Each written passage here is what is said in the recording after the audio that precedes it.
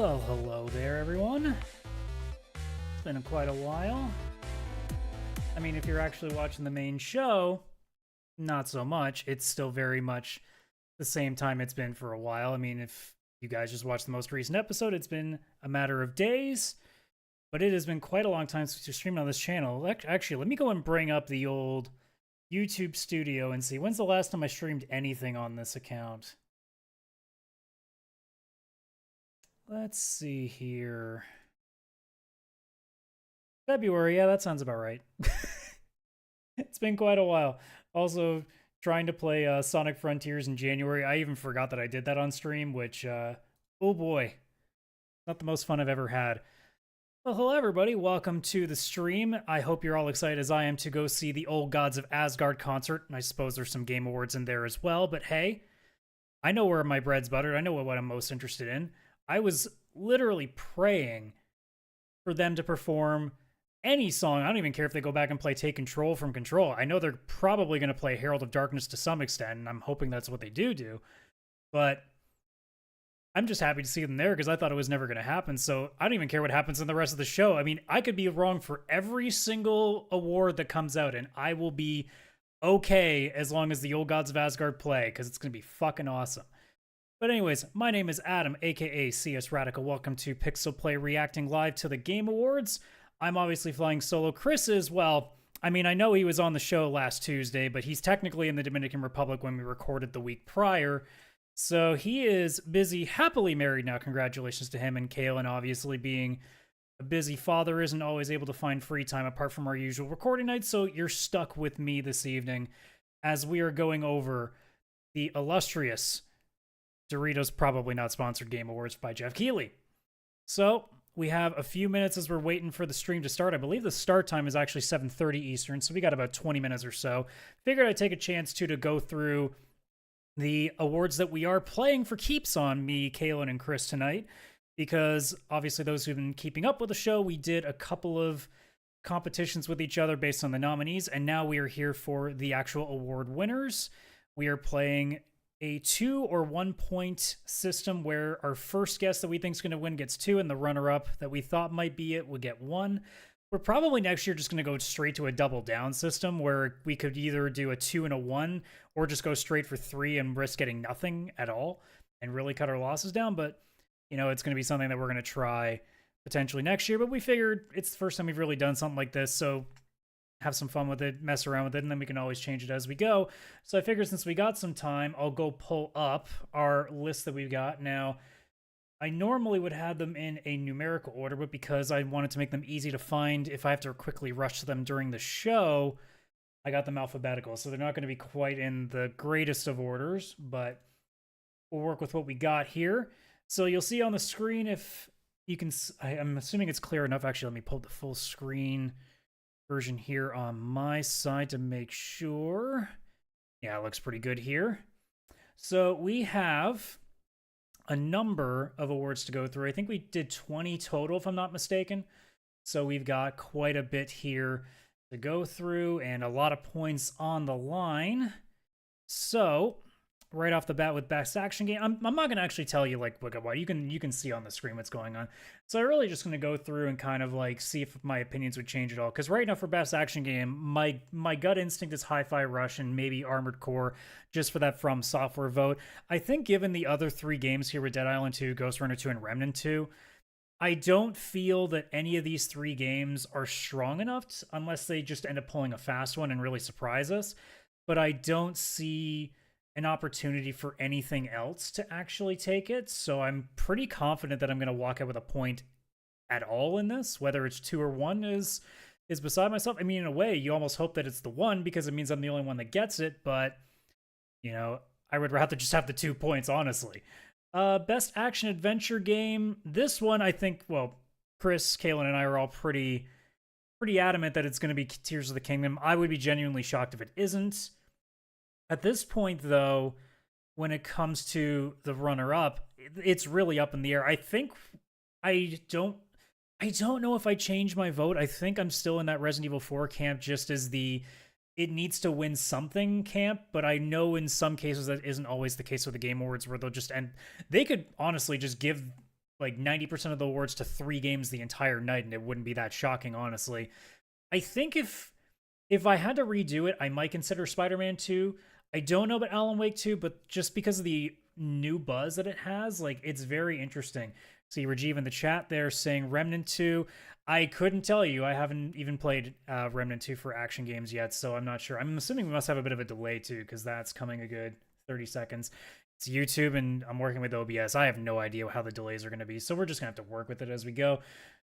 But, I mean, we're going to be flying by the seat in our pants, because I know the Game Awards tend to have those couple of awards where they rush through like 3 or 4 of them really quickly, so hopefully I can keep up with them too. That's why I have also everything in alphabetical order on Photoshop here to go through the screens, because I'm not confident that I'm going to be able to keep up with it. Best adaptation, I think we've got it pretty dead set here on whatever's going to win. It's just a matter of, are we all getting 2 points or are we all getting 1 point?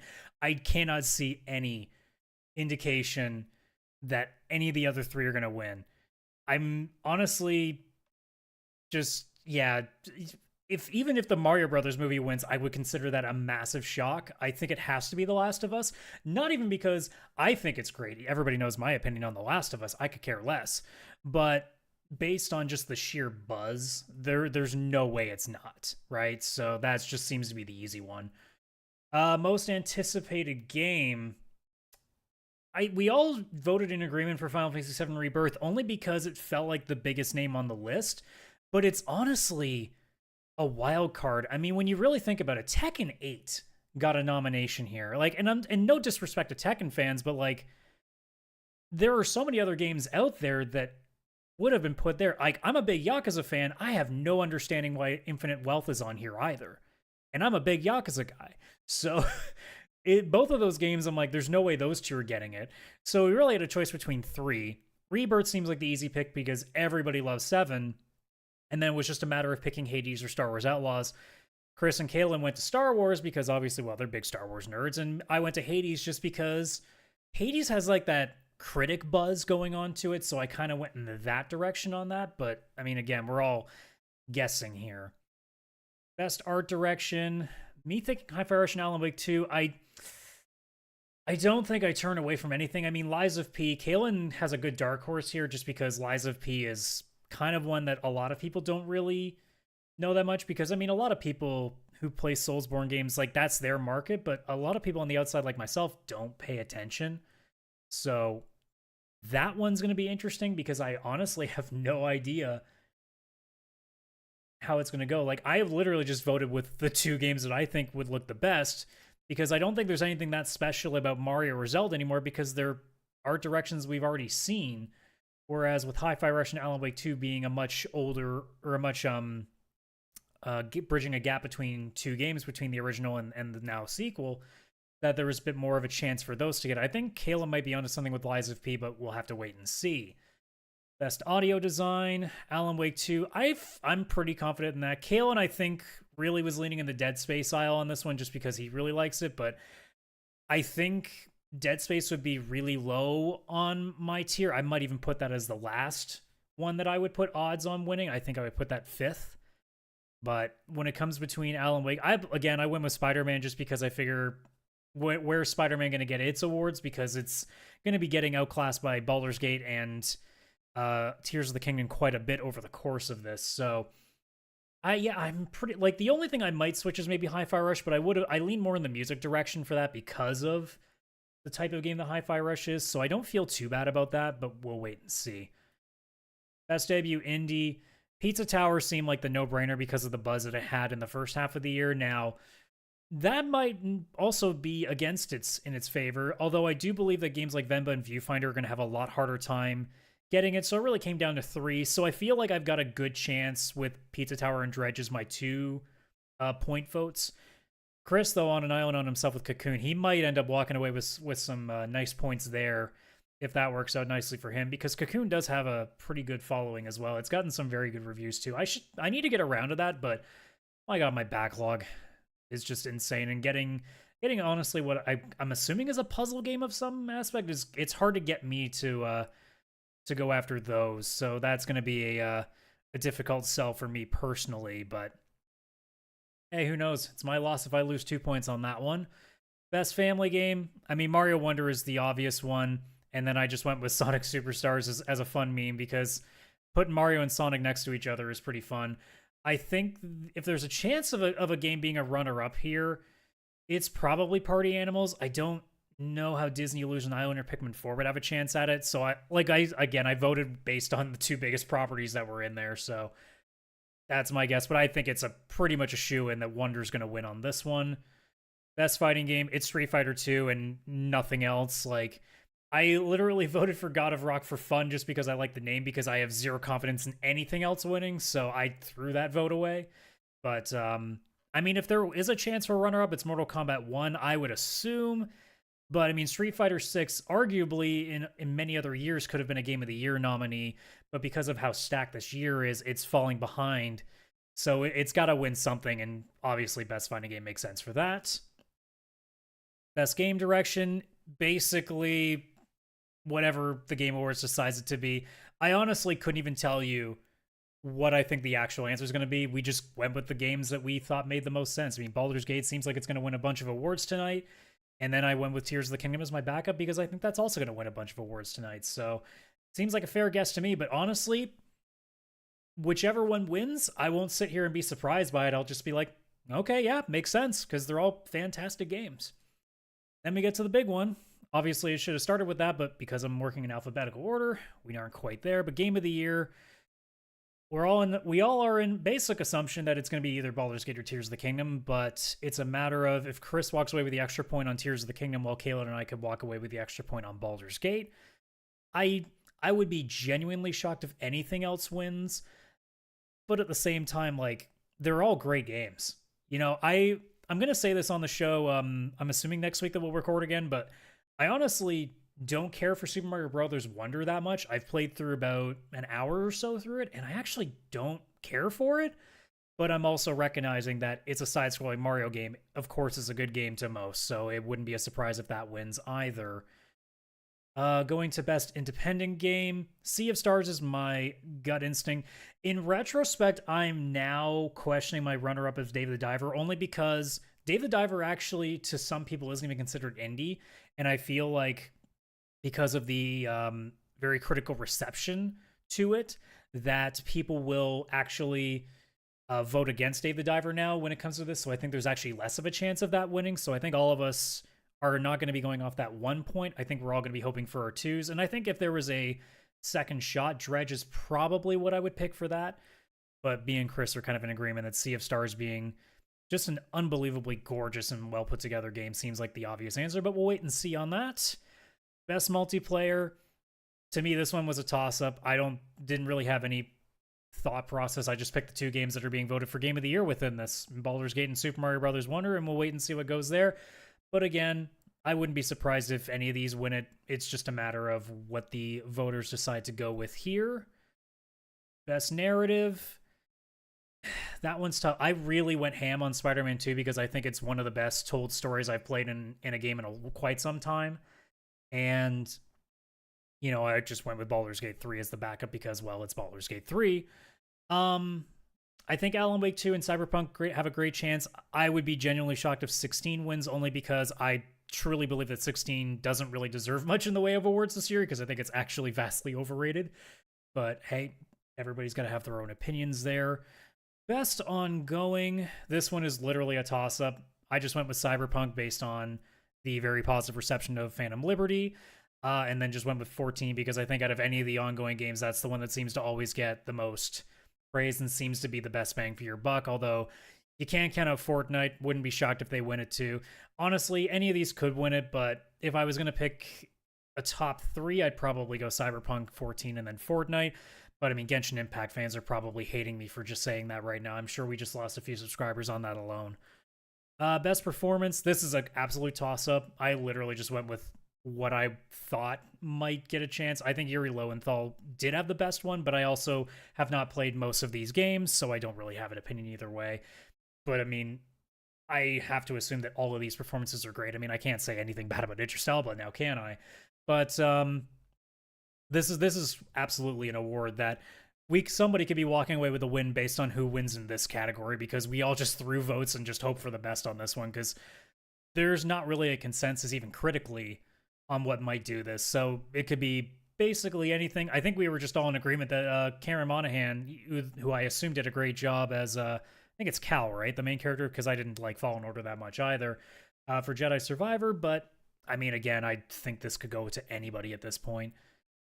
Best RPG, it's Baldur's Gate and shouldn't be anything else. I just threw Starfield as a nod to Xbox gamers just so they feel invited, because let's be honest, Microsoft had another pretty lackluster year overall in terms of their games, so I kind of threw him a bone there. Chris and Kaylan going with Sea of Stars, which I think is actually the right selection for a backup option, but I think we're all in agreement that if it's not Baldur's Gate 3, it's going to be an absolute shock. Best score and music, we were all in agreement of 16 and Hi-Fi Rush, just a matter on where the points are coming from. I'm still torn whether I should have given Hi-Fi Rush the extra point, just because it's a game that's centered around its music, and I do actually like the soundtrack so fucking much in that game. But the brain always goes, Square Enix gets the automatic vote for its soundtrack almost always, so I wouldn't be shocked. In retrospect, though, purely on my absolute bias for Old Gods of Asgard right now, I wouldn't be shocked if Alan Wake 2 gets it either, because I've not played the game, and I don't plan to, because I am a giant bitch and won't play horror games very often. But I honestly, because of the way they did the Herald of Darkness level in the game, I wouldn't be shocked if they get that award based on how well they've put the atmosphere together for its music, and especially just for that one scene alone. My God. If you haven't played Alan Wake 2 or don't plan on it, at the very least, go look up a YouTube video that shows the entirety of that level for Herald of Darkness, and you'll understand what I mean. It's such a fantastically put together level. I wish I could have played that. If it was a game more like Control, I absolutely would, but because it's more horror-esque, I'm very averse to doing it. And also, I feel like I'd have to play the original, which I have no interest in doing either, so I'm kind of stuck on that front. Two more. Best Sim and Strategy. This one is an absolute toss-up. I can't even say if I regret any of my decisions here. We all said Fire Emblem Engage had the least amount of odds, just based on none of us voting for it, but I have no goddamn clue. I just guessed. And I wouldn't be shocked if any of them win, because I wouldn't be shocked if any of them lost, because I don't feel any way either. There's not one that stands out as being like a critically like lauded game that a lot of people have talked about. None of these games have really gotten very far. Like, hell, I don't even know much about people talking about the waifu and husbando shipping in Fire Emblem Engage. That's how I think disinterested a lot of people have been in Fire Emblem for this one, because I mean, with Three Houses, it was unstoppable. With Awakening, it was unstoppable. With Engage, I haven't heard a goddamn thing about characters in that game. So it just seems like no one really seems to care, or maybe I'm just not in the right channels. I don't know. But either way. And then last but not least, best sports and racing game. It's going to be Forza. I would be shocked if it's anything else. I threw it to EA Sports FC because I figure if there's any other sports racing game that might have a chance, it's the biggest sports game in the entire world. And at that point, I don't see the chance of anything else winning. So that covers all of the awards that we are playing for keeps tonight on. And we're just waiting for the stream to start. It was supposed to have at least started something at 7:15, and they still haven't. So, I mean, they said their start time was 7:30. I certainly hope I'm not going to be sitting here for longer than another couple of minutes waiting to find out what's actually going to happen. But yeah, this is going to be interesting. And what is really going to be the most interesting for me personally is going to be strictly like all the trailers that we might end up seeing. Now, I think, if I remember correctly, I saw an article saying there were going to be less than usual this year, which to me, I hope means less, filler time that's being spent with games that I'm not going to say don't belong, but I'm going to say, could have been done in, a stream outside of the awards. I feel like anything that should be here should be left for, the really interesting stuff, the really big names, or the really like something with a concept that is actually genuinely interesting. So I honestly don't know what's going to come out this year in terms of these trailers. I mean, it wasn't last year the Mass Effect thing was. It was a while ago, but like that was the big one I remember one year. I don't remember what the big trailers were last year. I'm trying to think off the top of my head, and it's just not. I think Armored Core would have been like the big one, but I don't remember. At least for me personally, I don't remember any that came out that were like super big to me. But I think what makes this year so more interesting for me is the fact that I honestly don't even know what could be announced. So that mystery is what's really pulling me in here. And also, because of just how much of a banger this year's been, you have to wonder, since all these projects are starting to come through, what's the next wave going to be? And it feels like an inevitability that we are going to see another big run, because especially, I mean, you look at the awards, or not the awards, the releases that are for next year. It is a very quiet year so far in terms of what's coming out in the first 6 months. I mean, even the first 3 months seems to be only what the release dates are showing at this point. You know, there's not a lot coming out after basically mid-April, and that makes it all the more interesting because there's so much room for a big announcement to now take a spot.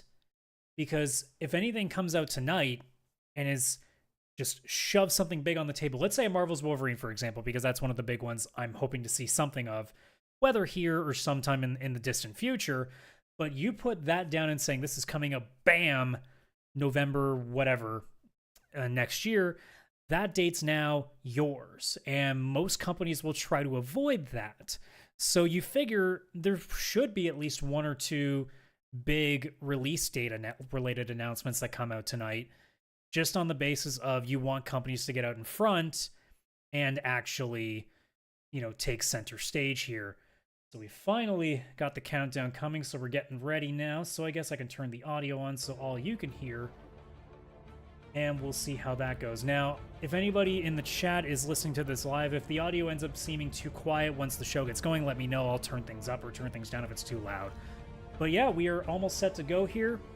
I've now got, I need actually, well, I guess it doesn't really matter what I have on the bottom left of the screen right now, because I have no idea what awards are going to come up, so I'll just turn that off for the time being. But we've got our tally scorecard, so we will see. I'm just going to give myself an automatic extra point now. I'm just kidding. But we will see what happens tonight. I mean, my interest again is the concert. I could care less what happens the rest of the night, but hey, if I can walk out with a badass show and win on points tonight, so I can absolutely rub it in Chris and Kaylan's faces next week. I'm assuming next week. I don't see any reason why we're not going to be recording, because I believe Chris is back from his wedding out in the Dominican by then, so we'll be back in the chair for that. So I would love nothing more than to rub their faces and be like, see, I know Jeff Keighley better than anyone, as I am probably going to lose tonight. But hey, I got a 1-in-3 shot. It's not bad odds. I'll take those odds. But with that being said, a minute and a half to go here. I should probably get in the habit. Well, I think actually I should. Well, no, you're going to be seeing this pop up quite a bit as I go in between, because I have to activate Photoshop. Because actually, if I do this, okay, no, I might be able to get around this on a different screen, so I can avoid that for you guys, because I don't want to suddenly have this get in the way the entire time. So, but either way, talking for what, almost a half an hour straight there. We're going to be talking for quite a while more. I have no idea how long this is going for. My one biggest hope as we get ready to go here, please, for the love of God, can the security actually stop people from doing stupid shit on the stage this year for once? Please? Please? I don't need any more cringe. Especially now that I'm streaming live. I don't need any more cringe.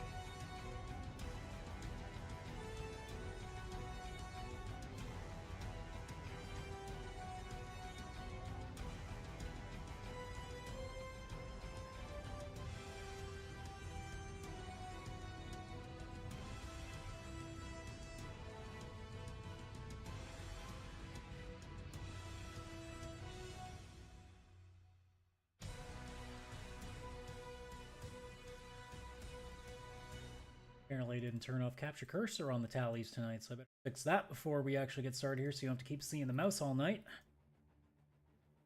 I mean, unless you like the cursor so much, I don't know, I'm not going to judge. Well, we are getting set here, so without further ado, assuming that we are actually about to start properly, let's see what we got tonight. Content that some viewers might find offensive. I mean, I'm always here for dark humor and shit. Oh, hi, it's me, Sydney Goodman, here to greet you all at... Don't let the crowd dictate you, just get on with it. At what I consider to be my favorite holiday of the season, the 2023 Game Awards. And just like New Year's Eve, our Game Awards opening act is as full of excitement and celebration as the big event. Tonight, the Game Awards Start off will with celebrate the Old Gods of best in Asgard, gaming and from we're the good to go. past year. Get the crowd we've pumped. got more than a dozen new game announcements. Plus, the Old Gods of Asgard are here from Alan Wake 2. I'm glad that they they're bringing attention to this because it's so goddamn cool to see them doing ever, this. it is truly magical here, live at the Peacock Theater for gaming's biggest night. As I remember correctly, We are I don't think streaming Poets of around the Fall world, have connecting ever millions of gamers and fans done and getting you all anything stoked for our big show. as Old Gods of Asgard before. It's time I to think get they've cozy always with been our very doing, first world premiere of the you night. know, just their own stuff. They might have maybe Yes, played let's hear it. these songs as themselves, It comes Poets of from the a Fall, on creator their who own has shows, but I don't already believe they've claimed Game of the actually Year in the past here at TGA, performed like but as their this characters time, from there. We're going back to the title that started it all for him a decade ago. Here's the first ever look at a beautiful remake of Brothers, A Tale of Two Sons, originally created by director Joseph Fares. What, are they remaking Brothers, or is this a sequel to it?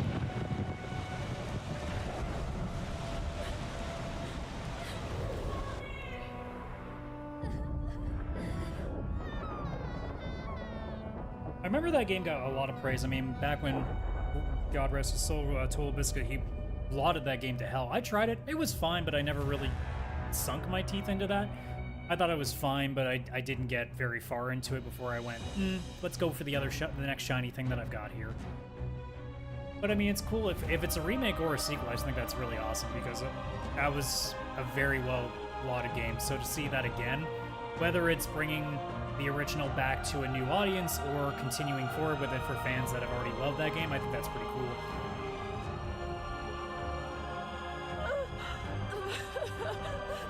Okay, so it is being told again, so it is a remake. Nice. Well, that's cool for those that have never played it before, or those that just want to play it again, but, you know, would like to see it with a bit of an update.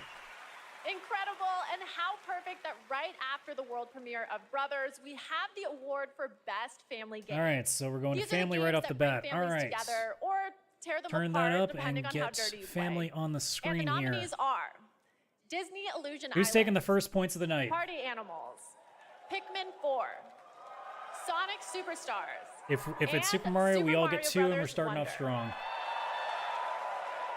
And the Game Award goes to Yeah, not a Super Mario surprise. Brothers Wonder. So there's 2 points across the board for everybody. Did he almost drop the award? Thank you so much for this award.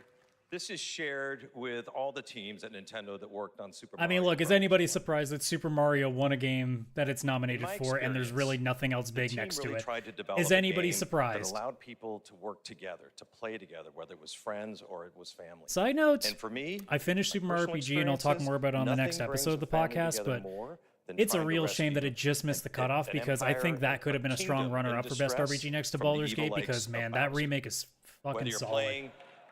playing as Elephant Mario, Peach, Yoshi, or Nabbit, this game goes to everyone that created such a wonderful experience. Thank you.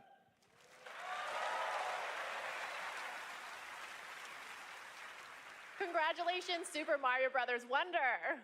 And now I have a little treat for all of you. 3 world Ooh. premieres in a row. I thought we were doing short on What? trailers, but apparently 3 in a First row is up still is doable. the next game from Daniel Mullins, the creator of the TGA-nominated independent game, Oh, Inscription. Inscription was a good game. I want to know what else they're doing.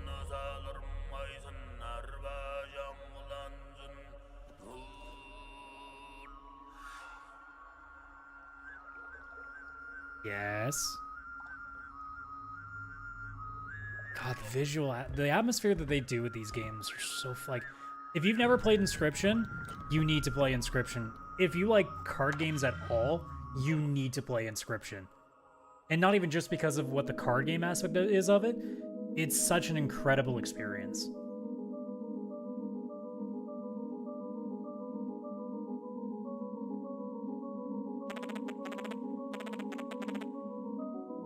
looks like they're kind of playing like the old...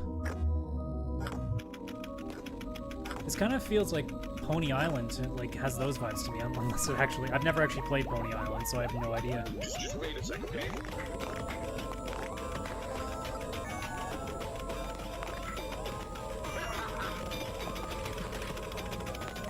I mean, I'm already interested just in the basis of I don't know what the hell's happening right now.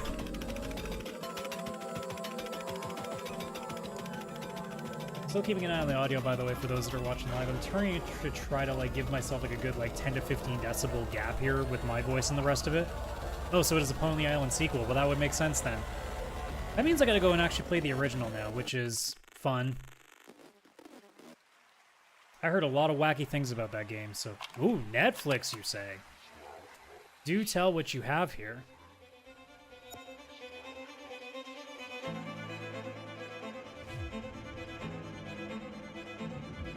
I was gonna say, kind of has Disco Elysium vibes, but I don't think that's what this is. Just the visuals, though, kind of reminds me a lot of Disco Elysium.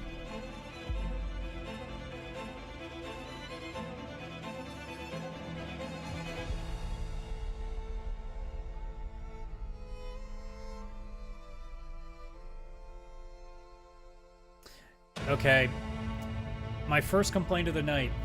If no one knows what your thing is about, don't spend too much time on a shot that no one's going to understand. Unless there's something that I don't know about in that, I have no idea what the point of that was.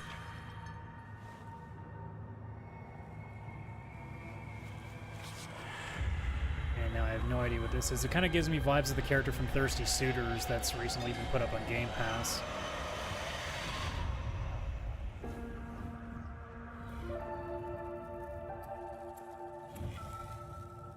But this just looks like another complete new experience that I have no idea about.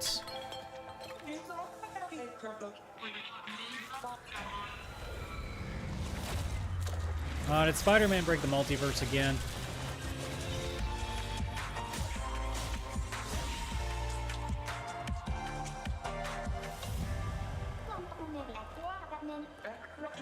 I mean, the visual style I like a lot. This looks like something that'd be on my radar if it would be...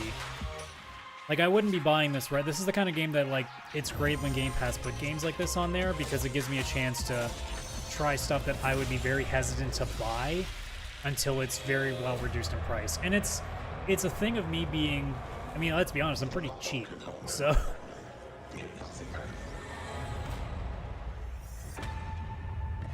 Okay, I'll have to keep an eye on that. That in mind. I doubt it would be showing up on Steam at this point, but is it something on there right now? No, it's not, so I won't be able to preemptively wishlist that one. You kids these days with your giant monsters and your social media. And speaking of social media, TikTok Live Fest is happening now. Yeah, I know. Go get the 13-year-olds interested. I know this isn't for me.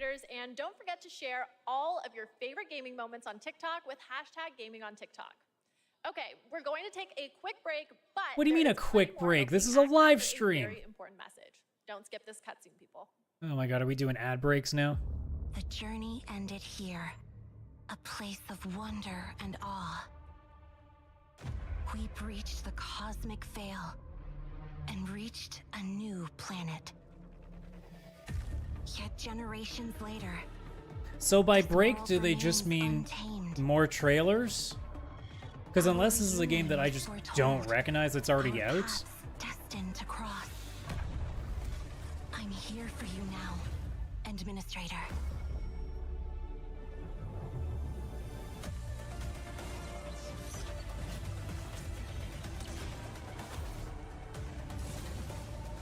I don't know, it's waifu bait. What do you want me to say at this point? I got nothing against waifu bait, but hey, like, it's getting to the point now that most of the waifu bait games that are out there are very, very quick to be boring. Like, I genuinely gave Genshin Impact as much room as it needed because so many people were telling me about how cool it was. And I played it, and about after an hour, I went, what the fuck are people playing this so much for? This is not that interesting at all. Like, if I cared so much about the waifu bait in this game, well, every website on the internet can cover me with the art and pornography that I need to see if I want to look that shit up.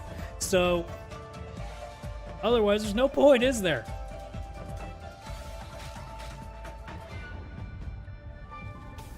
Yeah, I'm assuming this is where we're getting the mobile ads and stuff. Because, I ain't feeling this at all.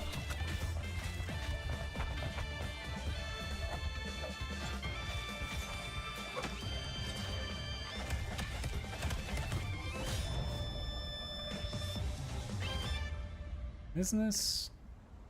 Oh no, it's not. For a second I thought it might have been Naraku Blade Point or whatever that game is called. But yeah, I feel like at this time, unless something changes over the course of the night, whenever they say we're going to take a quick break means none of this is going to interest you. And when I say you, I mean me. I don't know, somebody might like these. To venture forth into darkness and bring the light of the Emperor to the uncharted void.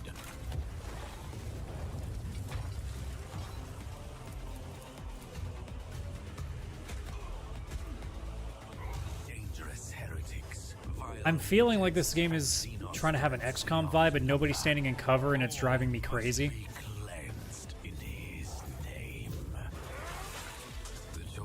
So it's probably more of a Final Fantasy Tactics level. Of my destiny. And with each haunted step, I wonder, where will my journey end? I gotta say though, if you're a Warhammer fan, like you're getting just saturated like crazy with stuff. You're Connor Kenway. Good thing for you Oh, that I'm the here then. VR Assassin's Creed game. Today, you ought to see a traitor to the crown, hanged by the neck for his crime. I'm honestly surprised it took this long for Ubisoft to make one of these, because honestly, you'd figure Assassin's Creed would be right up the alley of VR, but who knows? Maybe it just wasn't on their thought process, or they didn't think the tech was good enough to start doing that. What could be better? Flatter me as always, Antonio.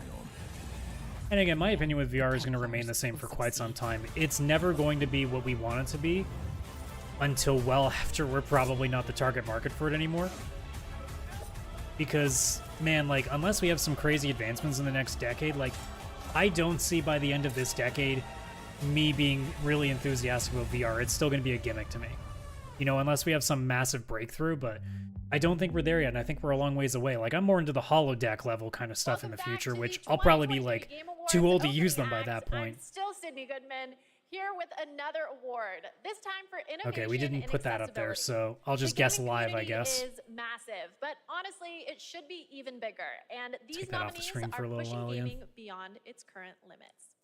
I think based on what I've heard, though, because I believe Street Fighter 6 is a favorite to win on that one, because I've heard a lot of good things about how they've made that accessible for people. Features and technology that get us all one step closer to a seamless play for everyone. But I forget what the other nominees are, because I just know that Street Fighter 6 is where I assume it's getting it. Forza Motorsport, Hi-Fi Rush, Marvel's Spider-Man 2. I appreciate the little high for Hi-Fi Rush there. And Street Fighter 6.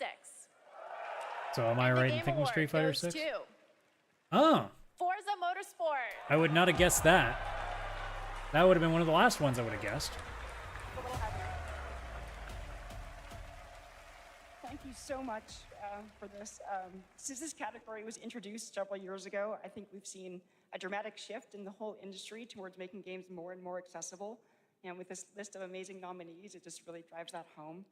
At this point, I think we've made the most accessible racing game ever playable by people across the mobility and vision spectrum, including look, totally blind players. there's no way to be upset at this because it means everybody wins. It means more of us are playing games. You know, I've seen people bitch about the way that, like, Street Fighter 6, again, for the example of how, you know, oh, they've made it too easy for some people now. To which I go, I want everything to be easy enough for other people to play. You kidding me? I want as many people playing the things I love as anything else. I hate this idea that it has to be gatekeeped for certain people. It drives me nuts. To our studio leadership team and our accessibility leadership team. And last but not least, Brandon Cole for being our accessibility consultant and partner for the last 2 years. We're really proud of the work that we've been able to do, so thank you very much. So no points to give on this one. We're still waiting to see some more awards. Congratulations, Forza Motorsport. Here at the Game Awards, we believe strongly in accessibility and want to celebrate any game that makes it a priority. And our next developer, The Odd Gentlemen, believe that by making their games and their company Don't recognize who accessible The and Odd Gentlemen inclusive, are. they can develop new types of gameplay with stories that everyone can enjoy. They created the following game in a deep collaboration with artists and developers from the deaf community, and we are very excited to reveal it now. This is Harmonium the Musical. I mean, the logo's sick.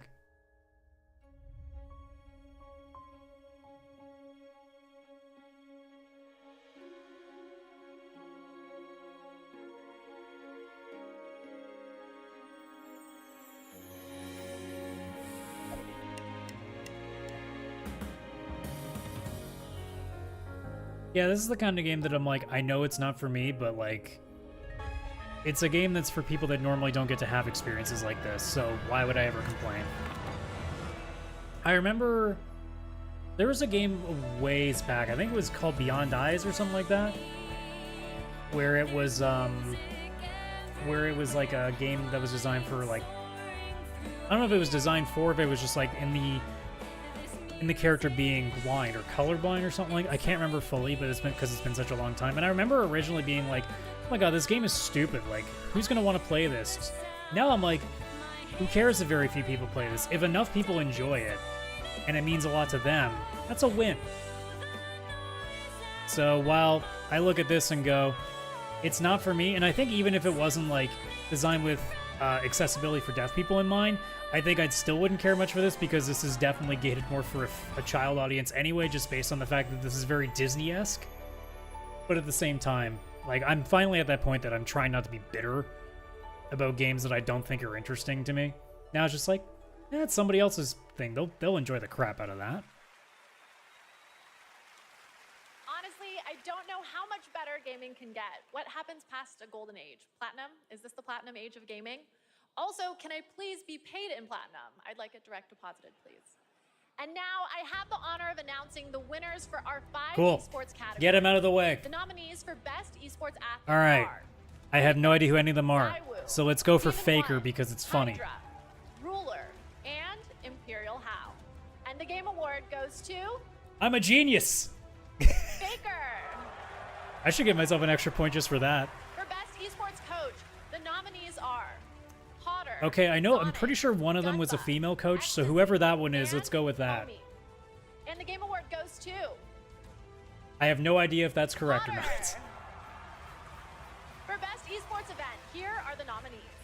2023 Evo, League of just because Legends it's the World only thing I don't Championship. hate. Blast TV Paris Major 2023. Actually, that's a lie. I don't even know what Blast TV is.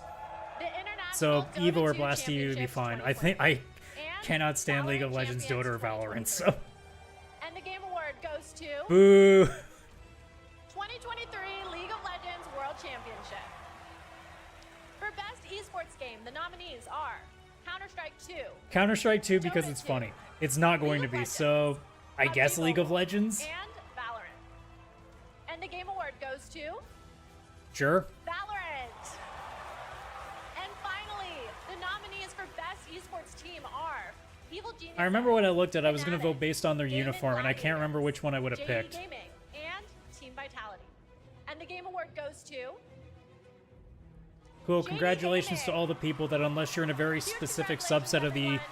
I love community, esports. I'm no a one huge else esports cares. fan, just Because like most my of us father don't know and who his any father of these before things him. are. We Goodmans We know are the a games, but huge we have esports no fan, idea what dating all the any way of these back to the teams or any of mid these people are. 1800s. But before you can think too hard on that, it's time for another 2 world premieres. First up is the latest game from a team that won at the Game Awards back in 2017. So I think we can trust them to crush it again. Don't This say is that out loud.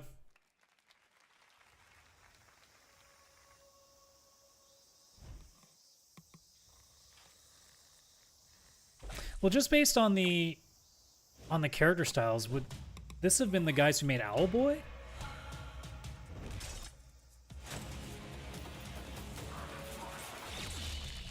Okay, well, I don't think there was that much blood in Owlboy, so I don't think it was that. Oh, Dead Cells. Okay, well that makes a little more sense.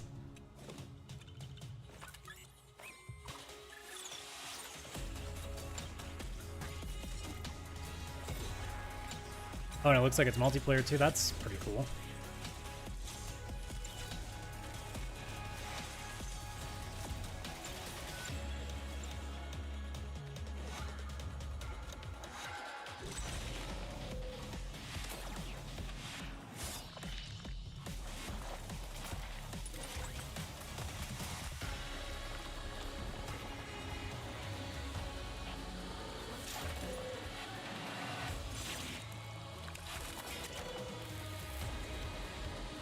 I feel like I would have to be the axolotl. Which reminds me, I still gotta play AK, or AK-Solotl?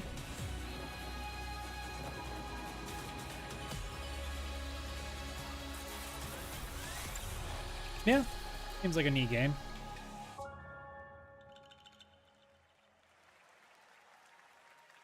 And then what's our other?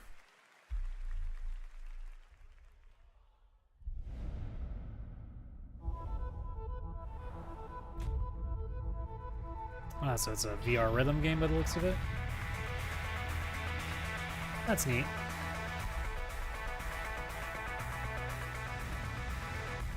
There's music going on. Please don't copyright me.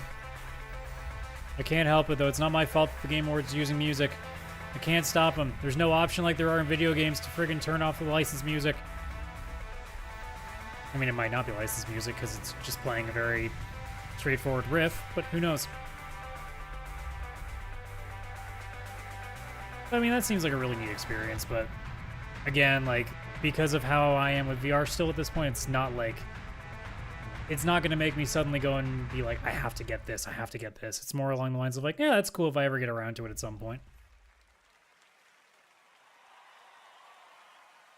Yes, Thrasher, in case you didn't know, is from the same artist/composer that blew our minds back in 2016 with the cult hit Thumper.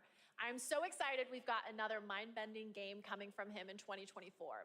Special shout out to Samsung and Samsung Gaming Hub, who, not to brag, are also throwing a massive Game Awards viewing party. Hey, no one needs to be going to their party. They're right here. Party's right here. With Typical Gamer and Chica. I wish I could be at two places at once, but the last time I tried to clone myself, I sparked a pretty sizable fire in the MIT Experimental Physics Lab. Oops, but we can talk about that later. Let's check out what Samsung is coming out with now. Oh, somebody is in the chat when he should be enjoying his wedding vacation. Chris, what are you doing here?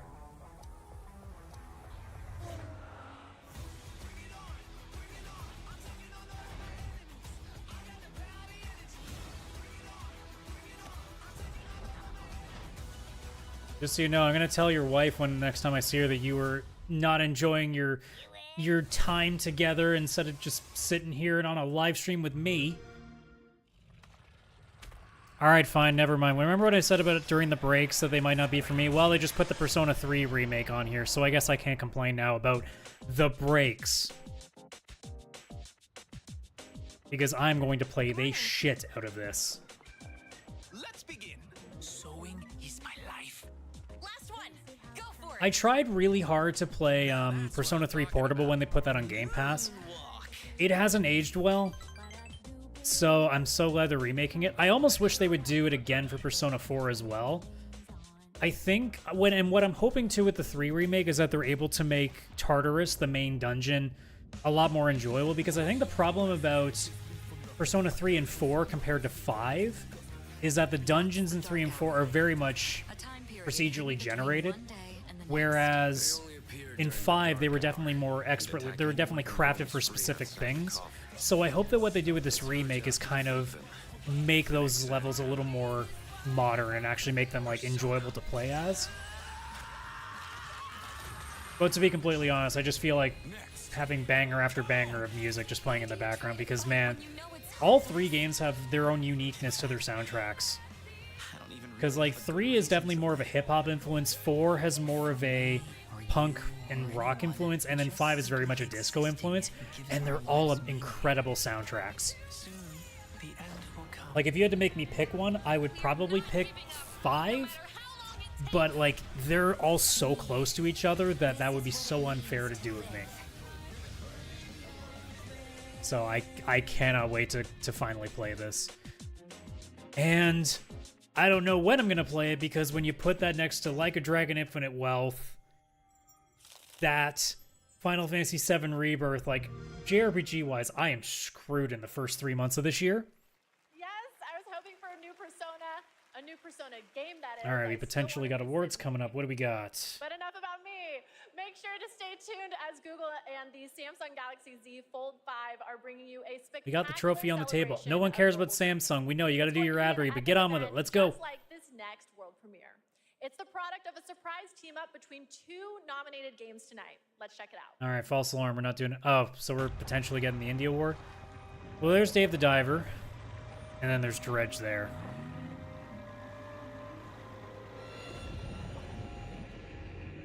Like, at this point, I would be genuinely shocked if Dave the Diver wins, just because of the vitriol that will come, because a lot of people think that because the studio that released the game, or published the game, is not a indie publisher, they have a shit ton of money.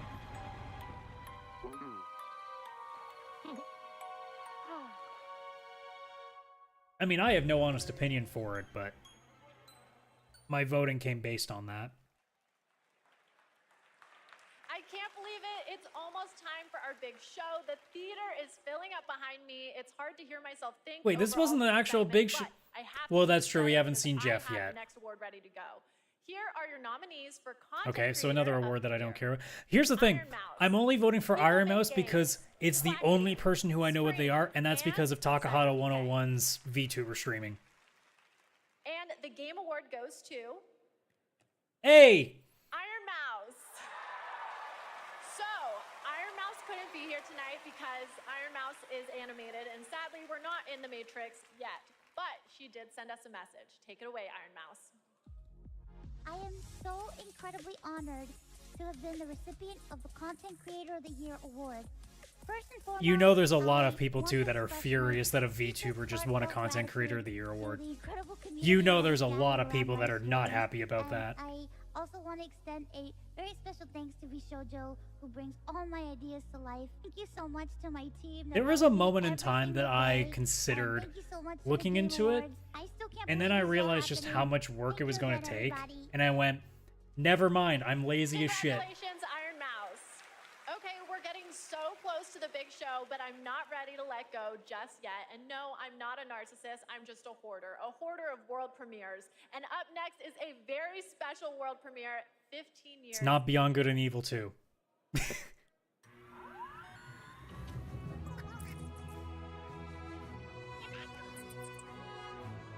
What a beautiful Ah. world. Too bad they never made another one. I feel like I should know what this is, and I'm suddenly blanking.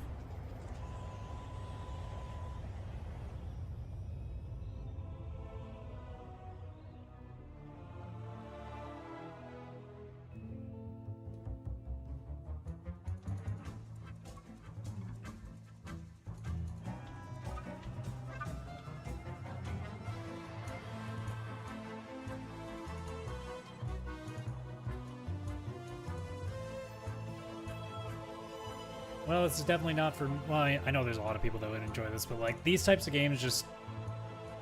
not really an interest for me.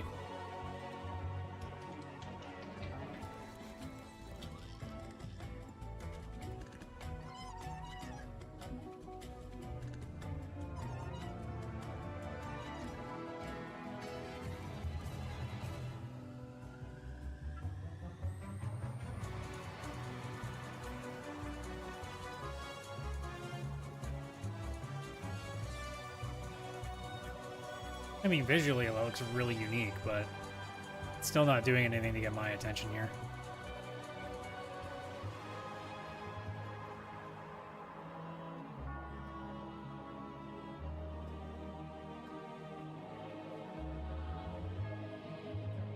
Oh, I forgot about World of Goo. It's been 15 years? God damn, does time fly. Well, yeah, I think that makes sense. I think that would have been 360 days. Man, that Damn. is satisfying to watch. Almost as Stop making me satisfying feel as old. the Game Awards show that's minutes away. We have one more huge world premiere, a brand new fantasy RPG from the creators of Persona 3, 4, and 5. All right, what's Atlas doing now? Tonight they're giving us a glimpse into this story, It's not Persona characters, 6. and gameplay. Let's do this. It's a story about a world very That is such a different from Kingdom ours. Hearts looking logo. Is Where all funny as people hell. are equal and no conflict exists, much like the world His Highness once dreamt of. To put it another way, this Was there not a trailer for a new Atlas game that kind of had the Persona vibes? That I'm forgetting about, that I actually wasn't too big a fan of when I saw it? This could be something else entirely, but I don't remember. Without an heir to wear the crown. I think this might have been... Oh wait, would this just be Shin Megami Tensei, wouldn't it?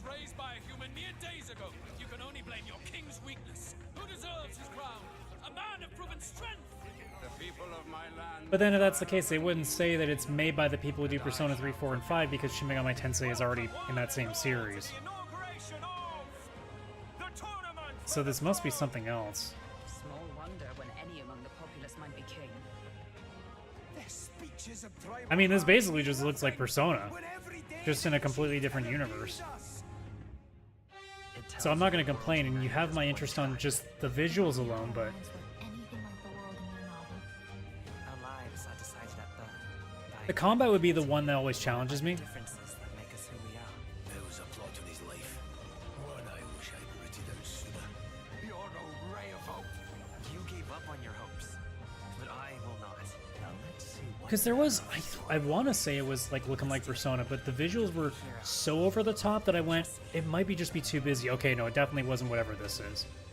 But, I mean, that looks interesting. It looks like it'll probably end up on Game Pass since Xbox's logo is all over it. But if it is, you'll see me try that pretty easily.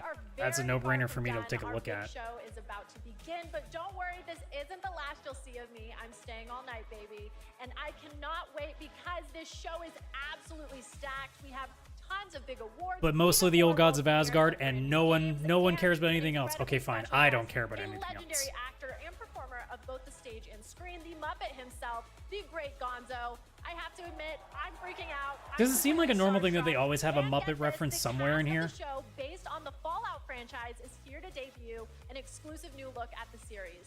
The vault is opening in a huge I didn't hear what game she was talking about, but we'll find out regardless. Thank you all for going on this journey with me. You're the best companions a host could ask for. Let's do the boss level. The 2023 Game Awards starts now. I'm not gonna lie, that's kind of an insult. If you're an esports gamer, you technically don't even get to be on the main stage. They should just start the awards and go with it. It's very silly that they do this. Your host, the creator of the Game Awards, Jeff Keighley.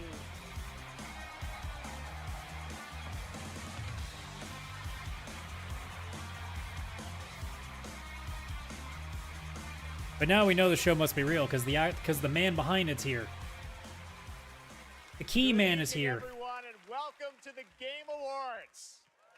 With his still smile that is not iconic, or might actually be for the wrong reasons. Boy, do we have that very like, for you. I am so oh my God, excited to please get don't this kill started. me. Together, Please don't we walk are on stage and say something weird about Bill Clinton. Please, for the love of God, Jeff Keighley, smile. And we'll look into the future with an astonishing lineup of world premieres. More than anything, this is a show about bringing our community together in this room and online around the world to focus on something we can all agree on. Now the real question is, how many times are they going to plug the Steam Deck contest tonight? Than an extraordinary video game.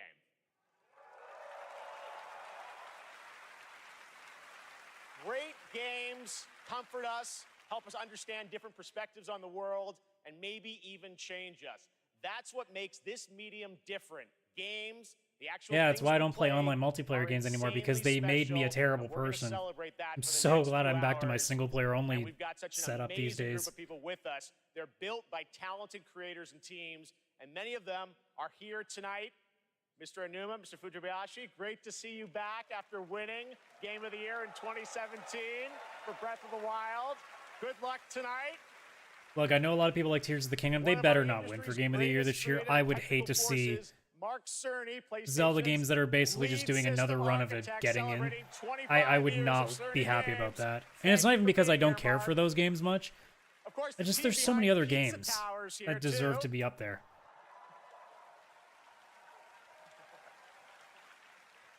Everyone's here.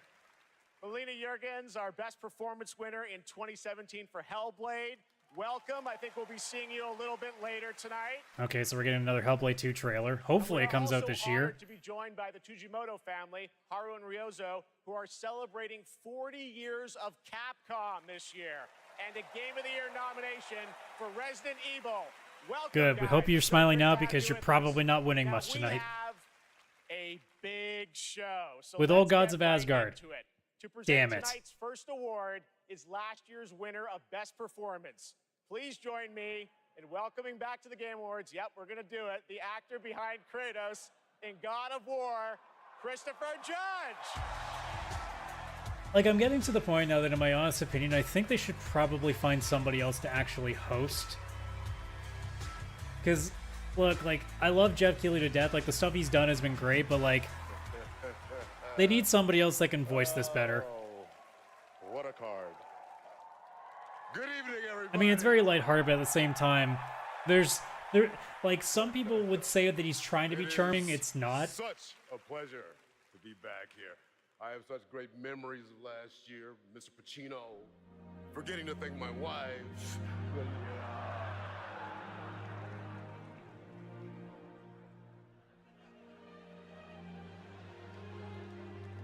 Mother. All right, I get it. A lot of people aren't going to catch that, but they were giving me the wrap-up music joke. I'm going to stick to the script. No 8-minute speech like last year. But fun fact, my speech was actually longer than this year's Call of Duty campaign.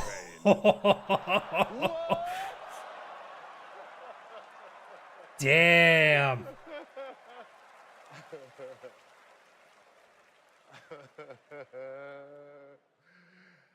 Another company I'll never work for. I'm surprised that they're just letting that happen, unless he's doing that off the cuff. I'm here to present the award for best performance. All right, so we are finally getting some points on the line again. Beloved by audiences and acclaimed by critics. Pop that up. These actors delivered 6 unforgettable. And this is one of those awards, too, that And here are the the point differential that we've all kind of separated here, these could be some really important points, so we'll see what happens. It's been a long 5 years. Hope may feel beyond our grasp. You play grown-up games, you face grown-up consequences. Did you write these pages, Mr. Wake? Wake has a double. My name's Astarion. They won't ever control me again. Ready for your annual physical? We have to talk. I'm the hero here.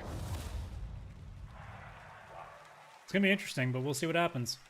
Whoever wins, Jeff has given me the okay to say, take as long as you want to, thank everyone who's ever meant anything in your life, and I dare you. I double dare you to try to. Oh god, is Yuri sick? 7 minutes. This would be a great time for him to win an award and have a speech when he clearly has a mask on. And the award goes to. Ah. Newborn. Damn it, Kaylan.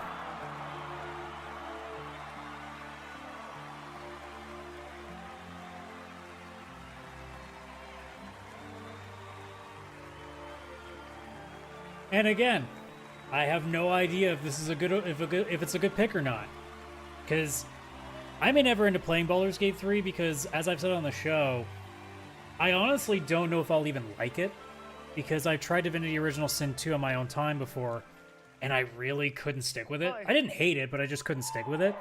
I think I'd have to play this with a friend to make this interesting, and even then, like, that's a long game. I just wanted to say, I know I don't have much time.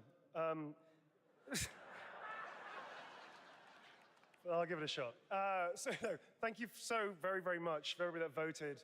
Thank my incredible fellow actors and the nominees. What is this motherfucker to, wearing? To be even considered amongst you is extraordinary, so thank you very much indeed. To Swen, to Larry, I'm not gonna lie though, I Stephen Rooney, did pick Yuri for more than just because it was my favorite performance. Yuri has been doing this for such a long time, man. I just hope that guy gets his props one day, because he is such a great voice actor. Not to take away from anybody else here, but like, man, that's a guy that I've heard his voice in so many different games. Say, please, if that's okay. The community has reached out to so many of us at Larian and said they were seen and they were represented by this game. When they lost hope, they felt isolated, they felt alone, and this game brought them together and gave them something to push through to help them all. And to you, I want to say thank you so much for seeing us. Appreciate it. I mean, regardless, congrats to Neil. And props for not taking any minutes on his speech.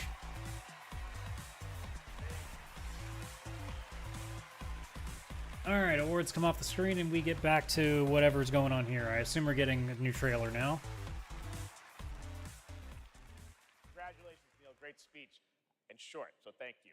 There are lots more awards to come, but now it's time to look ahead to what you'll be playing next. Let's get to those world premieres. And for the honor of presenting our first one, it's an incredible thrill to introduce a true Renaissance man.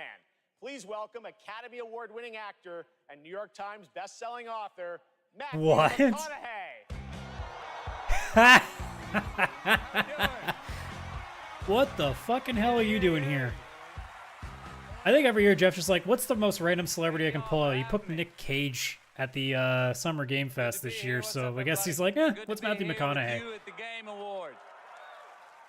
And I was going to come out and I was going to say the line that has preceded me all my career, all right, all right, all right. But they told me, they said, no, no, no, don't do that. Come out and say, pew, pew, pew. All right, we'll see how that handled. I'm here tonight because I have a world premiere for you from Austin's own Archetype Entertainment. I'm also here tonight because the video game that I'm premiering is the first ever video game that I'm a part of. Yay. When the Archetype team first reached out to me, I was excited about becoming a part of the gaming world. Like, does he mean like voicing? Because I'm like, man, that's crazy to think. Like, now that we're seeing so many actors actually voicing in games that he hasn't yet. I will be voicing a character in this game, and all I can say is that I will have a unique relationship with every player. In this game, time moves differently. Days for you are decades so for it's your loved Interstellar, ones the video. back home. The choices that you make not only affect the people that you love, they'll also affect your entire civilization for generations to come. And personally, I have had some experience with time dilation. See, he's aware. And now you can too. So now I am proud to share the first ever look at Exodus. Good, not a shitty title name. I mean, shit, it really is Interstellar, the game, isn't it? Max, we need to head back. Hold on, I'm getting a reading. Max! Wait!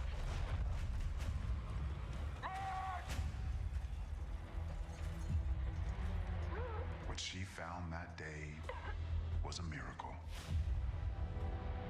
It would be our salvation to fight against the Celestials, humanity's greatest enemy. This is it. I hate that. They found us. Holding thing, they have no idea what it is. This is it. How do you fucking know?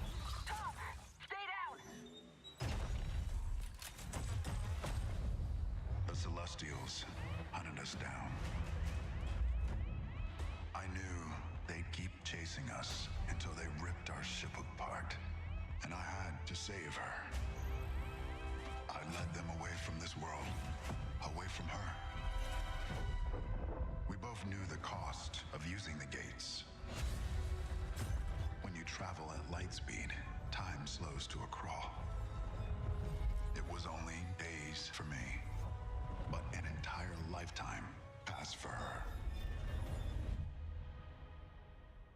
And in the chaos of those final moments, we never said goodbye. No, come with me! Wait! Please! Tom!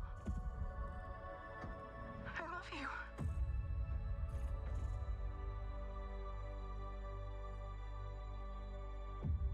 Our service, our sacrifice, discovers worlds, seeds hope. See, conceptually, like, it's not, like, I'm curious, but, like, I need to know what I'm playing. Are the travelers. Which is going to be a problem. Alright, well, I'm using Muse as music, so I guess I shouldn't complain that much. Okay, so it's a third-person shooter. Alright, so that's fine. Get some supermassive black hole in there while we're at it. But I mean, like, again, they're talking about time as much. Like, is there an actual time element to this game, or is it just a story narrative tool? Not really sure. That is a very exciting project, giving me some Mass Effect Don't vibes, say and I that appreciate word. The team sharing the first glimpse at gameplay at the end. Mass there. Effect Looks vibes great. aren't All good right, anymore, well, now Jeff. We're going to go right on to another world premiere. Ooh, hi, PlayStation.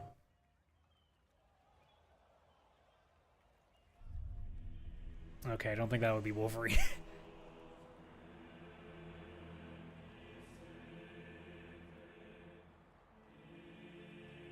Question then becomes, what would it be? Oh, shit. Well, I wasn't expecting that. I mean, in the back of my mind, I'm like, well, maybe God of War, but no, it's too soon. Nothing of this place. But no, apparently it is. Oh, nothing that would help us. Master thyself. So much for being retired. Tell me, brother, why exactly are we doing this? I must face this.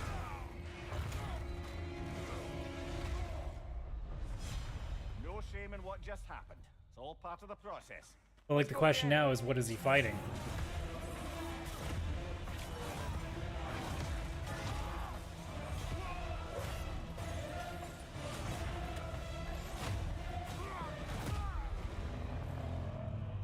Because like, this doesn't mean, and if that's really it,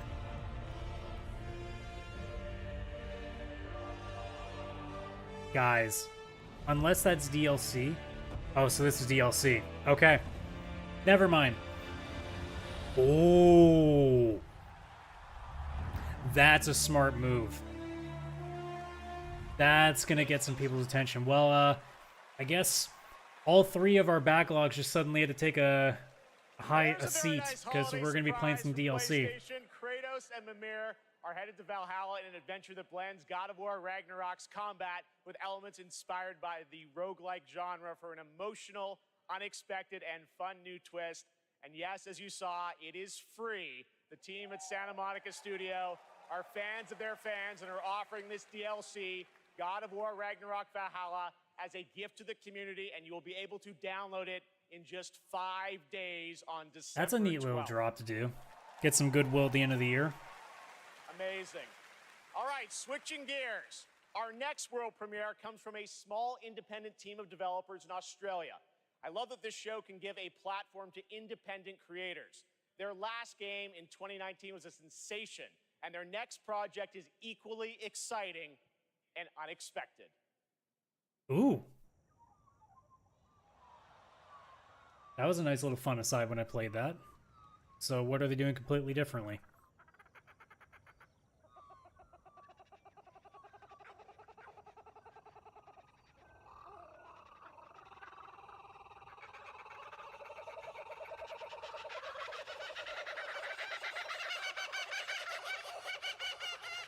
Oh, there they are. Where? Oh, I see them.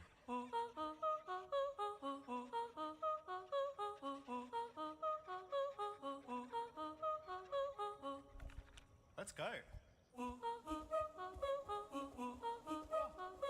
There's something beautiful to the fact that like everything in the world looks amazing, and then there's this MS Paint garbage.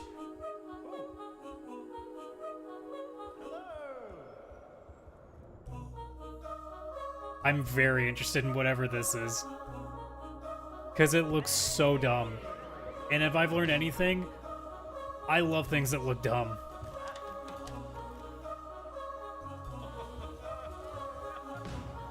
And if it's Goose Game but with friends, like in terms of that level of wackiness, you've got my attention.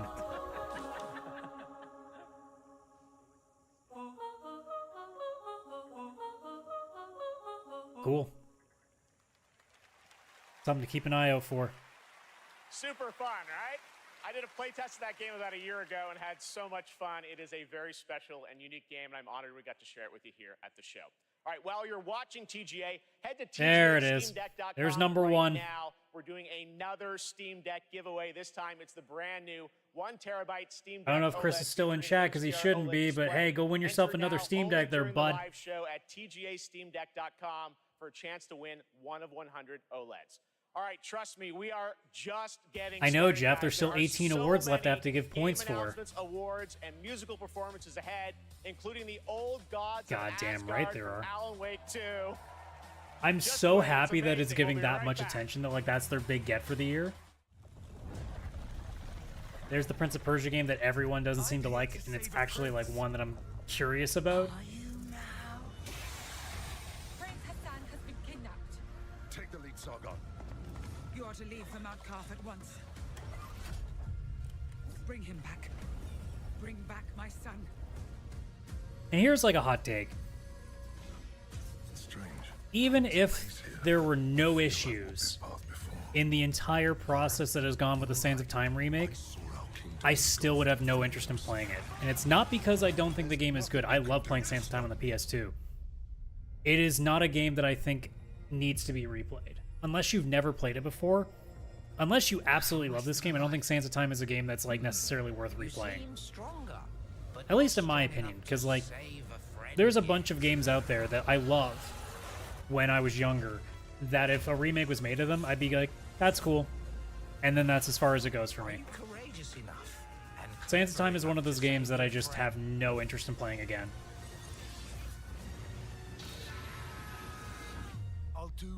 And at this point, for the most part, Prince of Persia is just a series in general that I just don't care for enough.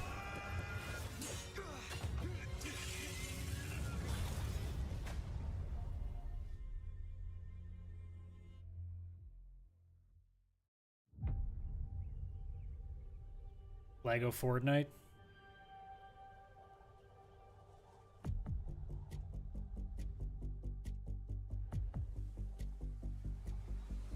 Oh god damn it, don't get me copyright stricken with Journey. I love Journey. Please don't do that. Ah! I almost want to turn the volume down even more so I don't have to worry about it.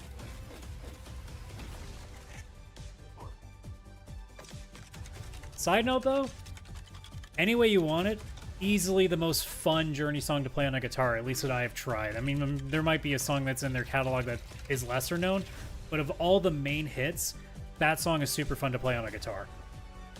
They're all good. Like, obviously, Don't Stop Believing is a classic. Separate Ways.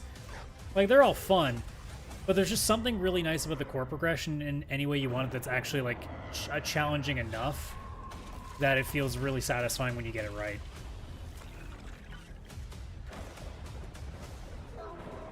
I will say, though, I'm not sure what Lego and Fortnite being together gets Any Way You Want It to be the song you pick. Like, if you were picking any other sort of song, like, I don't know if this is the one that I'd pick for it, but look, I'm not the one that's throwing all this money around to get licensed music into something, so I guess I shouldn't complain.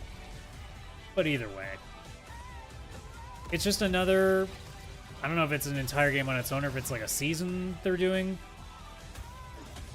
Well, I guess with the way that it's kind of set, like it is its own, must be its own unique game, because it doesn't look like it's playing like a Fortnite game. It's its own distinctive universe, which, if that's the case, that's going to be really cool for kids. Yeah, it looks like it must just be its own game. Or it says find it in Fortnite. Okay, never mind. I don't know anymore. Please welcome a former Game Award winner for Best Performance, Ninja Theory's Melina Jurgens. So are you revealing another trailer for Hellblade 2, or are you doing something else? Hi. Performing an original piece from our upcoming game, Senua's Saga Hellblade 2, I'm proud to introduce to you to one of my favorite bands, Hylum. Oh, we're getting a show. I mean, already the stage presence is cool as shit. I've still got to actually, like, I played a little bit of the original Hellblade, and then it kept crashing on my computer. Now that I have an Xbox, I really should go back and actually play that through that game.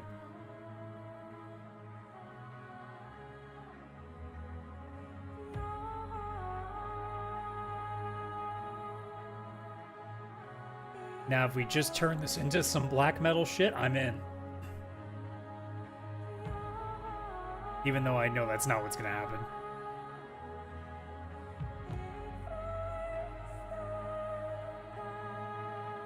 But as a stage show, like, this looks fucking cool. Like, this would be a sweet thing to watch, like, in a theater. And I mean, like, an actual theater, not a movie theater. Like, you know what? Give me this with Cirque du Soleil and I'll actually go fucking see that shit. That sounds like a blast. Give me some fucking crazy, like, mythological Cirque du Soleil stuff with some black metal in there. I'm not gonna go without black metal with this type of aesthetic. It just works. I'm a big wrestling guy. Just look at Malachi Black or the House of Black in general. Like, look, this shit works. Like, why is Julia Hart not coming out to this music? Never mind, her entrance music is pretty goddamn cool too, so they don't need to.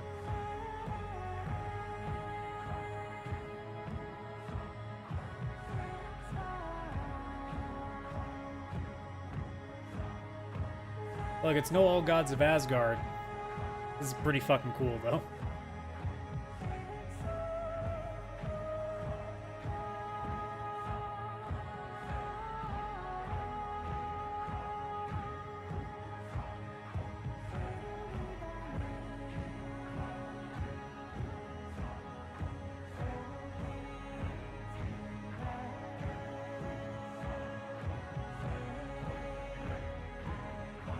Even though I know it's not that, my brain keeps looking at what she's holding and be like, ah, the roasted marshmallows.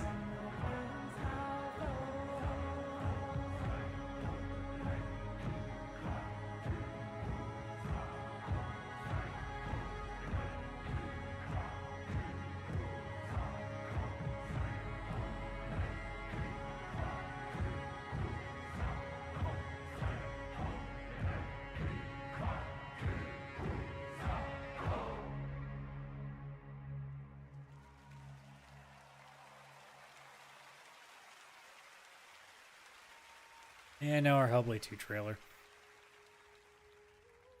I've dreamt of this. This place of fear and fury. Do you hear it? The heartbeat of the lost ones. And, like, genuinely, I think it's going to be a great game, but I really hope that this does, like, Game of the Year potential for Xbox, because they need the bone to be thrown to them so hard. And again, you know, I know a lot of people that are big console work people are gonna hate this, but we need everyone to be running on all cylinders, because competition is going to make everything better for all of us. It can't just be Nintendo, and it can't just be Sony. Microsoft needs to be killing it in the games too. Because if they do, that means Nintendo's games are going to get even better. That means Sony's games are going to get even better, because as soon as their competition is getting past them, they have to play catch-up. And to be completely honest, Microsoft has been playing catch-up for far too long. They need to start finally turning that corner. And I hope that Hellblade 2 is really the start of that. Because, look, I know a lot of people think Starfield was great. In honestly, all retrospective, Starfield was good, and that's about as much as I'll go with it. They need a solid banger that is unmistakably Game of the Year potential. And Xbox has not had that exclusive title in their library in such a long time that I honestly don't even know what game I would consider to be one of them.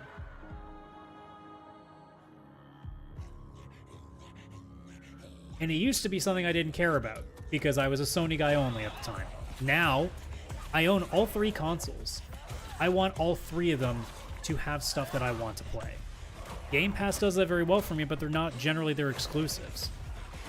So a game like this needs to be absolutely incredible, because I want that competition to be fierce, because it only means more for me. You know, we talked about this year being, you know, a year that it was very difficult to play a lot of stuff for, and that's because so many companies are running on all cylinders, getting a lot of good stuff out there. I want years like this to keep happening, because I want to have years that I don't know what to play, because there's so much out there that I want to get to. Unfortunately, no release date still for it, which is disappointing. This year or next year maybe, but that's not always a guarantee still. Amazing new look at the gameplay and world of Hellblade 2 coming in 2024 to Xbox, PC, and Game Pass. Now to present our next award, please welcome a former Game Award winner nominated tonight for Best Fighting Game, the creative director of NetherRealm Studios. It's Ed Boon!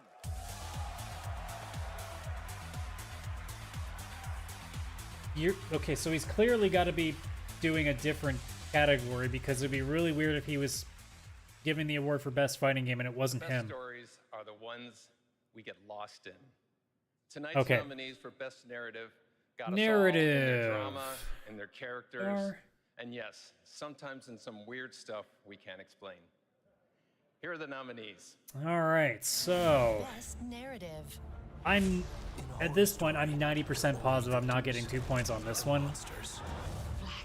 I just really want Spider-Man 2 to get the props that it deserves, but I have a feeling I'm walking away with 1 point.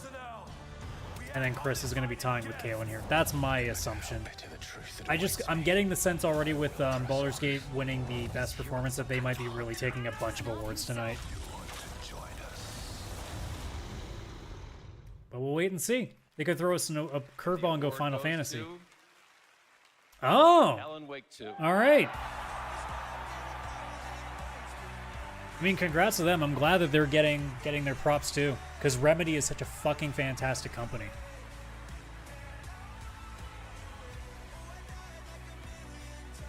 So I won't complain with my logic, but I also won't complain about the winner either. Thank you so much.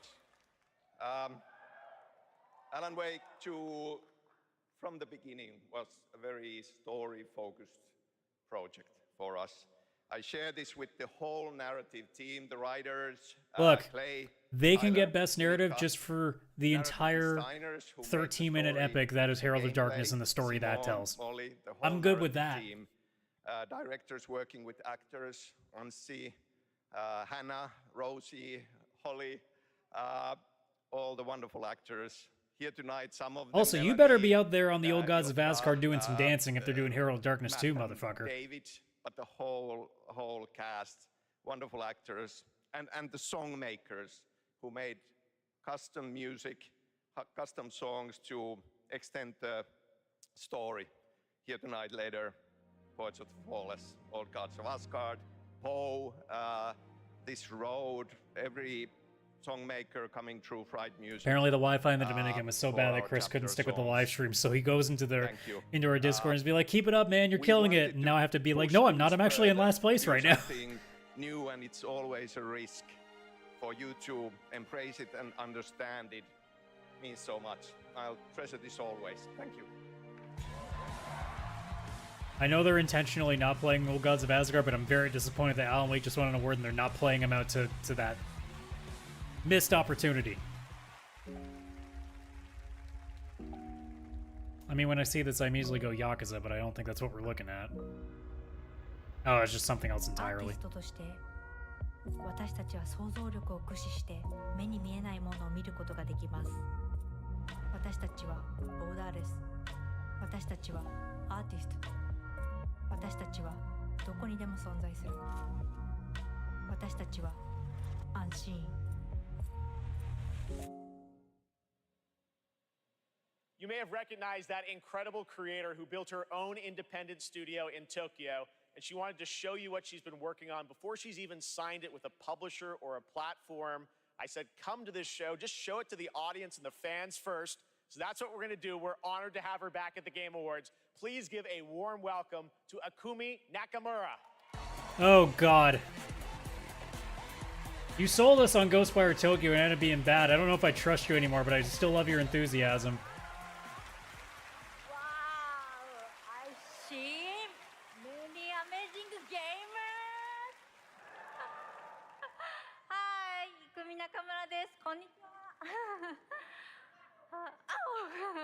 I'm super excited to be on this stage again. Thank you. First, I want to say thank you to the Anshin artist, Miteru.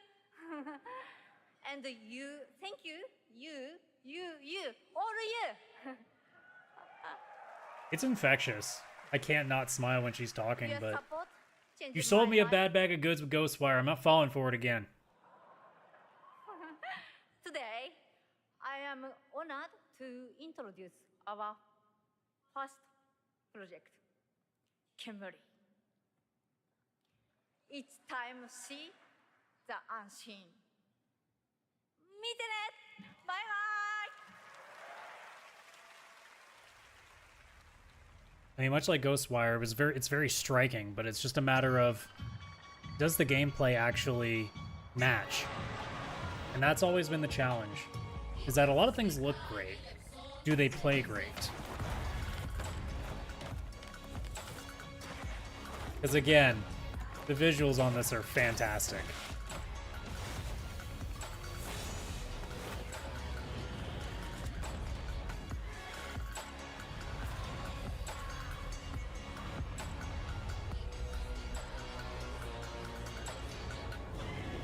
But we're not seeing anything unless there's some gameplay coming here. Nope. So I don't know what to think about that. And it's the one thing about game trailers that I don't like. I don't know what your game is, and you're showing me just like a proof of concept. Like, as a gamer, there's nothing for me to latch onto. And while we all love a big sequel, it's important to use a place like TGA to introduce you to brand new worlds like what you just saw with Yeah, but Murray. Jeff, I don't know what that world is. That's the problem. My sister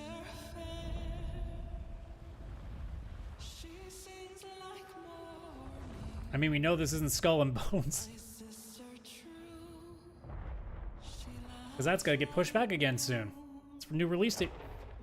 Look, it'd be really funny if that's actually what this is. But I don't think it is, because it would have had Ubisoft show up on it by now.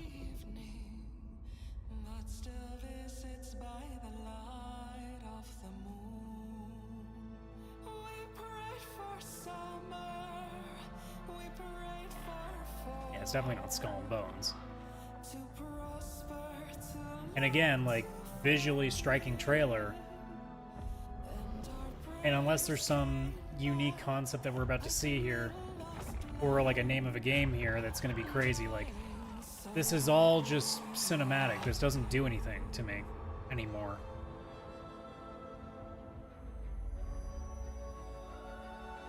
Now that'll get people's attention though, being from the creators of Ori. I know Chris is going to be big on this.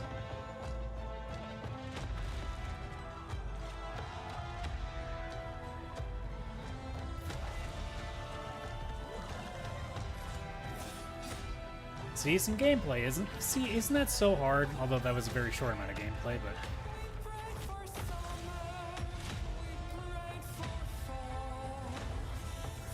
Might have changed too from Ori, that's for sure.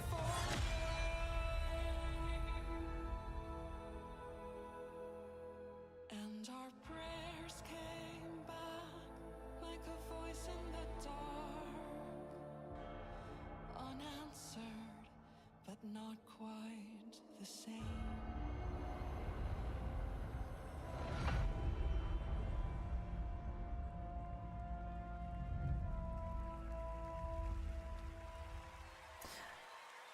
No Rest for the Wicked. I mean, it doesn't badly roll off the tongue, but I feel like you could have just called it Wicked. Is coming March 1st, as you saw with the Wicked Inside Showcase. Tonight during the But Game there's Awards, probably viewers something in that the already US takes can that enter to license, win but one of either way. 100 Lenovo Legion Go gaming handhelds, a Windows 11 gaming PC in your hand. Head to TGALegion.com before the end of the show to enter. I was for almost your about to say chance that's two Steam to Deck win. references, but that's Here's just a something look at the different. Legion Go in action. All right, more stuff. Okay, fine. They're putting Hi-Fi Rush though on it. I'm not going to complain that much. Hey, it's Switch copywriting.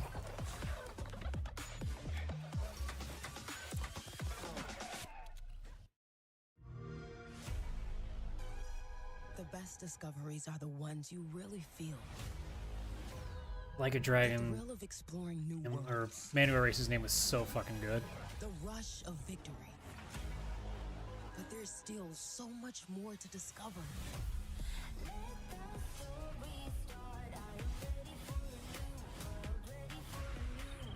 I don't know what song this is, but they're very much copying the feel of Imagine Dragons, and it again goes to show you just how fucking cookie cutter mainstream music is. I haven't even been paying attention to all the games they're showing off because almost none of them are anything I'm like super interested in. Okay, well there's half a second of Persona 3 Reload. I guess that counts. There's a chance to feel something new. Good luck. I know Far Cry 6 is going to be on soon. You know, and if it was a deader time, maybe I'd play it, but like, I'm a chunk the way. Oh my god, Avatar exists. But I'm like a chunk the way through Star Ocean 2 Remake right now. I ain't got time to play Far Cry anymore.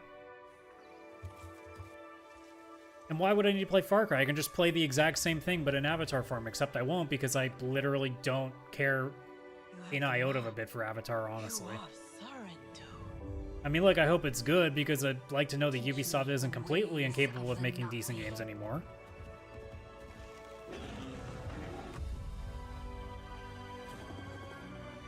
What they do to the land.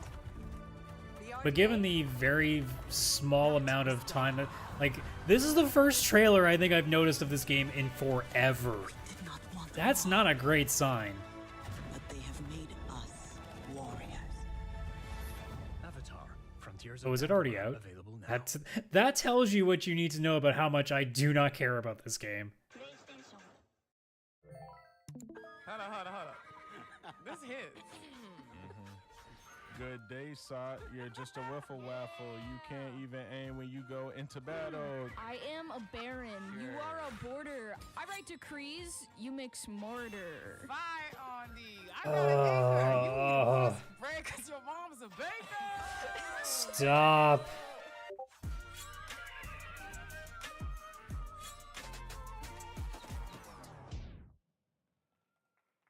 We have been saying it all night, but it really has been an outstanding year for gaming. And now to talk about some of the biggest games, it's a pleasure to welcome from the Muppets. That's right. All right, well, here's our Muppet run again. Oh, thank you. Hey, Jeff. It's great to be here. Hello, everybody. Hey, buddy. Thanks for coming. Looks like you're kind of wearing what I'm wearing. Yeah, it's like looking in a mirror, isn't it? Well, I really I don't think. So, Gonzo, what have you been playing? Seriously, what have you been playing? Hey, everybody. Hey, everybody. Gonzo's buying everyone popcorn tonight. Hey, wait a minute. All right, that was a good one. You got me.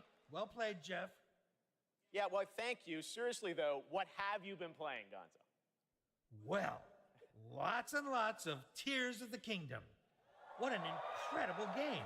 You know that one mission where you follow the cuckoo up a hill? I lost track of how many days I spent doing that. The objective is really, just follow the chicken. You don't have to ask me twice. That's right, you do love your chickens, so I guess that was your favorite part. What did you think of the ending? Oh, I never get past that cuckoo mission. I keep restarting to see if I can get a slower time. All right, well, any other great gaming highlights this year for you, Gonzo? Are you kidding? Actually, if you have the time. Hey, you guys got a minute? No. I'd like to show you how many of this year's greatest games all revolve around one central theme. Check this out.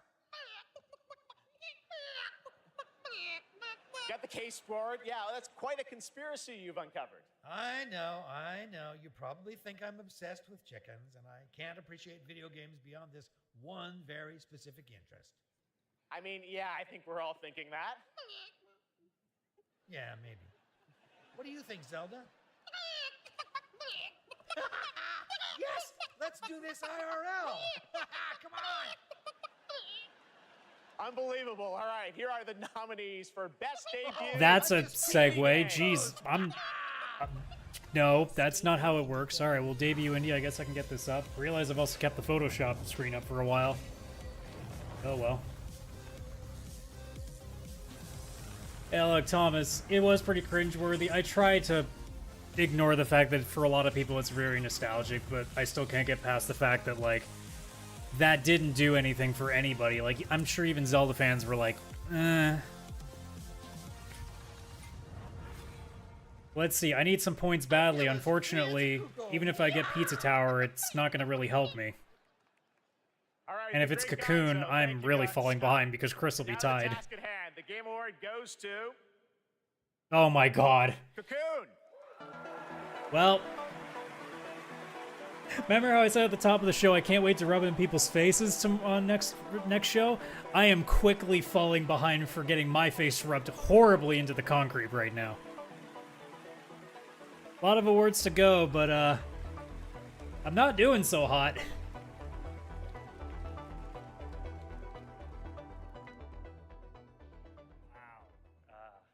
Thank you so much. The team from Geometric couldn't make it out tonight, but they wanted us to pass along their thanks for everyone who played and voted for Cocoon.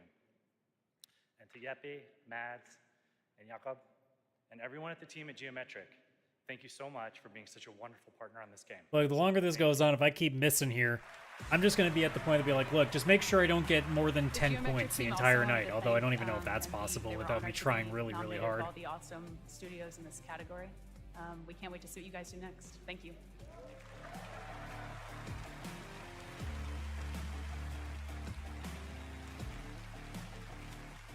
Later tonight, we'll announce the best mobile game of 2023, but which title are None you of most them. excited to see go mobile in 2024?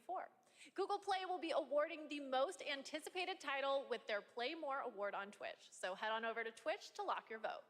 And now it's time for our next All world right, premiere. back to premieres. Now I can remember to take this off. And we're good to go again. Yo, yo.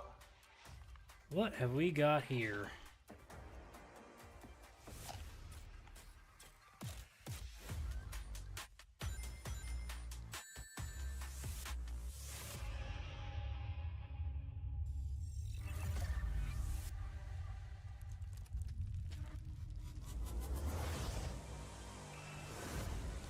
Are they doing another collection? I said recently, I wish they'd bring back Crazy Taxi. If they're just like remaking a bunch of games, that'd be sweet. Really? Of course I did.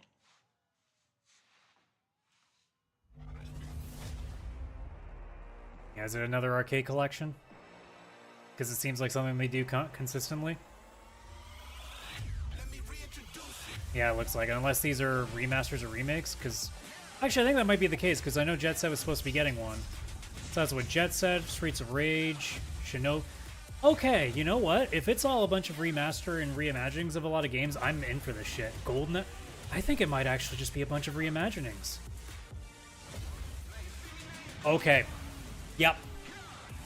This is everything I can want. This is all of my shit being remade again. I'm in. Yes. All of this, yes. Every fucking one of these, yes. Even Shinobi, which will kick my ass. Like, legitimately, that's me. I'm that excited. Like, Crazy Taxi specifically and Golden Axe. Oh yeah! I need this shit back. A world premiere reveals one game, but leave it to Sega to announce 5 new I mean, we've known about games most of them. I know Jet Set and Crazy Taxi So were many talked about memories for a all of while. us. All those are first of the many brand new games in development and set for release over the next But several yeah, like, years. I Thanks to was Sega recently for playing that Crazy truly Taxi again. I incredible miss those. announcement. I want to play All right, more well, of that this so next bad. trailer might be something Dragon Ball fans have been waiting to hear about for a while. Why, another Dragon Ball game? What are they doing now?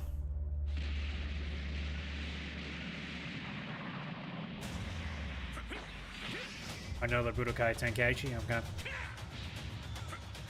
See, I think at this point now, like now that I've gotten the Arc Systems Works treatment with Dragon Ball Z, it's never gonna get topped again, because Arc System Works, in my opinion, will forever be my favorite fighting game developer ever. And no one is coming close to taking that away. Tremble before my power! I'll show you the horrors of hell. Now perish along with this planet! And like, it's at the point with these games too that like, I've seen these 1,000 times now that like, there's nothing they can do that can really get me that interested. That's what made Fighter Z so interesting to me, because it was taking, in my opinion, the best developer to make fighting games and putting that license in front of it. That's interesting. To me, that just looks like another Dragon Ball Z game amongst the sea of Dragon Ball Z games we've gotten over the course of time. Ooh, Supermassive. Whatever's down there is too dangerous. Ooh, from the world of it too, no less.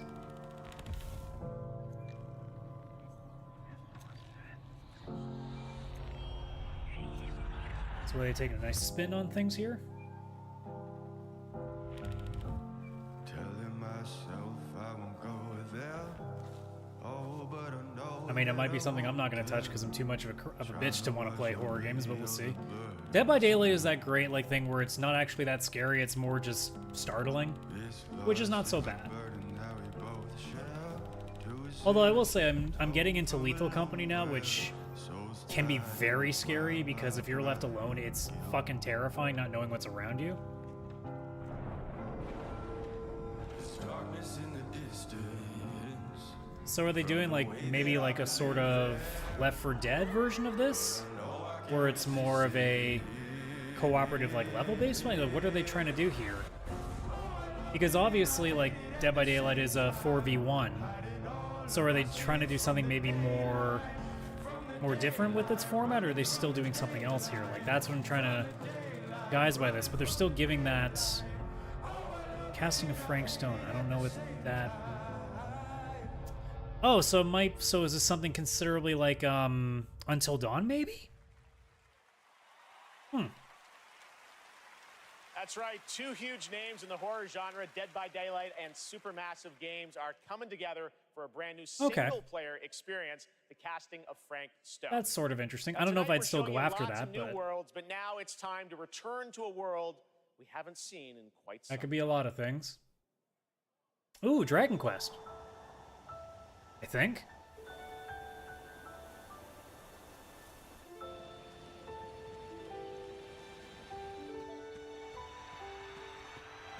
I mean, I'm not 100% certain, but it still gives me Dragon Quest vibes.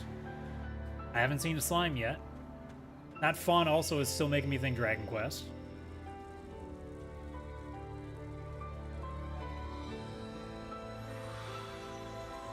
It's not quite Akira Toriyama vibes though, but it's very close. Okay, it's Squeenix, so I'm in the ballpark if it's not that. That's still not quite okay, yeah, those mushrooms are definitely Dragon Quest. Okay. Okay.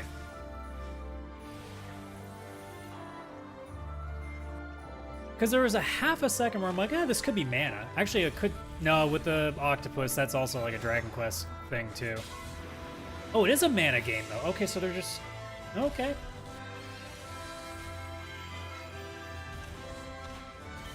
Now, is it a brand new one, or are they also taking another old game and trying to remake it?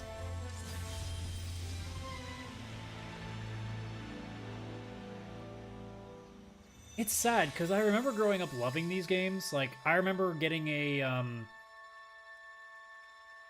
emulated version that was translated into English of Seiken Densetsu 3, which I believe ended up becoming Legend of Mana. And, like, playing it in the more modern day, it just doesn't hit the same way that it used to, which is just, it's sad, because I love those games growing up. But just your taste kind of changes as you age, I guess. Koei Tecmo, is this Rise of the Ronin, maybe? Because I'm trying to remember, I'm pretty sure that they were the ones that did that awesome Rise of the Ronin trailer. For anyone embracing its bitter end. I'm like 85% sure now. Is that time marches forward. Even if we are apart. Because I think Neo's also an option, isn't it?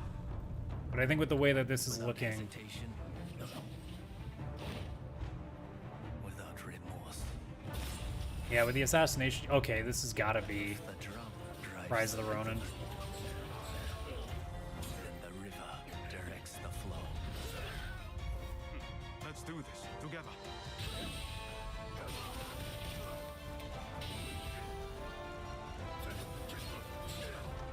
How many mountains must you move to alter the river below? Let us not forget the pain of Master Shoin and the countless others who have suffered. And also a game that if I do end up playing, I will play with Japanese dialogue. Assuming it's an option, but it's being made by Koei Tecmo and Team Ninja, so it should. As the smoke rises, so shall we. Yeah, Rise of the Ronin. I don't feel nearly as amazing about it as I did the first time, but it's also been a while since the first trailer that I've kind of forgotten what got me interested the first time. But I'm still curious. So which of you will do the deed? Oh, damn. Well, first 3 months are getting busier. I won't be touching that for a while, though, because that'll be peak rebirth time unless I finish that game real fast, which is very much a possibility. Oh god, I gotta be quick. Action. I wasn't ready for this, Jeff, please. Alright, please, just give me something. And the game award goes to... Hey! I'm making ground. I'm a little salty. Hi-Fi Rush didn't win. Oh god, art direction. He's keeping me on my toes. Here are the nominees for Best Art Direction: Alan Wake 2, Hi-Fi Rush, Lies of P, Super Mario Brothers Wonder, and The Legend of Zelda. All right, I could be Tears of really the screwed Kingdom. again. And the Game Award goes to All right, well, I'll take a point. Alan Wake 2. Congrats, Remedy. Here are the Okay, we nominees didn't for do that Best one, so I don't gotta worry about this VR. one.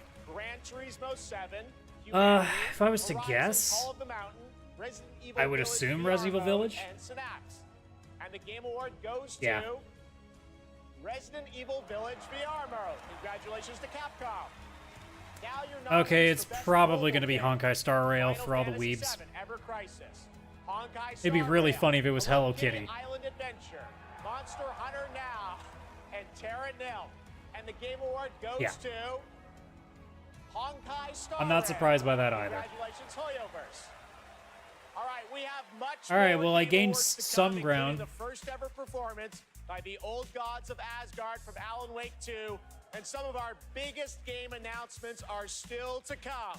But right now, we'd like you to meet one of tonight's nominees for Best Debut Indie Game, who's also part of the newly inducted Future Class presented by Old Spice. Okay, legitimately, because I'm assuming this is for Vemba. Again, like as I said on the podcast, if you got 2 hours free, go play Venba. Legit. It's such a good experience. Food is not just a thing to cook, but also a way And of again, expressing doesn't take much of your affection time. and all the things that they cannot say. Venba is a narrative cooking game that tells the story of an Indian mother who moves to Canada in the late 1980s. It's a story about love, loss, and family. The more local you are, the more international you become. Everybody who's played the game is able to put something from their lives into it in ways that I wouldn't have expected. Yeah, I was pleasantly surprised when I played that, and it's again another one of those reasons why I love the fact that Game Pass exists out there, because it gives me the chance to try stuff that I would never even fathom spending any money on. So, no complaints there.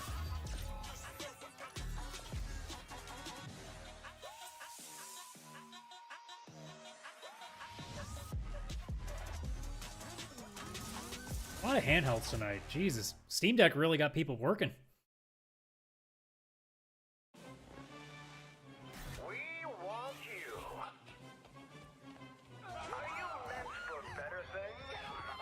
I can save someone with this. Lonely? Lost? I have no idea what this is. Confused?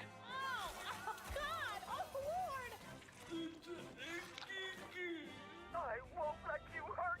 Like apparently it's a stream heavy game, but like I have no idea what this is still. What up, man? Welcome in. Okay, now we sit down, very comfy. Let the miracles of science give you purpose. Sometimes the finger of God reaches down and touches you. Men and women of any race, religion, class, or political persuasion. Yeah, I could definitely not play that if that's the kind of thing that can happen to me. There's no fucking way you're gonna get me playing that.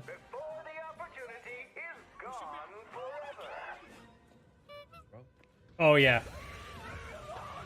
Yeah, 100% you would never get me playing this. No fucking way. Oh, it's an Outlast game. Huh. That's really neat though. Like for people that enjoy horror games, that looks like a real good experience. For me, that is a gigantic fuck no.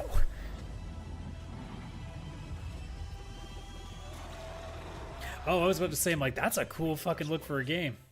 Damn. Okay, welcome back to the Game Awards, and are you ready? It is time to get a world premiere. I thought he was about to tell me Old Gods of Asgard. I was like, huh. Creators. He's been a huge supporter of the Game Awards. Can you since tell the that's very all I beginning really back want in tonight? 2014. And tonight, I am so honored to share this latest update with you on his upcoming Is it project. Kojima? Here we go. Yep. Yep. There it is. The hungry purple dinosaur ate Alright, what weird shit has he concocted now? crab and mad whale and started bending and quacking. actually don't know who that is. Ate the kind zingy fox Sophie Lillis. and the mad whale and started venting and quacking. Oh, is she the druid in Dungeons and Dragons? The hungry, purple dinosaurs ate the kind zingy fox. Yeah, she was. Okay, all right. I at least know who that is. All right. The mad whale and started venting and quacking. And then I stopped paying attention again to who was here, so I don't know who any of these other names are now.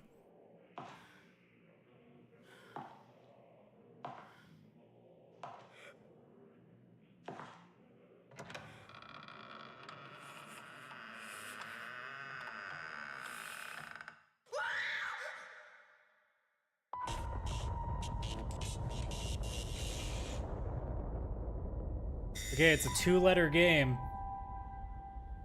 And that's definitely not for me. But that's a big hit for Xbox as well.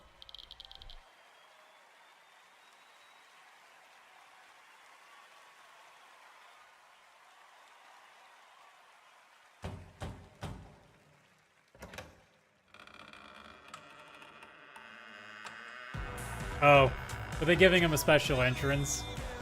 Please welcome Yeah. the visionary game developer Jesus behind Christ. OD, Mr. Hideo Kojima. Good lord, the size of that thing on his coat there. Good lord. I'm surprised he's able to not walk like this the entire time.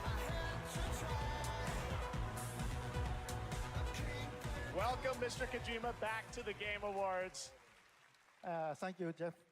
10回目となる記念すべきこの TGA で、新作のゲーム OD、発表できて非常に嬉しいです。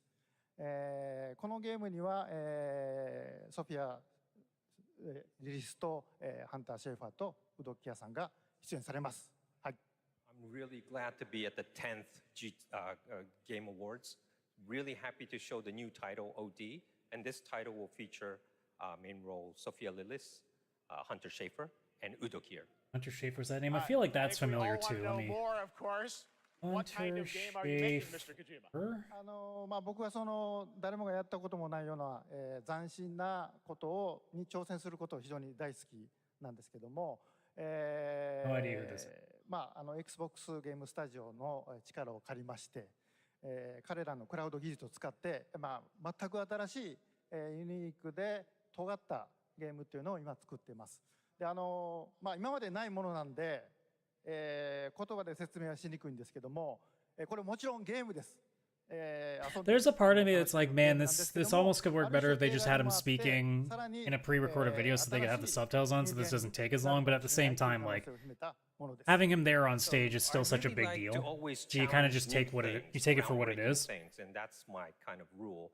But this one, with help of Xbox Game Studios and using their cloud gaming technology, I'm kind of doing this together. But it's really to make immersive and also something that no one has seen before is what I'm trying to do. And it is a game, don't get me wrong, but it's at the same time a movie, but at the same time... That's gotta be crazy though, being an interpreter, and you have to like take like a long sentence like this. Learn more about what you're working on.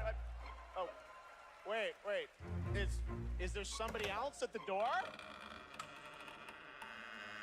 Uh-oh. Everyone, please welcome Jordan hi. Peele to the Kojima-verse. Hey, sound guy, you fucked up the music.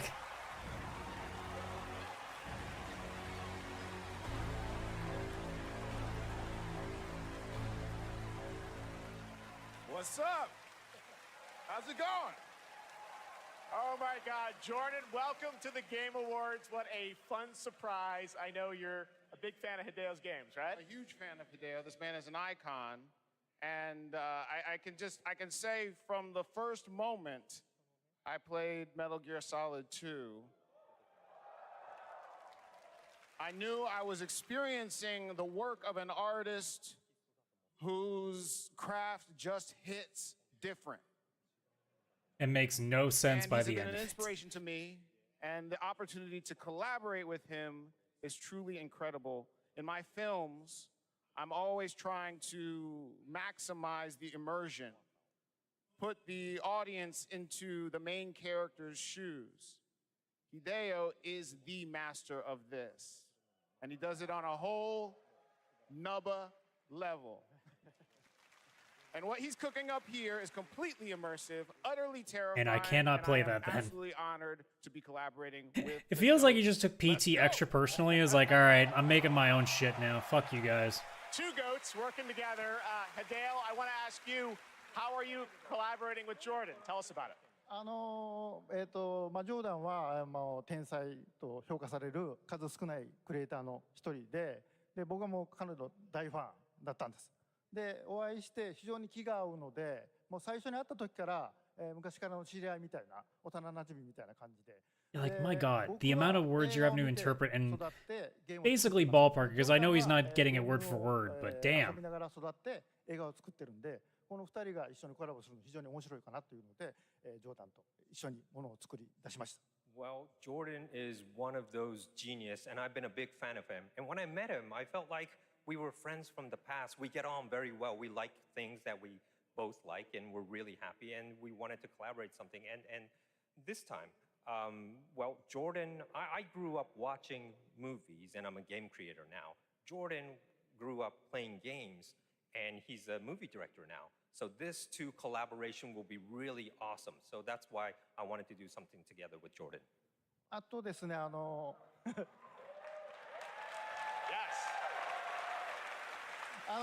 このプロジェクトは、ジョーダンだけではなくて、多くの、クリエイティブサポーターとか、人たちと、参加が予定されてます。Jordan's got the look of like, I can't believe we're standing next to each other doing this shit. ここではそのメンバーを紹介できませんけども、非常に豪華な夫人というか巨匠たちの集まりなんで、僕はその彼らを集めてアベンジャーズと呼んでます。ぜひ楽しみにしてください。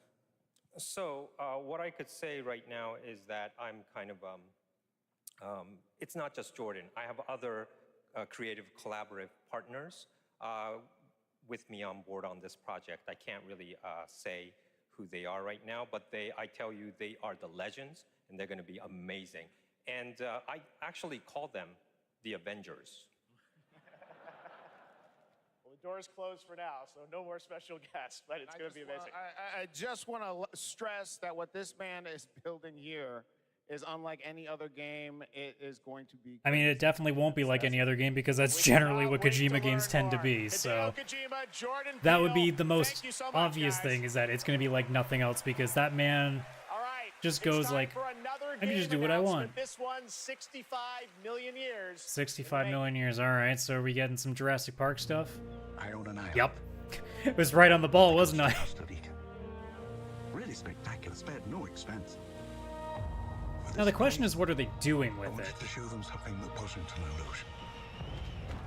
Something that was real.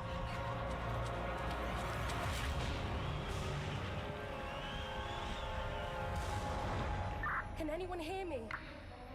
This is Dr. Maya Joshi. I've been left behind on Because the thing is now, like, what kind of game is it?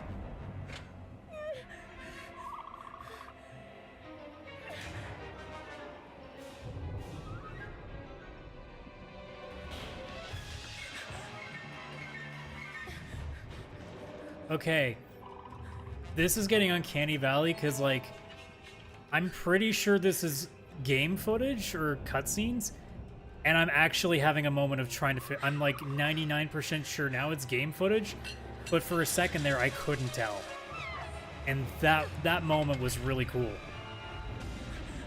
It's rare that happens.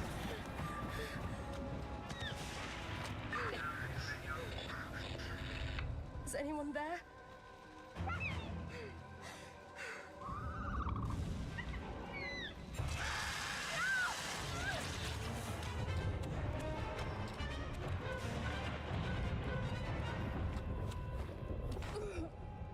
And we know what comes there.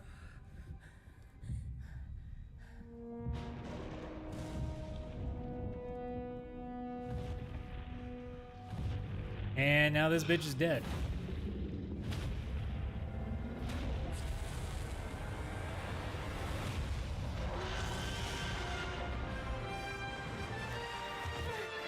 Now, is that VR or is that...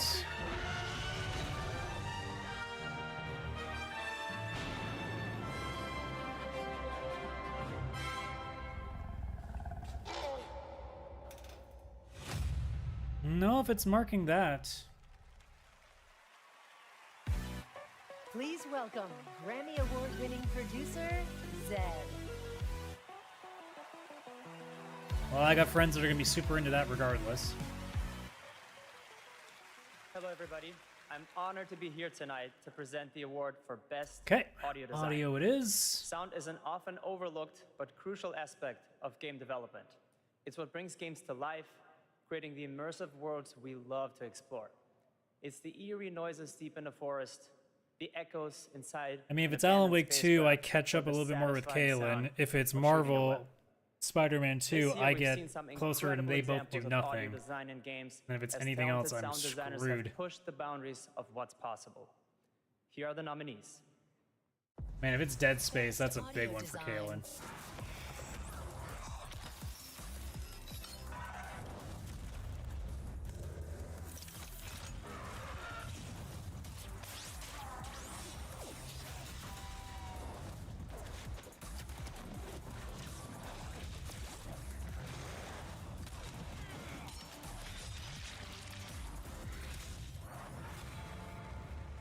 Well, we shall see. And the Game Award goes to... God Hi, damn Fire it. I'm happy for them, and none of us picked it.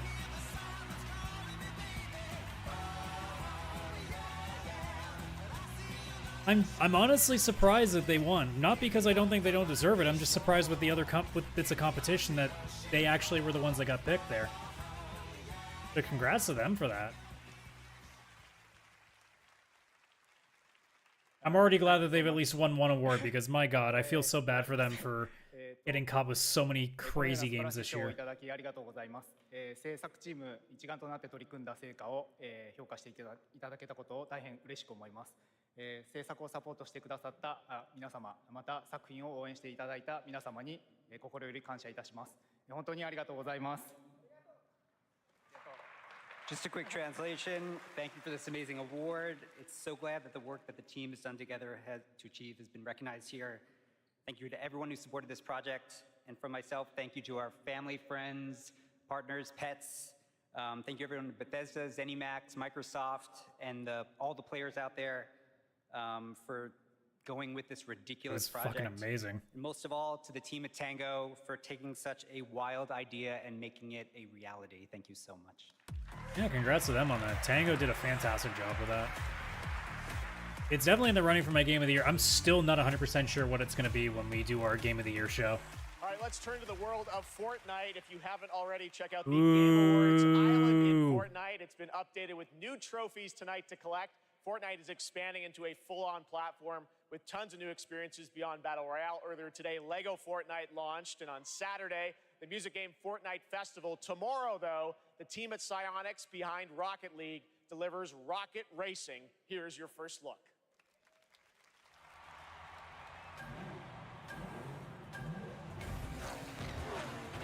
That's another game that, like, man, it was great while it lasted, but, like, it's another thing with these ongoing games, too, is I just can't keep up with them anymore, so it just doesn't work. So, like, I'm sure it'll be fun, although in this case with Rocket Racing, like, it might actually be good, but now that they're just going from car soccer to cars, eh.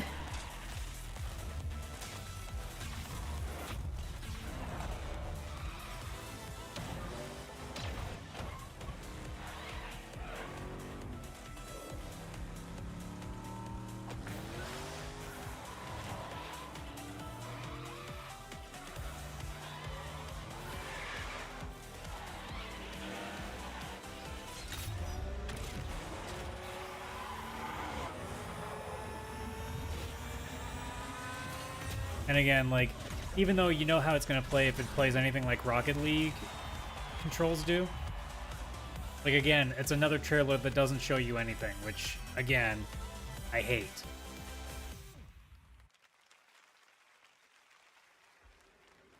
Their minds yearn to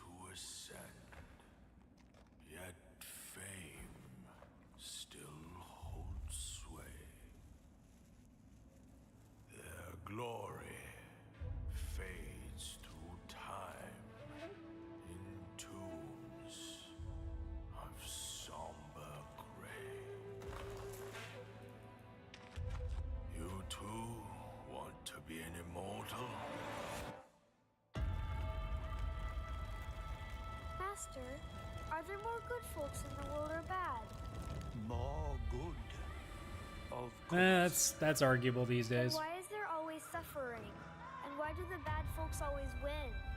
Because goodness without teeth punishes not. This has a massive Soulsborne vibe to me. Cleanse the world with blood and grow lotuses in it. That is your destiny. Yeah, I was gonna guess that it had to do with Journey to the West just from the last character that was like the monkey humanoid bit there. Welcome, the Destined One. Which, by the way, I wish they would remaster or remake Enslaved Journey to the West. That game is so unbelievably underrated. Rascals, they surely know how to name. Is my kind destined for extermination? And very few people remember that game or even know about it at all. Not destiny. So this is the face of the Destined One. It will fit me just as well. Bathed in blood, yet preaching peace. Oh, you mortals, pray enlighten me. What justifies Again, very visually striking.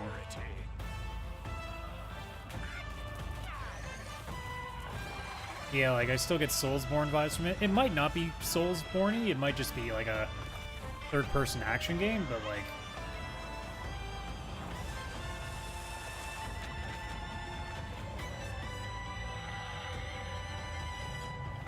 If it's not a Soulsborne, I'm definitely interested. If it is, I probably won't try it unless it's on Game Pass, and then I'll do what I did with Wolong Fallen Dynasty, where I'll play it for an hour and then hate it because I'm not very good at those games. And I don't have the patience to go through with them. Destiny.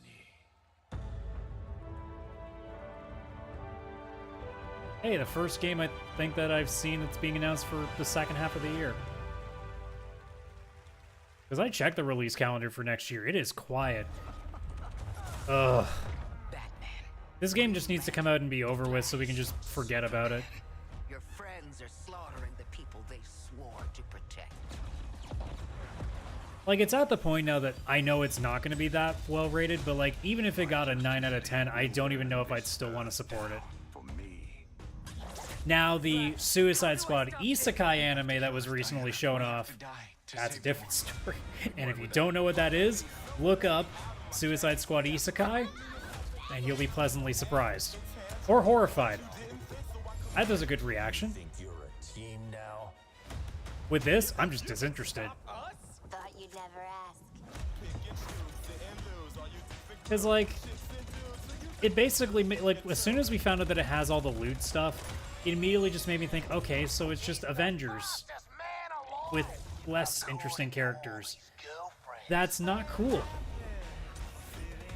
And, like, the gameplay, again, like, you know, in trailer form, if you haven't played a lot of games, like, if you're a younger audience, this might feel cool to you. For guys like me who have been doing this for a long time, this is nothing interesting anymore because we've seen this play out so many times. And at this point, it requires to be something a lot more substantial. Either something unique conceptually, or there's got to be a killer story to go with it. And let's be honest, we know for a fact that this game will not have a killer story. Rebecca and Megan from Digital Extremes up in Canada to talk about all things Warframe. We've got a special Warframe Twitch drop tonight for those of you watching on Twitch. But I understand you've also got some other news for Warframe fans on the next expansion, right? Yeah, Speaking of ongoing games. 10 years for Warframe, so, you know, 10 years for you. We assumed we'd get a senior's discount of some time, just because our game is probably the oldest game here, maybe. But yeah, we Keeps have going strong. I know, it's because our community is so awesome, and we are going to be showing you the release date for our next major update for Warframe. So we do have a trailer for, you know, Warframe players around the world to watch, which is quite exciting. Yeah, I mean, it's been an incredible ride, 10 years of just our incredible developers, our community just supporting us along the way. So if you're a Warframe fan and watching, we love you and thank you so much. And I hope you enjoy That's the point where I guess I'm taking a minor break. Oh yeah, thanks for having us back too. Debs at home, we love you guys. All right, thanks guys. Let's take a look. For generations you've slept. No purpose. No call to wake you. But now, you have changed everything. The lidless eye has seen you. The Tenno. I mean, I've played a little bit of it. And I think it's fine, but like I'm not gonna sit here and pretend like it's, especially now that I burnt myself out so bad at Destiny, like these types of games just don't jive with me anymore.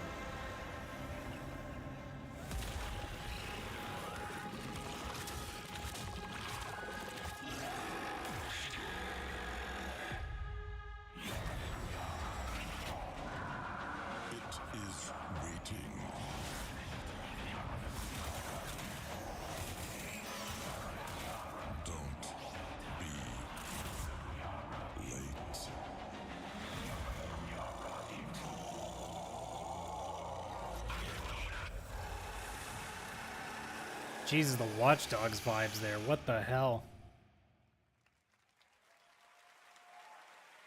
There is so much more Game Awards ahead. You thought the surprises were done? Nope, there's lots coming. But while you're here, head to supergameawards.com through December 31st for a chance to win a trip for 4 to the brand new Super Nintendo World at Universal Studios Hollywood.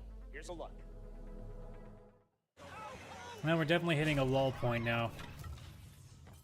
If I wasn't streaming, this would be the time where I'd start taking my bathroom break, but we ain't getting that luxury here today, not when I'm the only one here.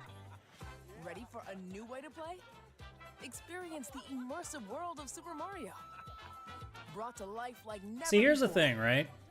It's at the point in my life now that unless there's some way I can go when it's so much quieter, I have no interest in going to a massive amusement park anymore because the lineups are just... I hate standing in line for more than 10 minutes for anything.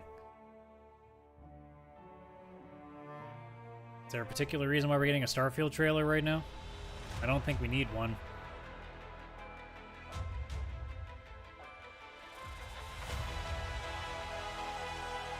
Because I don't think we're getting any expansion information in this trailer.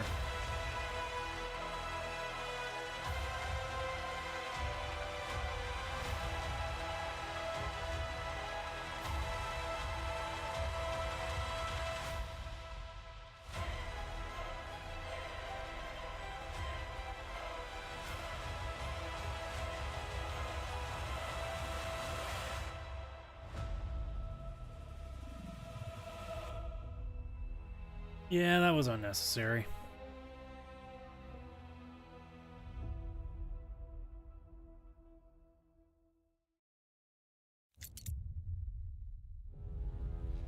Life to the living. Death to the dead. We have sworn to protect the living from the lingering dead. I feel like I know what this is and I'm blanking right now. Separate. To bring peace on errant souls. Once their grip on this world is broken.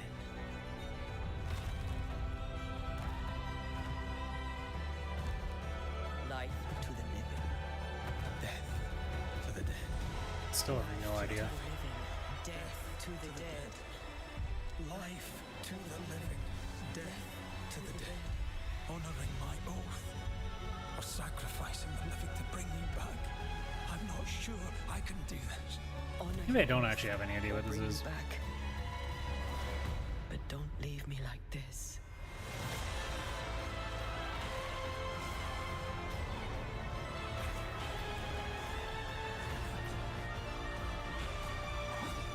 Yeah, I don't actually think I have any idea what this is anymore. I think it was mistaking me for something. Yeah, I have no idea what that is. I mean, again, looks neat, but not doing anything to get my attention. What is your emergency? I need the police. You need to send the police right away. You ready? Suspect down! Right is down! I got you. Down. Cover! We gotta get you up. Look out! Ready? Officer's down and we need backup. Let's go! Get back! You can still make it out of this. Drop the gun and let her go. I'm not going in!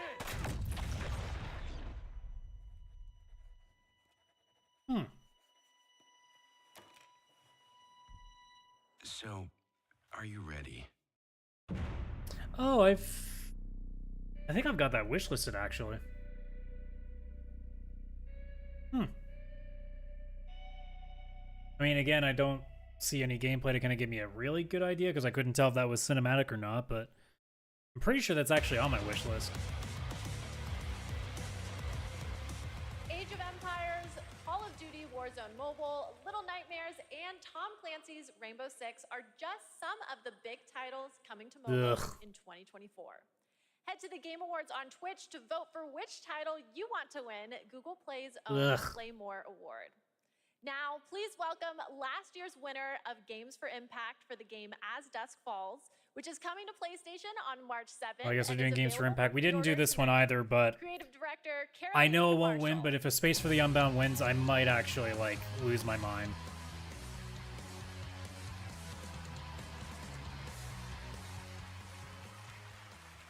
Bonsoir, everyone. Winning last year was definitely a highlight of my 22 years in the industry. Games for Impact is one of the most important. Space for the Unbound is also really making it difficult for me to figure out what my game of the year is going to be this year. Perspectives on topics that concern us all. In the same way that Eastward came out of nowhere on me indie-wise towards the end, of Space for the Unbound, I knew from playing the demo it was going to be fun, and I was not prepared for how fucking unreal that game is. This is one of the most essential powers of our medium. Here are the outstanding nominees. Games for Impact. It will not be this, but I wish it would be. Legend says a traveler will. I forgot all the other nominees because I'm kind of. What's the theme? Using this year to make an impact. Like, I think unless whatever the last pick is here. Yeah, I know, I don't. Well, maybe just for the environment stuff, but like. Yeah, I don't think it would be Denba either. Well, they did advertise a little bit. I mean, if I was to guess anything, I would think Goodbye Volcano High, but who knows? And the Game Award goes to Chia. I don't want to be angry at this, but I played Chia and it's garbage. I really did not like that game. So, like, I'm not going to complain because it's an award that doesn't mean anything to me personally, but, like, I really, really don't like that game. Award on behalf of developer ourselves, who cannot be here, but I got a message from Phil Clifford, co-founder of ourselves. I'd like to thank ourselves family for your trust. And I'm not even being salty because the Space for the Unbound didn't win because I knew it wasn't going to. And Sony for believing but like, if I had picked, if there was anyone I was going to pick to not win, it was going to be this one. Entire population of New Caledonia. But I guess this award isn't really based on gameplay. Embraced cheer all along. Thank you, merci, Oreti.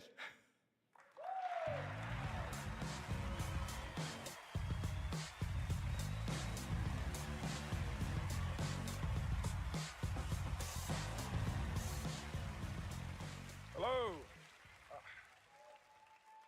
I'm Abubakar Salim. I'm mainly known for my acting work in Raised by Wolves and Assassin's Creed Origins. But that is not why I'm here. Oh, okay. Sorry, no, this is crazy, man. I mean, I remember watching the Game Awards when I was younger, so being up here now is like... Oh, hi, Reggie. Look, I've loved games all my life. I mean, I played them all my life, man, from Kingdom Hearts, Gary's Mod. Okay, I like the names you're throwing out. Golden Sun. And it started with my dad, right? He got me into them. He understood, you know, that games are an art form. You know, it's a great space to enjoy and escape from the reality of the world. And he passed away a while back, and I'll tell you what, I'm still figuring it out. But 4 years ago, I decided that I needed to try and process my grief in a way that felt true to me and him. So I took the biggest risks of my life, and through everything that I had in making a game, a piece of art that honored him, an ode to the people we have loved and lost. So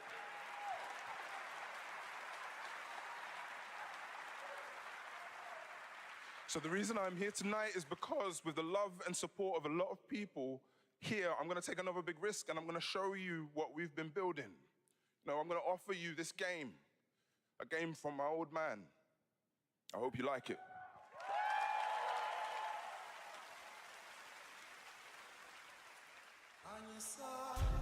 Every story begins at the end of another. Each story carries with it the echoes of those that came before. Oh, support from Critical Role, that's an interesting combination there. My father, your story was snatched away too soon. My name is Zhao, a shaman of Kenzera. Here, I seek my father's return.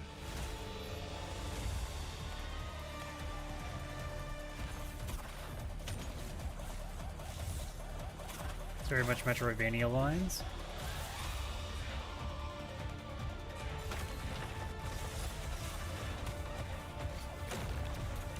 Looks pretty solid. The artwork is very unique too, so.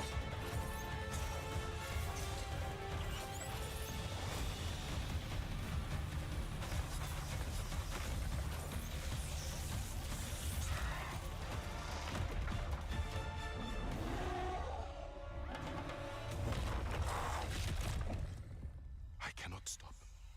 I will not stop. Kalunga, God of Death, hear my plea. Kalunga, God of Death, come to me. Show me you are ready. That's definitely something to keep an eye on. I wouldn't say that. I mean, I'm not a big Metroidvania guy to begin with, so it's not like it's getting me way in. Oh, hi, Don't Nod.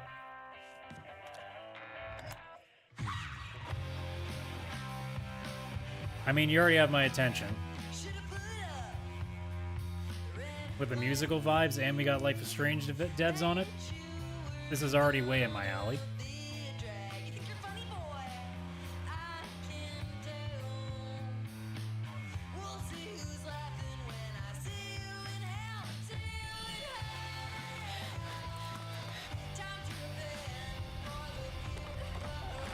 Just a matter is it an episodic game like the others, or is it its own unique single game? Either way, I'm going to take a look at this.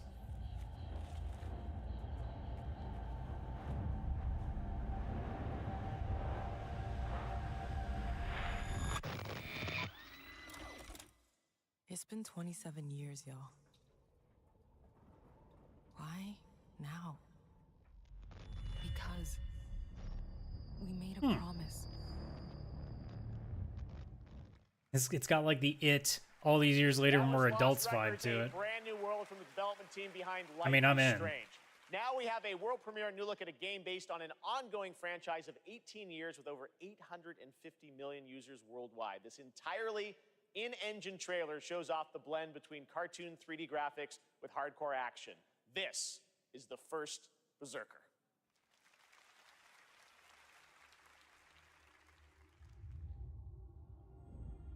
Oh, Dungeon Fighter? Huh. Finally, I found you.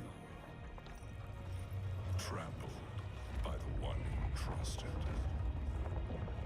Abandoned from your king. You thought you were a hero.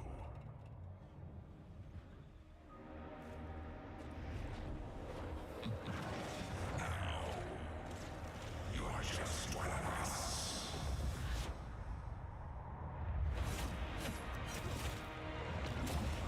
Oh, that's got Soulsborne vibes again. This is no ordinary ghost.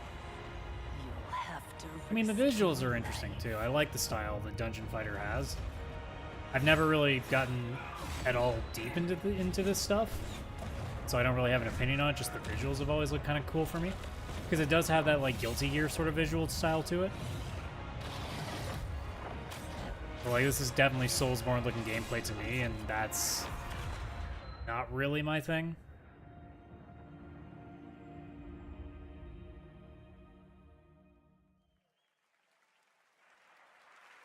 Looks good, right? All right, now it's time for our first performance by the Game Awards Orchestra. This one, though, You're is making me little wait bit a of long twist. time for We're this about shit, to play Jeff. music It's been from an 2 hours. upcoming Actually, no, it's been game almost 2.5 that hours now. No one has heard yet. You might call it one of those world premieres, and this is a special one. It's written by one of the greatest video game composers of all time, the legendary Matsu.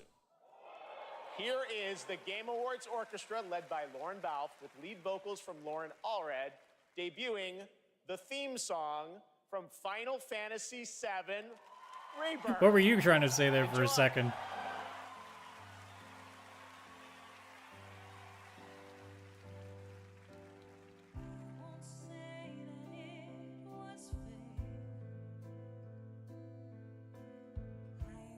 Wait.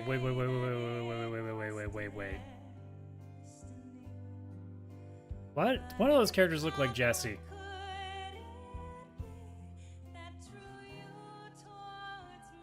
Because a lot of us have talked like, please can we have, since we already have like, again, I'm sorry I'm spoiling a little bit, but some people survived that didn't in the last game.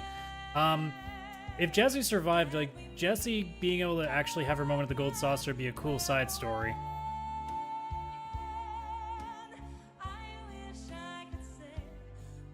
I am like so unbelievably excited for this game, which is crazy to think, like, because 7 has never really been on my radar that much. And also now, like, I'm also terrified of what could potentially be happening with this game. And they're teasing it hard. They know. 3 days after my birthday, too, I'm going to be unbelievably excited.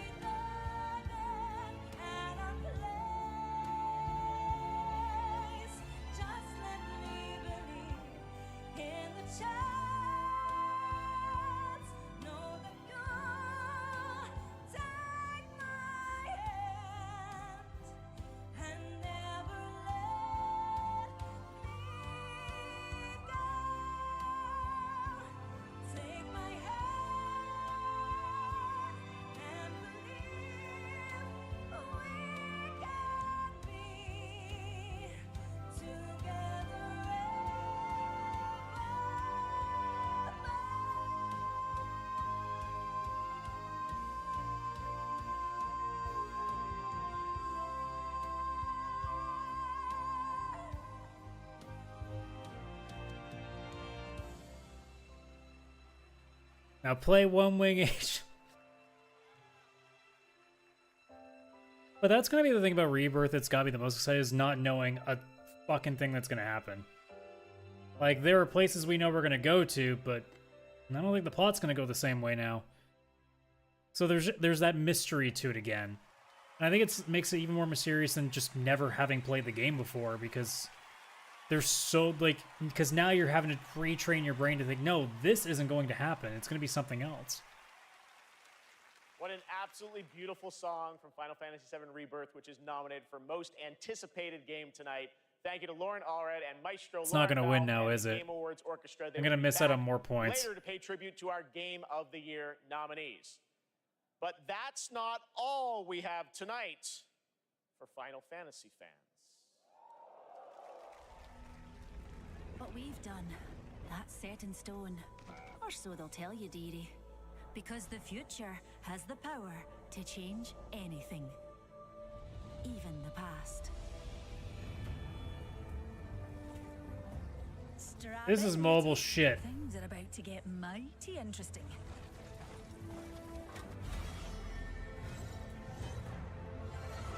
You disgust me. How dare you? How fucking dare you?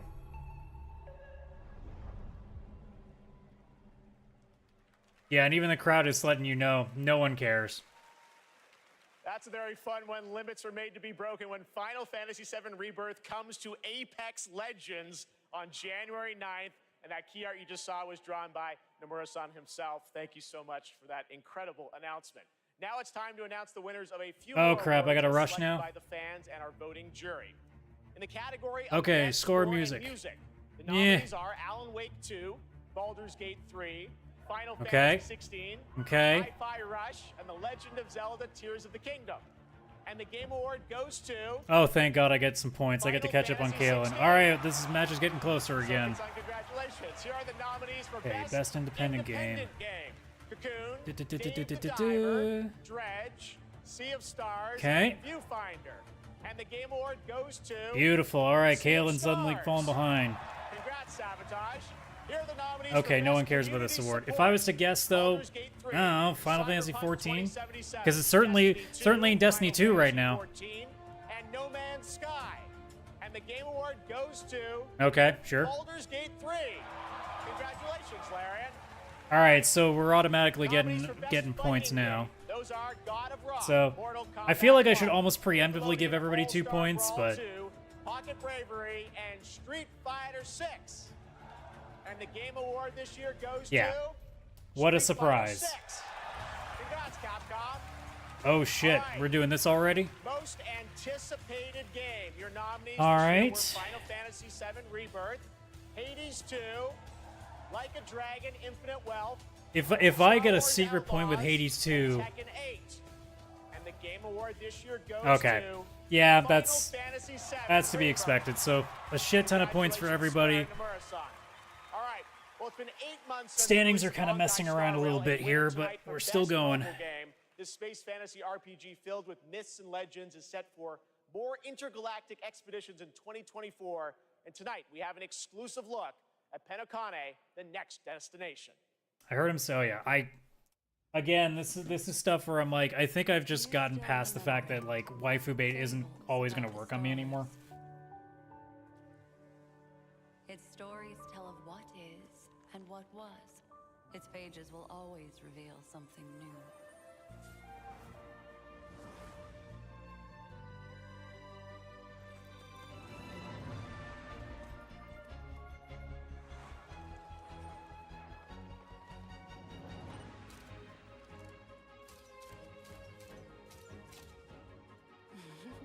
Those are unforgettable memories, but they are Gameplay, please.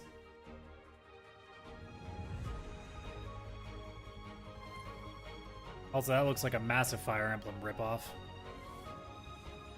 won't all be merrymaking. Suffering and joy will both be added to the final draft of the story.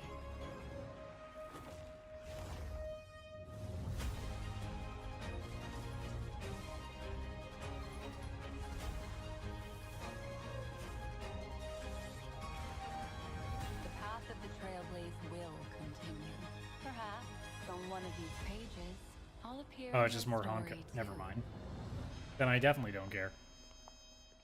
Welcome to Penacony. Young Boobs. lady, may I ask your name? Acheron, the Galaxy Ranger. Okay. A nominee tonight for Best Mobile Game, Monster Hunter Now is the new mobile game from I feel Niantic like, and like Capcom. some of these all trailers is like, Niantic's man, I games, feel so Monster Hunter bad Now is played in the real world, and tonight for like they have a regular, because special like in-game if event you're watching going this, you're on going, right I don't now care about with new this, monsters, and then if new you're a weapons, big and fan of it, you're like, special free whoa, game items for new but players to join only the you hunt. get the It's reference. available now for Because iPhone like and they made Android, that so character check it seem out. like a big deal, and I'm Monster sitting there being Hunter like, Now. I have no idea what this Coming up, means. we've got an exclusive new look at the new Fallout series. We'll be right back. I guess we're getting another Fallout trailer for the new TV series. Eh. No, no licensed music. Stop.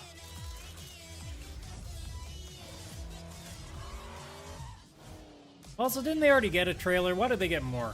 Jesus Christ, Fortnite. Can't y'all like give somebody else the spotlight for a second? Holy shit. It's exhausting. Like, I don't even play the game, and it's exhausting just trying to watching all the shit that gets pulled across with us. That's not, I don't get how people are still playing that game. I'm like, man, like, how have you not, like, I know that they keep putting new content in there, but like, it just seems like an exhausting deal to stay with that. Same with Call of Duty, like, at least, you know, hopefully at some point, some of the single player campaigns will finally be put on Game Pass, so I can at least get a couple of those in. Because I couldn't even tell you the last one I did. I have no recollection of which one that would be. Although, it sounds like it won't be Modern Warfare 3, because it seems like they put zero work into it.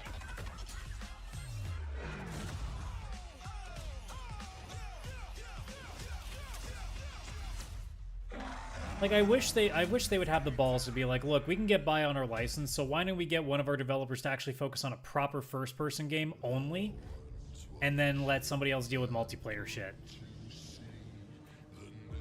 Is it Ubisoft? Is it coming up February 16th? Is it? Can you imagine how much crow I'll have to eat if it actually ends up being really, really well received?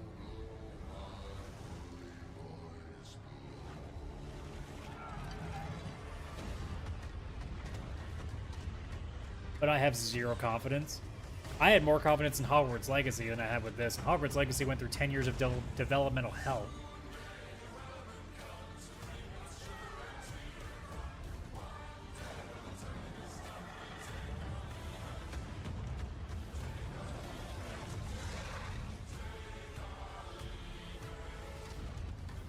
This game just went through like 10 plus years of should have been made and they just didn't bother doing it. And as people have said, when you pre-order to play several days early, you're not getting the game 3 days early. You're paying to play it before everybody else. I hate that shit. Bones from Ubisoft, which is coming out on February 16th. I'm happy to announce that players can register now for the upcoming closed beta from December 15th to 18th on all platforms. And now it's time for the announcement of the next game from the studio that won Best Game Direction in 2021. Oh, for Deathloop. What's Arcane up to? Deathloop was a game that I definitely ate crow on and was happy to eat crow on.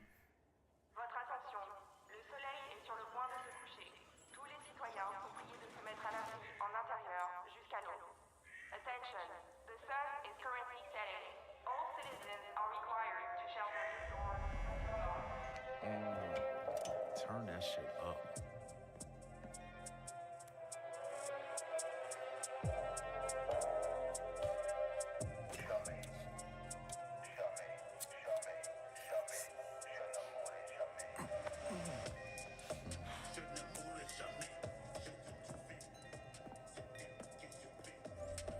Relax, man.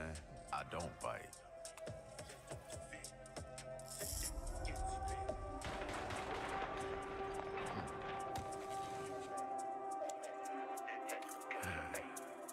Lock up tight now. Oh? Oh! Okay. Okay. There you go. Arcane with Blade? All right. And Bill Roseman from I'm Marvel interested. To tell us, how did this come together, guys?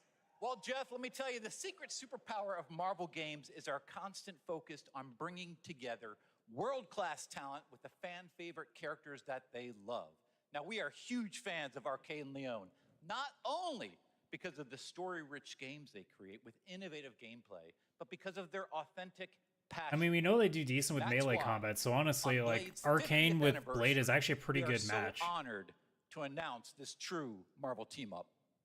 Yes, and after Dishonored and Deathloop, our first order of business was to make another very Arcane game, but with a title that is easier to say in a French accent. And when we had, when Sébastien Mitton and I had an opportunity to chat with Marvel, said, okay, let's really challenge them. Let's present our wildest take on a superhero that we both love. And we ate it up. I mean, the Arcane touch fits Blade like his trademark trench coat. And I mean, think about it. It's a mature action-adventure game, single player, where you get to play Blade your way. For true believers, it's a dream come true. Very excited to learn more. Dingo, why this character? Well, he's the Daywalker. Eric Brooks is half man, half vampire, torn between the warm society of the living and the rushing power of the undead. And as a kid of mixed origins, his dual heritage resonated with me. It's now the real question. So what comes out first, the game or the movie? To be making a game about Blade in Paris, my hometown. Well, if... Guys, stop playing to the crowd. If my hometown was walled in, and we shared it with bloodthirsty invaders that come out as soon as the sun goes down, ça serait un petit peu la merde quand même. Anything else you can tell us about the game? I know it's pretty early, right? I can tell you one thing. Okay. The entire team at Arcane Lyon is, pouring so much love into this immersive third-person action-adventure set in I the would not heart have of expected Paris. third person. So please sit back, let us cook, And voila, merci beaucoup. Merci. Wow, whoa. Stunts too. Digga Bell, thank you very much, guys. So I'm curious too because I Thanks, Digga. All right. don't know if they've Now done. please welcome the star of Twisted Metal, a nominee tonight for Best Adaptation. Ah, cool. Anthony Mackie. I don't know if Arcane Leon has ever done a third-person game to my knowledge.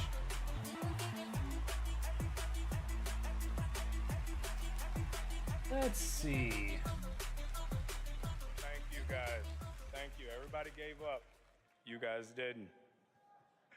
Hey, If they just did, wanna I say don't a big recognize the thank titles you from to before everyone who Dishonored. watched Twisted Metal So on I'm curious to Peacock. see what they do And- with that. Hey, I have one thing to do before I get on to the award I'm supposed to represent up here, okay?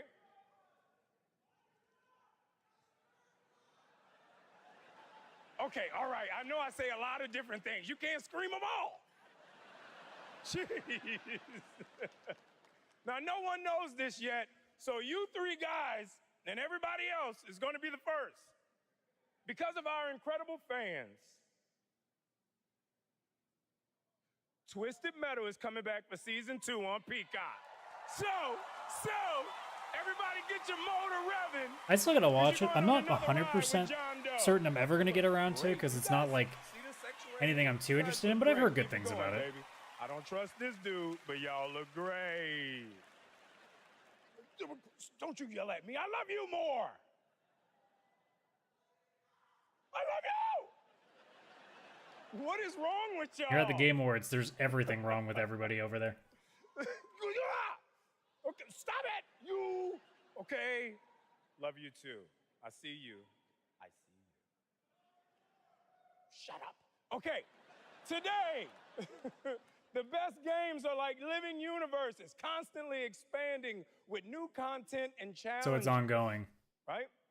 And that's what this award for best ongoing Okay, well, that game gives me plenty of time to get recognizes. prepared. The games that continue to deliver fresh experiences for their loyal communities. All right, The well, nominees. the best result for me is Cyberpunk because it actually puts me ahead of Chris, and Kaylan is then tied with him. If it's 14, Chris's lead extends. And if it's any of the others other than Fortnite, I don't think it should be Apex, so I don't think Chris is gonna get a soul gain. I don't think Genshin would, but I also have no idea, so. But we shall see. Okay, I get so many cool points with my sons for this moment. All right, so the Game Award goes to... Shut up. Looks like Cyberpunk just because it looks like they have an aisle seat. Cyberpunk 2077. All right, well, guess who's finally in the lead? For how long, though, we don't know. This is heavy, dude. I will say that that intro music, when you're in the main menu, it's a banger. Like, I would listen to that in the background. Oh my goodness. Yeah, what a fucking journey, What a all right, you journey it's guys. been. Holy. Video games are awesome. This is an incredible moment. From launch to It almost feels like, and I know some people might end up Phantom complaining that Liberty, they're like, well, this isn't and, really an ongoing the game. Ultimate Edition. I'm sure some people will make the argument that the only the reason this game tenacity and the or resilience is of being the nominated team for this is because they just felt like wanting to bring Cyberpunk should have gotten an forward award at some stories point. That impact. Worlds that But are because the game was immersive, so you know, bad at world launch, it being couldn't get immersive, one. And of course, the gameplay just being fun as hell. This is exciting. Team, we accept this on behalf of hundreds of people who put their hearts and souls in it. The two of us here. Please, Saskia, including this guy here. Please, say something. And I mean, I have to include here our amazing players. They've been with us throughout the whole journey, gave us feedback, made funny memes, videos, you know, wrote posts on Twitter, on Hey, Reddit. you can't say that word. Elon's gonna get mad at you. The reception of the players when they were actually getting all of those updates. Just recently we shipped update 2.1 for Cyberpunk 2077, and it's for all of you. Thank you so much. Thank you. Thank you. I love that then now they're getting the Oscar "Get the fuck off the stage" music. Congratulations, guys. Our next guest has worked on some truly memorable games over the past 20 years, like GTA 5, Bully, Need for Speed Underground, and the Red Dead Redemption series. Now he leads a new studio, Lightspeed LA. Steve C. Martin is here to unveil a brand new project. Steve? Thanks, Jeff. Great to have you here. You showed this to me earlier this year. Tell us a bit about it. It's an honor to be here, so thanks for having us. Over the past few years at Lightspeed LA, myself and a remarkable team, Agent. 200 talented, Bring it back. diverse industry veterans and fresh new talent have been in deep development on a fully original, AAA, futuristic open world game. Tonight, we're really excited to offer you all a sneak peek at what we've been Future working on. Agent. I'm seriously, I'm so excited to share so much more with you in the future. But for now, I hope you all enjoy this first taste. Amazing. Let's take a look, Steve. Here we go.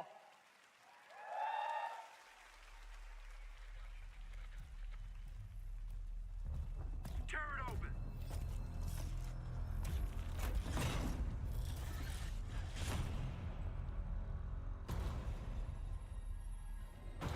You probably don't want to be standing there.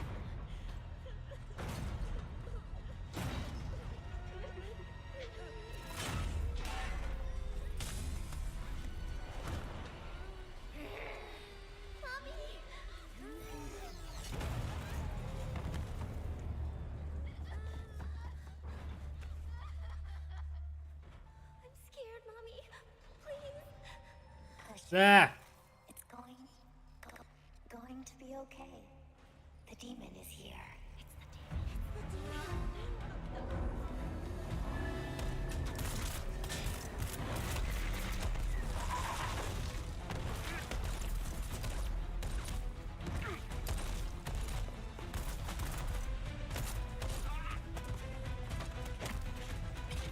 So it's just open world, like nature-ish, RoboCop-ish kind of deal.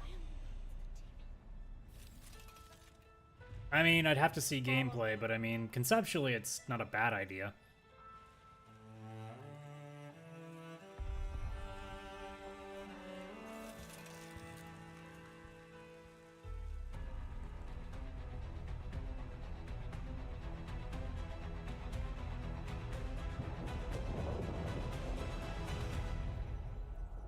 Decent title, too.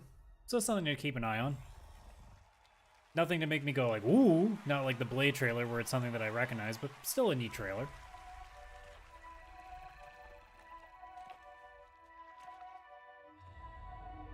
Are we just soft transitioning into something else now? Lift your head.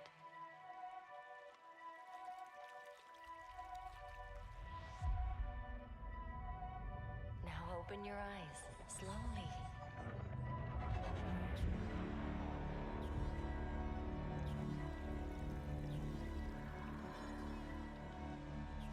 Take a breath and look around you.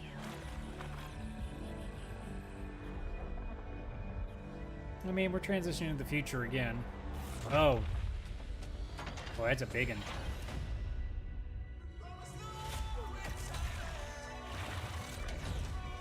This feels like the kind of thing Platinum would be making. Get it together, Albie. Fate always tests us. You have to. I mean, a lot of these trailers we've been saying over the course of the night, they're all aesthetically really cool looking, but again, like, you won't really know until you start seeing some intensive gameplay, if you ever do, because it's a lot of nothing, right? Nexon, okay. I definitely trust even less with Nexon, because Nexon's always been a weird one. Summer of 2024 from Nexon. Now we have a new look at Hoyoverse's next big game, Zenless My God. Zone Zero, an urban How many fantasy friggin' games does ARPG. Hoyoverse need to be doing now, I've been too? eyeing this one Holy for a while. We have shit. at Gamescom, and we're excited to unveil their latest announcement right here at TGA. I mean, they know their crowd. Waifu bait is definitely is going to do you numbers.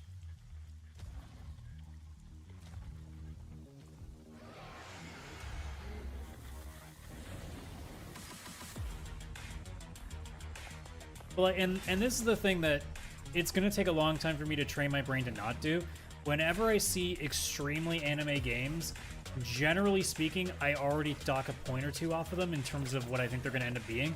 Because so many times, especially from the PS2 to PS4 days, they're almost always uninteresting games that are just going by on the art style because they know that people will be interested in it, because anime audiences seem to be very easily drawn in. I don't know if that's different now, because again, I haven't played some of these games now, but like, I haven't seen any of these games that have come out. Like, I tried Scarlet Nexus, didn't like it at all. So whenever I do try one of them, they don't feel like much of anything to me. So getting more and more of these isn't suddenly going to change my mind. There needs to be that one that's like universally, like everybody's collectively going, bro, you got to play this. And it ain't happening. Because, I mean, the closest we got to that is Persona, but JRPGs seem to be okay with that, whereas these more action-heavy games don't really seem to do it for me.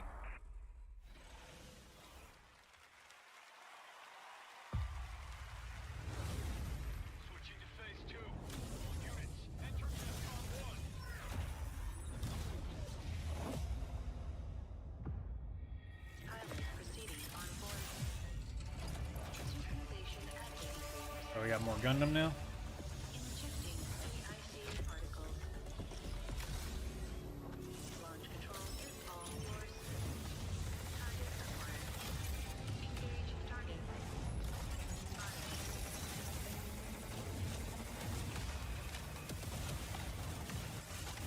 I mean, it's not necessarily gonna, it has more of like a zone of, no, not even a Zone of the Enders feel to it, but I mean, sort of.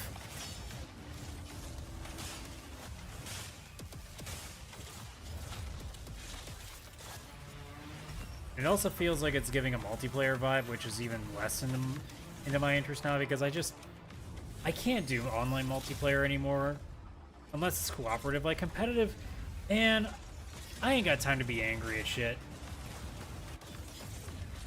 I work for a living, and life is already ridiculous enough as it is. I don't need to be angry also when I'm gaming. Unless it involves me getting mad at the villain that I'm gonna punch their face in later.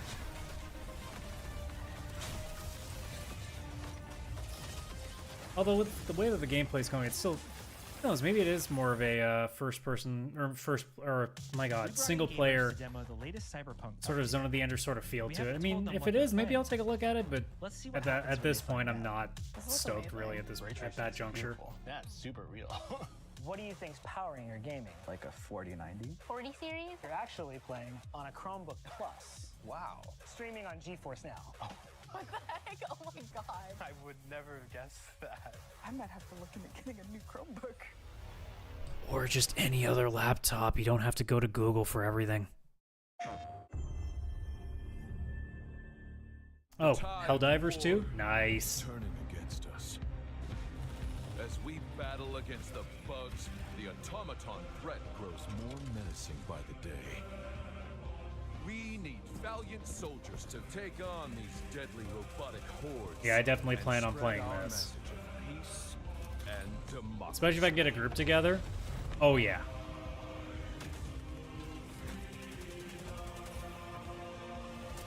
Use the galaxy's most advanced weaponry. Fight alongside a squad worth dying for. Join the Helldivers. Join the fight for freedom. Enlist today. Oh god, another game in February. Oh god. Can some of you guys announce something for May, please? What is your life? Oh, more Warhammer. See, I said earlier in the show, like, man, Warhammer fans are just getting a constant stream of shit now. My craft is death. What is your pledge? Because I was assuming this is more, I think it's Space Marine? Yeah.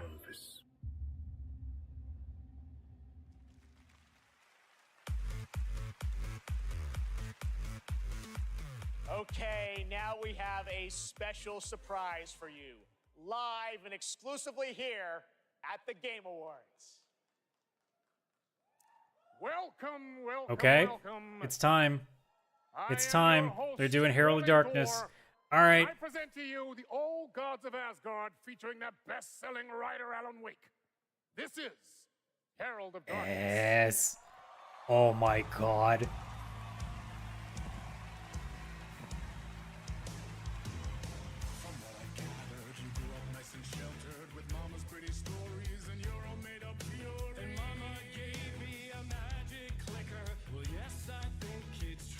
Well, we know they're lip syncing that part.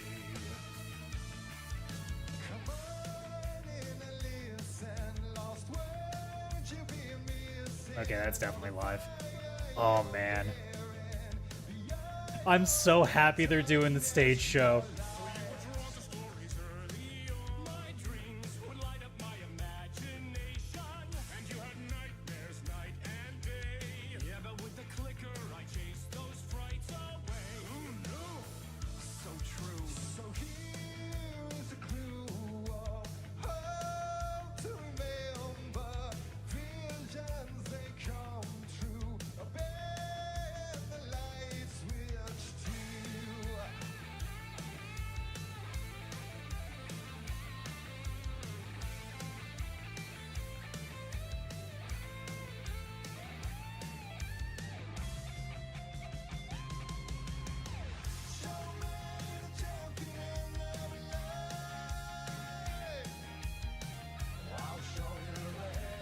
Do the dance.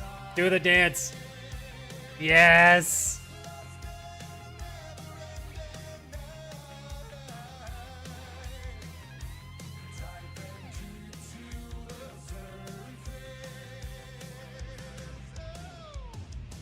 I fucking love this so much.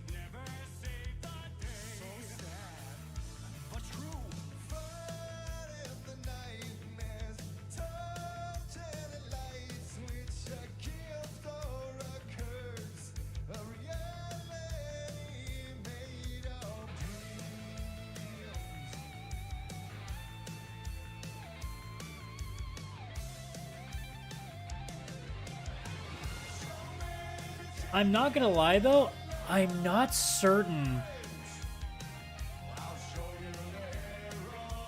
I'm not certain if the guitar and the drums are live.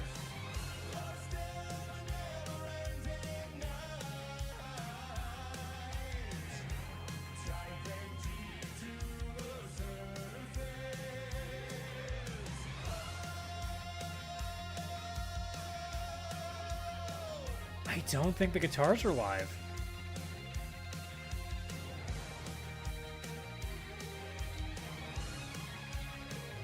But I don't care, because they're doing the dance.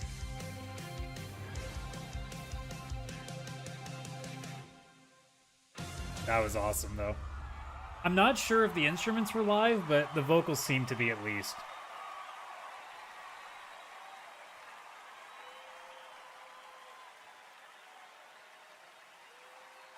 It also could have just been fed through a mixer that really made it sound a lot better.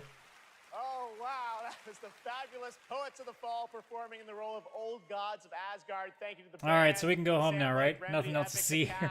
Everyone involved to bring that I'm not just saying that because I'm still in the lead. We'll only see right here on the Game Awards. Now it's time for an update on a game we announced back at TGA in 2017. Oh, the game that I still haven't seen on Steam for 50% off or more, so I can actually finally play. Because getting a group of guys together that don't want to spend more than 15-20 bucks on a game that's going to be super spooky anyway. A strange family. We have lived 1,000 lives. I want to see too. How many awards do we still have? 1,000 times. Whoever we were before. Because we did action. We are now as as one. I don't know. We definitely haven't done an action adventure yet. The end. One I final don't think we did art direction yet. my friends.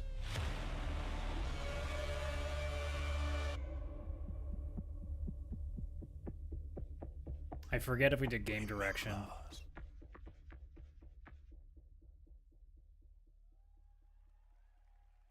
I don't think, yeah, I think there's still quite a bit. They're probably going to do another flood in a minute.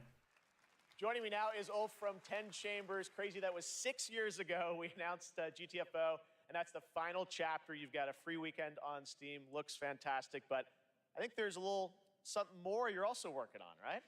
Yeah, first of all, I have to say thank you for having me again. Of course. And you delicious menu. This suit is fucking amazing. Yeah. You look good too, Ulf. Your games look great. Yeah, embarrass Jeff, please. More. Yeah, we're working on something new, and it's like a passion project, like all our projects are. And You were known for Payday, things like that, so back to some heist stuff? I guess. Okay. Yeah. So now we're back to doing a heist game again. And it's sort of a sci-fi thing that I've been dreaming up since I was a kid, basically. Okay. And yeah, it's, it Should is we what announce it it is. to the world? Yes, we should. You've been working on this for a number of years. Yes. I'm so excited. It's finally time. Thank you. Check out the new game from Ulf and 10 Chambers. Here we go.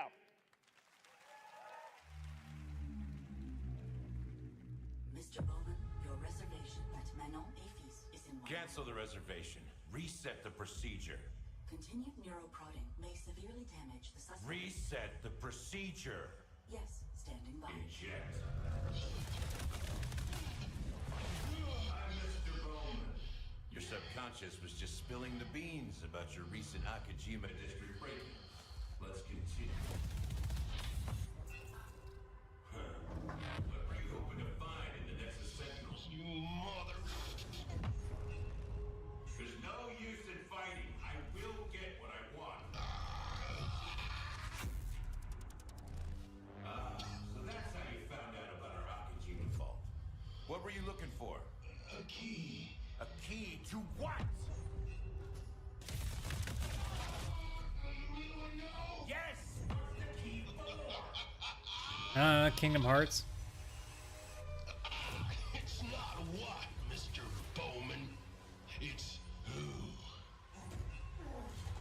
You see, just like me, you're caught here. You're caught in the den of wolves. Again, doesn't really tell me much, but one of those things it's like we'll keep an eye on.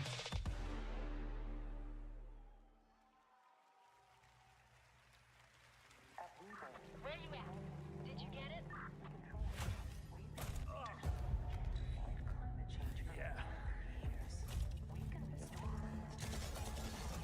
Working on it.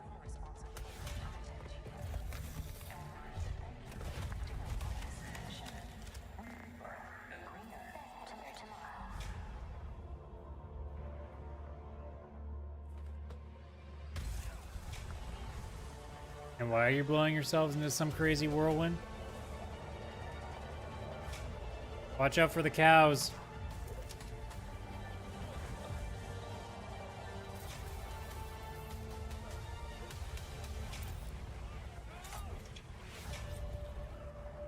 Yeah, sure, you just live through that, no problem.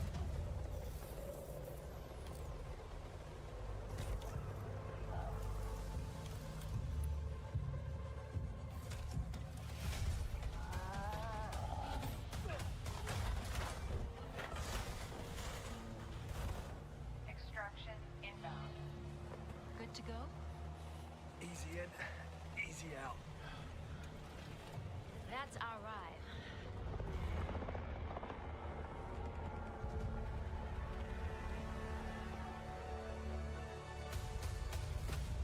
Sounds like another game that's gonna probably throw some microtransactions at you for shit. That was It just- it Exoborn. I know screams it's a live team at service to me, Gamescom. unfortunately. Take a look at that upcoming tactical open world extraction Extraction shooter. shooter. Project led by some of the creators of the Division. And besides facing other players and warring factions, vertical gameplay, as you saw in the Forces of Nature unlock the potential of the player's exo rigs to help. Sounds like a master the way too much apocalypse. shit going on. Much more is coming in 2024 on Exoborn. Now, please welcome the voice of Loki in Asgard's Wrath 2, one of the most ambitious and anticipated VR games yet, Matt Mercer.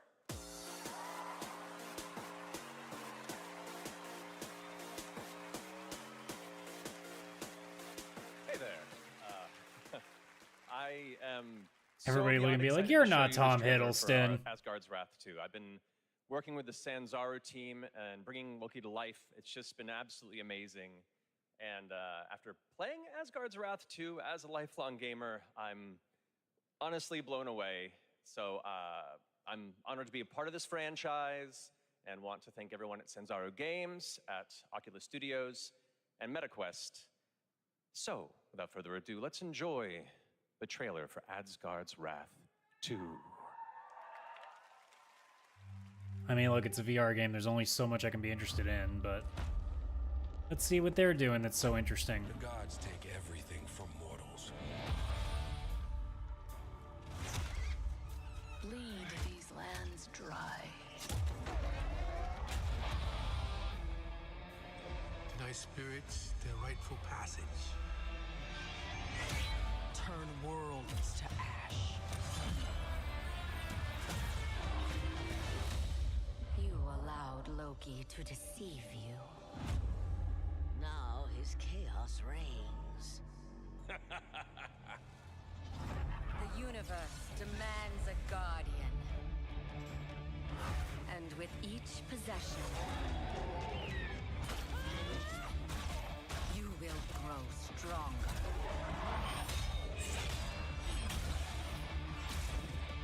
Yeah, I mean, still, we're in that phase where it's still gonna look like this for a while.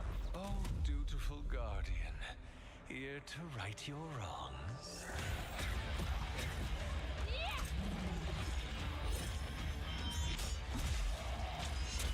I mean, it's gonna be bit by bit. Oh, there's fishing in this game. Okay, never mind. Now we're at peak gaming.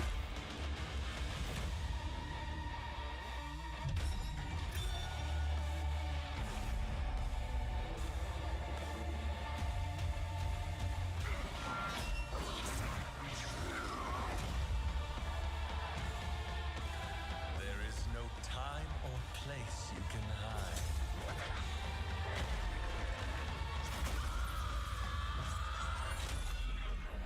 Your fate is mine. Yeah. I mean, look, if you're big into VR gaming, I'm sure this has got your attention, but I can't afford this shit. So I can only be so excited. Foolish mortals, oblivious to the chaos that awaits you just outside. I'll see you sooner than you think.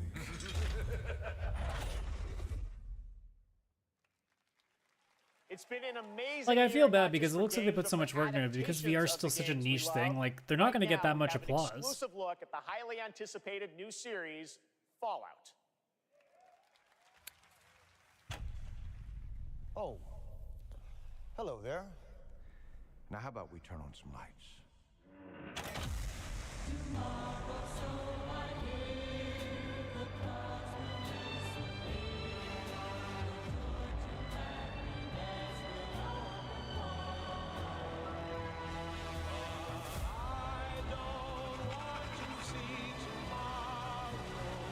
Yeah, like, I don't know how I'm going to feel about this series yet. Well, you know what they say. But also keep in mind that, like, apart from Fallout 3 in New Vegas, I haven't been too enthusiastic about Fallout in quite some time.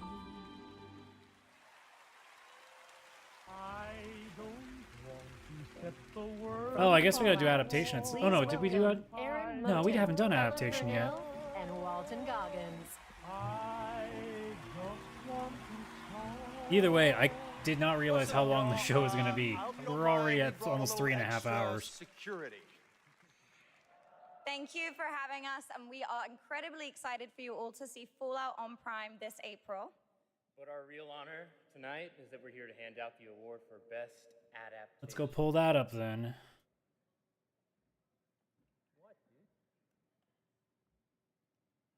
Even though we basically know what it's gonna be. What? Yeah, there they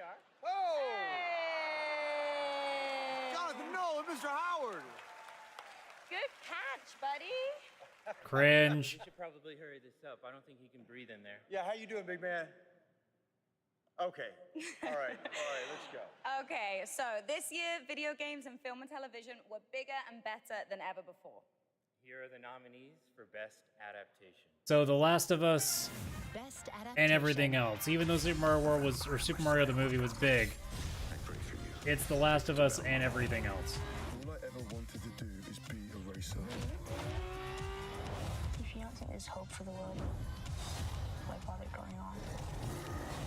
I got this. No problem.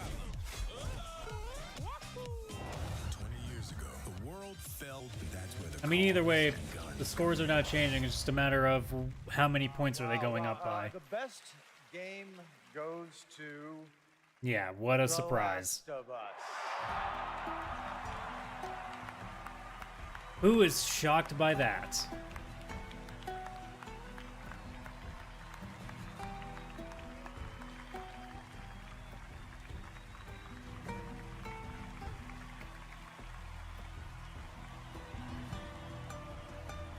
Oh, Neil, don't trip.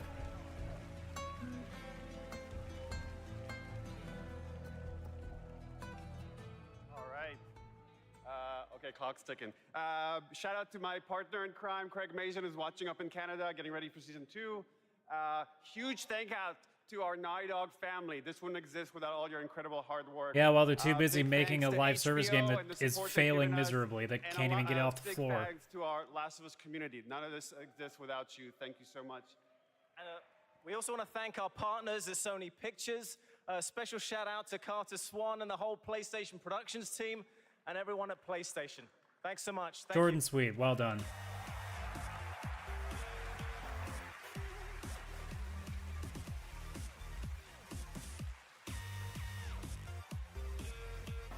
And we're back to trailers again.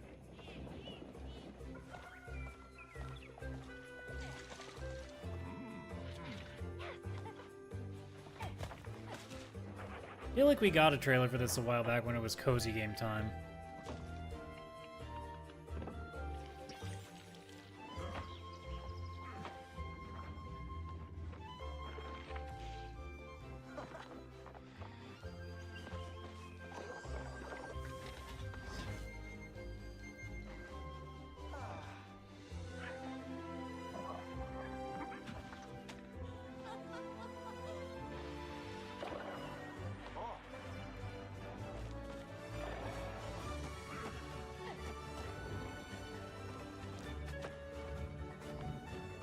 The problem with a lot of these games that I find is that they're trying to do too much. Oh, and the fact that it's also free also would also make me get a little bit concerned. Oh, hi, Monster Hunter now.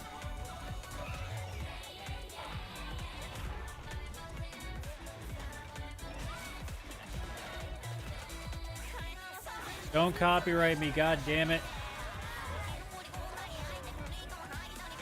See, even with me with Monster Hunter, like you're just, I don't think there's ever going to be anything that's going to get me to want to play a mobile game anymore. I just, especially now that I work from home too, like I'm never out. So like playing with my phone, it just doesn't make any sense to do. I took a lot of that anxiety and put it into making games. I mean, it's evolved over time, especially as I've gotten into AAA. Well, guess what, everybody? Hindsight Still gotta play is Midnight a Suns, too. narrative exploration God, my game backlog for which games is spans the insane. life of a woman named Mary, is taking a core of something that happened. There's in like my a good life, chunk of games that it's like, keeping that maybe it'll and get put on Game Pass fictionalizing one day and I the won't have to rest of pay it. for them. Whenever someone tells me that they've cried from something that I've made, it's always when people cry is where I feel, yes, I want to keep doing that. I want to keep making people feel things. This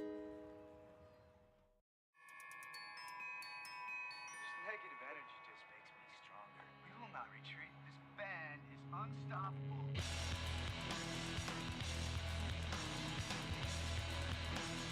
I mean, props to them. They did a lot of work to make this game work.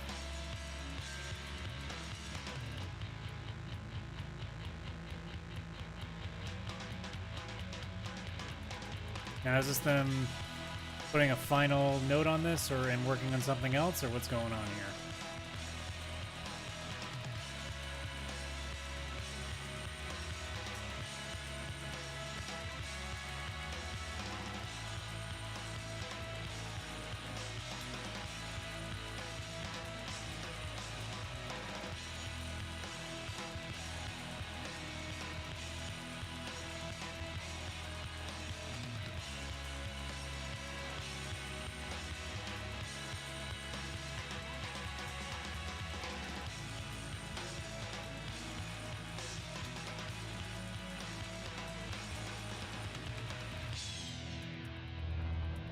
Yep, still going.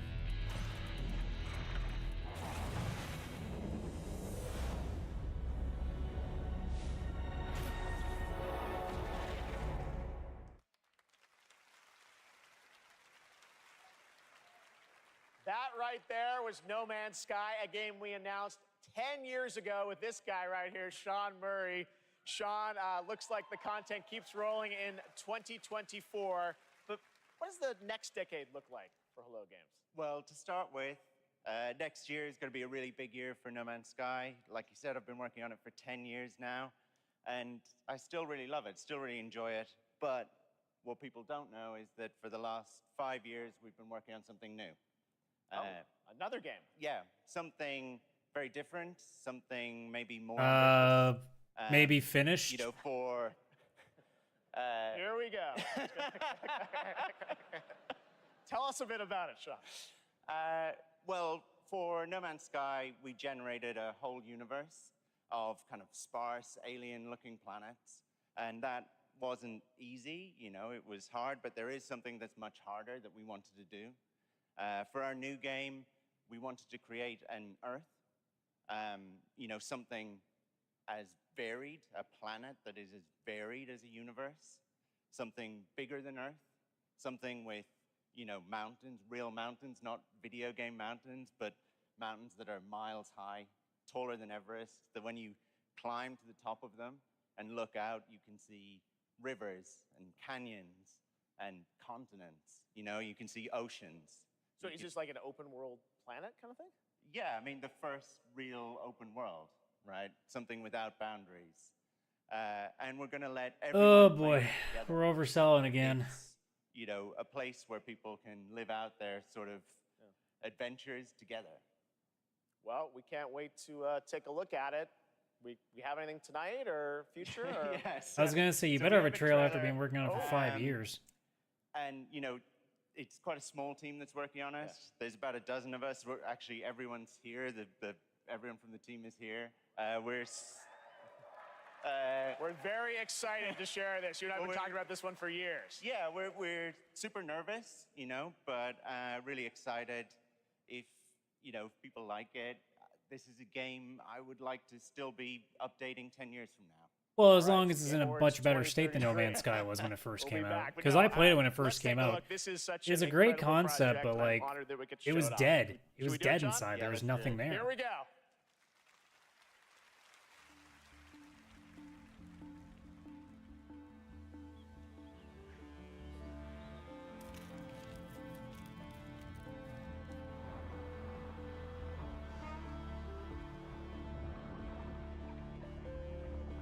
Because the real question is, like, what are you doing? Because the last time with No Man's Sky, it was scanning, and that was mostly it. Like, there needs to be reasons to be on this planet. It can't just look great, and it can't just be, oh, explore. I'm like, no. There needs to be a reason to do things.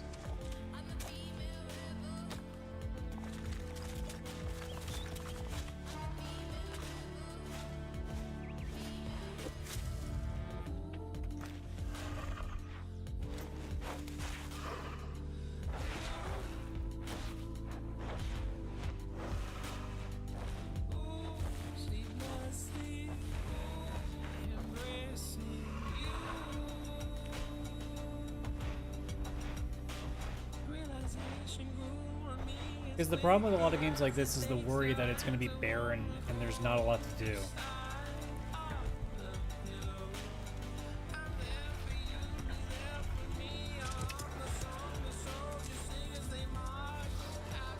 As much like No Man's Sky, does this look really cool? Yeah. But again, we all know what we thought it was going to be when we got to play it, and then when we played it, we went, oh, there isn't much there. And that's the worry with something like this as well, is that it's going to look great, and it looks like there's a lot to do, but the reality is there isn't that much. And that's the concern.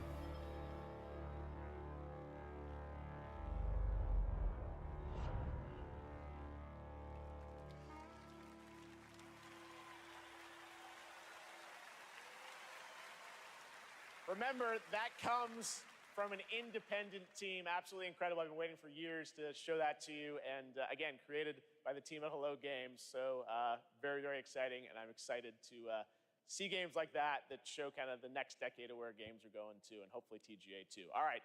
Now join me in welcoming to the stage actor Simu Liu. What's up, Shang-Chi? Uh-oh.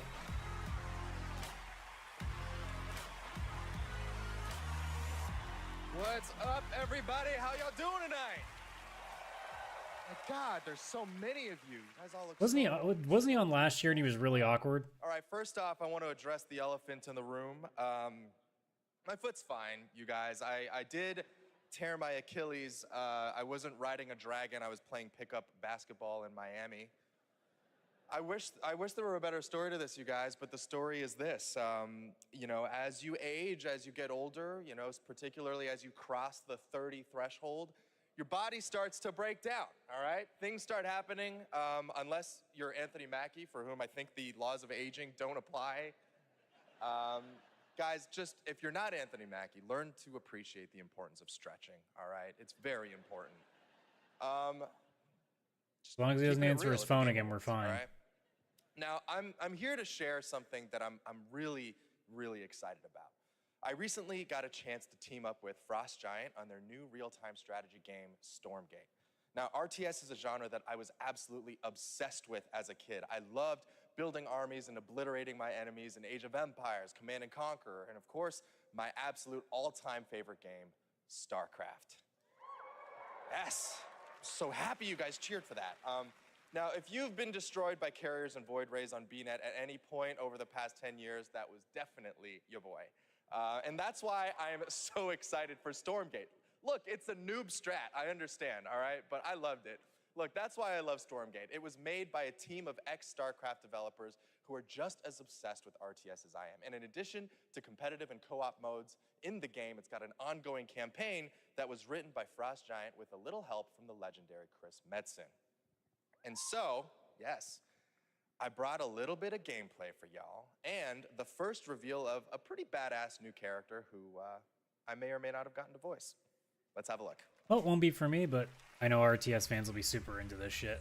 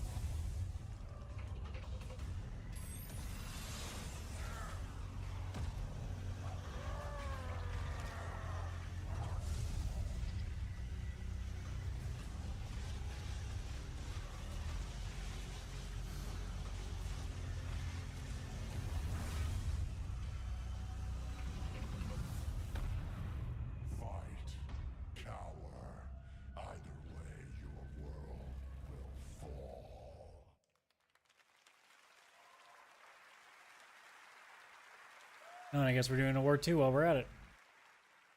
That was me. See? Pretty good, right? And now it's time to hand out the next award. Here are the nominees for There we Best go. Action All Adventure right. Best action adventure game.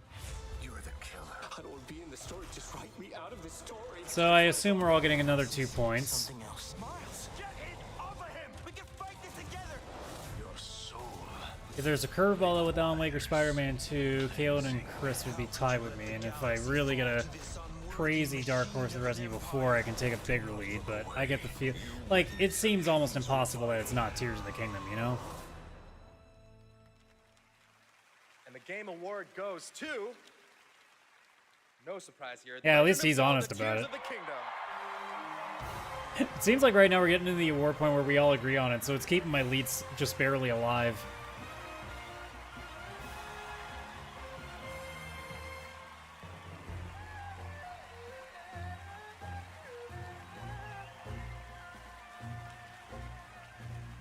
we're getting closer to the end here, so we keep thinking, like, now I'm at the point of, like, okay, what's the big final trailer that they're gonna pull in?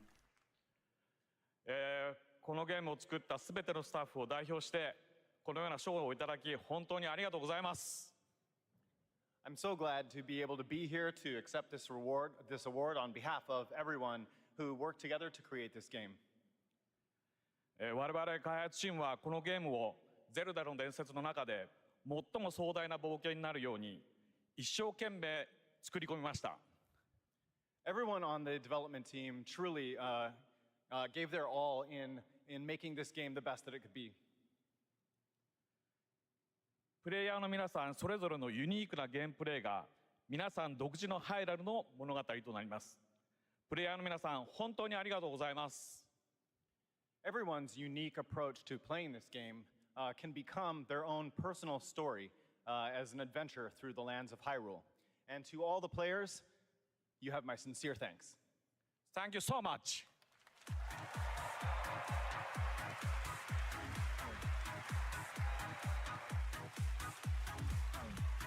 Poor guy walking around a boot. Congratulations, Mr. Anuma. And I am happy now to announce winners in a few more Oh God, you're rushing me? Of the Game Awards. Here are the nominees for Best Okay, well, RPG. here comes another set of 2 points. Final Fantasy 16, Lies of P, Sea of Stars, and Starfield. And the Game Award goes to... Yep, there we Baldur's go. Gate 3. Keep that going. Here are the nominees. All right, this for is going to be Best the Sim interesting one. Strategy Game. Advance Wars 1 and 2 Reboot Camp, City Skylines 2, Company of Heroes 3, Fire Emblem Engage, and Pikmin 4. And the Game Award goes to Okay. Pikmin 4. You boys getting some points. Here are the nominees for Best Sports Racing Game. EA All right, Sports so we FC probably 24, should be getting another set of 2. F1 Forza Motorsport, Hot Wheels Unleashed 2 Turbocharged, and the Crew Motorfest. And this year, the Game Award Yep, goes there to we go. Forza Motorsport. All right. Congratulations, turn 10. The Oh nominees for shit, I Best forgot we hadn't done this Multiplayer one yet. This year are Baldur's Gate 3, Diablo 4, Harvey This could be Animals, interesting, but it Street probably Fighter is. 6, Maybe we're just Super getting Mario single Brothers points. Wonder. And the Game Award goes Yeah, to there we go. Baldur's Gate 3. Having a pretty good night. Here are the nominees Oh, we didn't do this one because this obviously this one didn't come in. Again, Genshin Impact. I'm sorry, fans, but it shouldn't be Cyberpunk there. 2077 Phantom Liberty, Genshin Impact, Marvel's Spider-Man 2, and The Legend of Zelda Tears of the Kingdom. And the Game Award goes to Baldur's Gate 3. Congratulations, Larry. All right. Let's take a look now at this spectacular celebration of mobile gaming. We're getting close to the end Sphere here, and my lead's from Google sticking. and Samsung. I don't know how many awards are left now because I don't really care about this mobile section. But like, how much is potentially left? It might just be Game of the Year because the only thing I can think of that might have not been done now is Game Direction, but I'm pretty sure that got done. So if that's the case, I win. Because I have a 2-point lead. If it's just Game of the Year that's left, you boys won.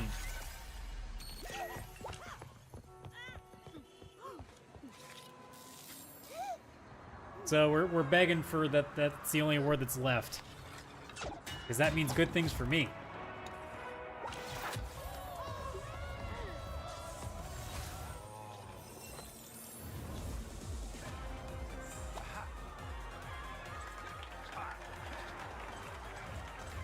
Like, no offense, but this is a really bad time to have this video.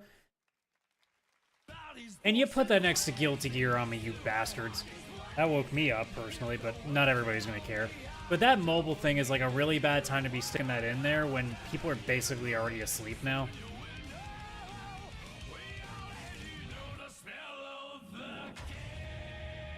Yeah, there's a reason this trailer is here. Oh, it's just DLC.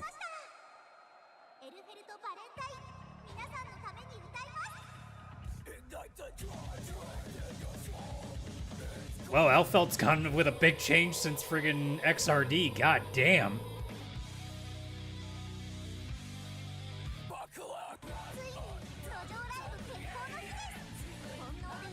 Like, her character was very much like flower girl with pink hair. That's a bit of a change.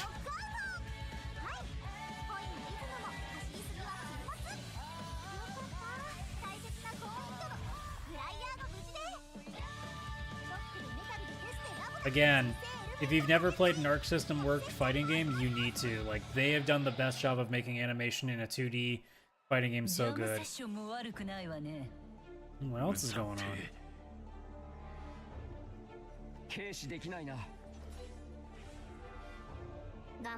Oh? Oh, okay. So they're basically doing like the Marvel vs. Capcom format. That's fine. So we're getting another stress ad. At least this time I knew right away. Nicotine addiction can make stress worse.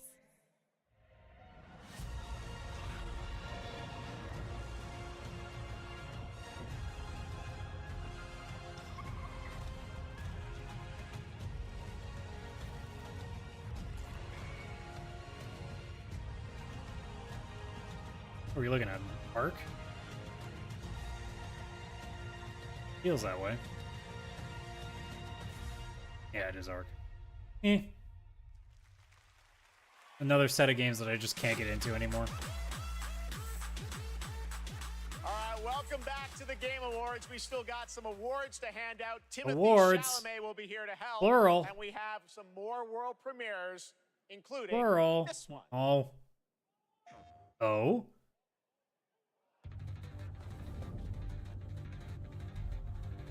Someone's come to my attention.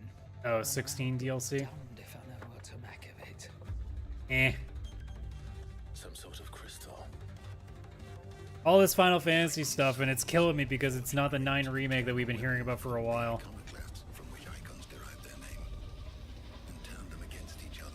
Man, I really tried with 16. I really tried. And I don't know if I got like maybe halfway, but like by the time I got there, I went, man, I have nothing to connect with. I don't like anybody. The only interesting person in that game was Benedicta, and she was basically a Act 1 villain, and that was it. And after that, like, nothing was clicking. The story didn't click, the characters were never clicking, the world didn't click. The gameplay wasn't really doing it for me. Like, I wasn't hating on it, but like, it just, nothing about it was doing, like, I think I'm just begging for turn-based Final Fantasy again. I shouldn't say that though, because the 7 remake did a good bridging of the gap, where it was action, but I still felt like it was doing what I wanted it to do. And just like, this just ain't it for me. I haven't truly enjoyed a new Final Fantasy since, I mean, you could say 12, but even 12 I'm still like iffy on. Really, 10 is the last like major release that I was so big on. The final battle in Final Fantasy 16 with It's Echoes like- of the Fallen, which is out tonight on PlayStation 5. There's a shout I'm out pretty for you. sure Now to present our next the award, Best Game last Direction, physical please copy welcome I've one of our kept is industry's 10, greatest creative and 10 forces, too, I the should say. creator of Call of Duty and global GM for Star Wars, But I don't even have a Jedi, copy of Titanfall, and I don't even have a Apex copy of 12 Legends. right now. Vince Zampella.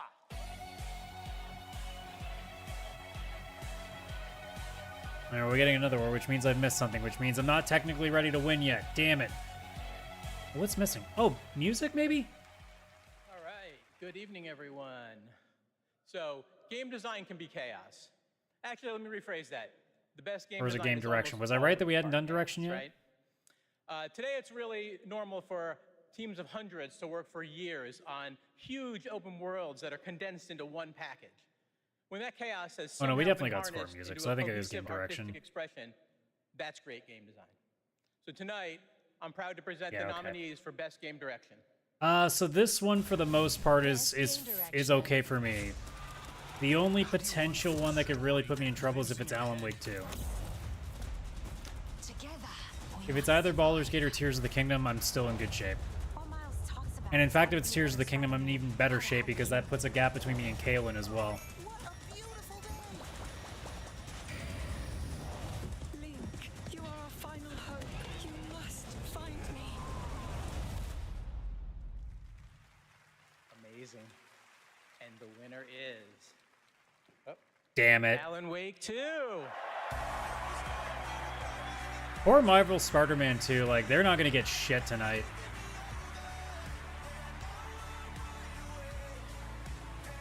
And that's a shame, because that's, like I've said on the show before, that's legitimately my favorite superhero game of all time. I fucking adore that game. But again, like I said when they won their first award, I'm so glad that Remedy's getting their props here. Thank you. We want to thank Epic, Hector, Nicole for believing in our vision. Crazy vision. Crazy vision, yes. Direction is nothing without a team to actually build it. And huge thanks to Remedy team for joining us on this venture, wanting to believe in it and build it. You know, we can pull into different directions and nothing comes out of it. But when more than 100 people believe in the same vision and build something. And it's great too, honestly, that Alan Wake 2 is getting its adulation, because a lot of people did not give it an iota of a shit when this game was first announced, because so many people just were so far removed from the game. And I'm glad that they did such a great job with this, that it's getting them the recognition they deserve. One other thing. Next Monday, December 11th, New Game Plus, the final draft is going to be coming out. New story content. So yeah, go play it. Thanks. Thank you. Thank you, Game Awards.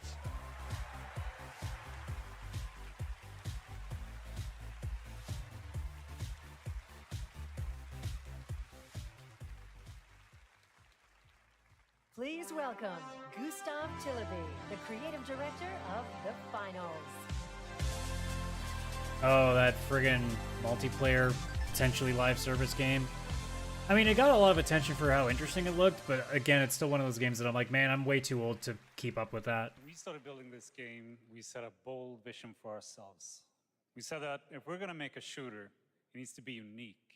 It needs to be something that no one else is doing.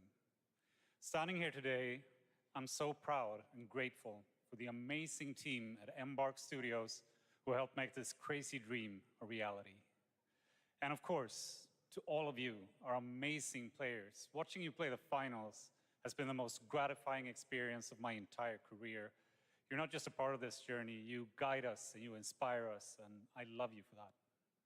Now, let's watch our latest trailer and keep your eyes peeled for the launch date at the very end. It might be sooner than you think. Thank you, and enjoy. Because the thing with a lot of these games, man, is you can only have so many. If you are actually actively playing these things, there's only so many you can do, and it just gets exhausting. It's a big part of why I can't even bother myself to get into them anymore, because the idea of having to pick one and stick with it for an amount of time is just... It's why games like Dead by Daylight or Deep Rock Galactic or games like of that ilk work better for me, because you can just pop back in anytime you want, and you're not missing much. You can do it on your own time. Game like this, you gotta be with it. And it's just something that I can't commit to anymore. Not when there's so many single-player games that can be taking my attention.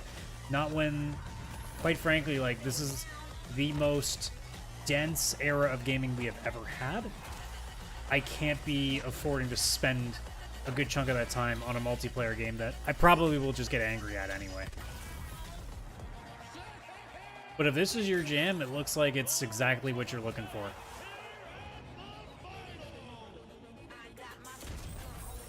Oh hey, little Scott Pilgrim knocked people into coins thing. They did that first. I'm sure there's 1,000 things that did it earlier than that, but don't care. Did they just reuse the same shot of the guy in the Elvis costume with the guitar? Really, guys? You couldn't find something else to fit in that half a second?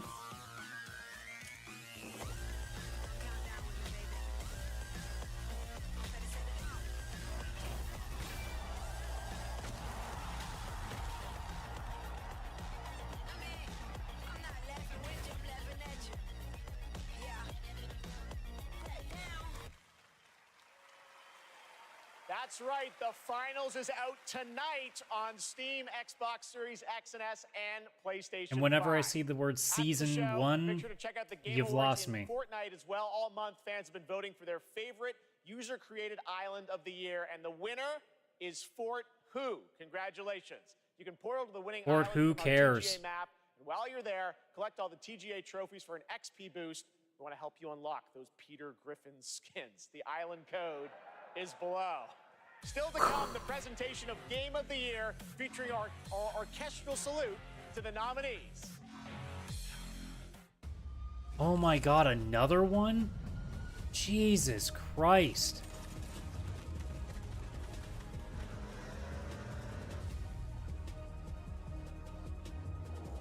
Like, look, if you're into this, like, this is awesome for you, but, like, Jesus Christ, for someone like me who doesn't care, like, this is now at well past the point of irritating. It's like, you've had, what, like, 4 different sets now? Knock it off.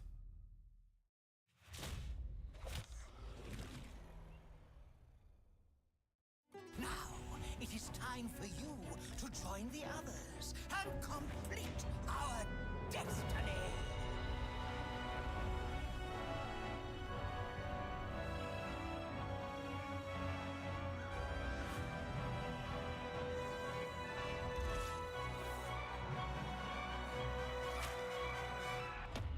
Just wait till you see Baldur's Gate. You'll never want to leave.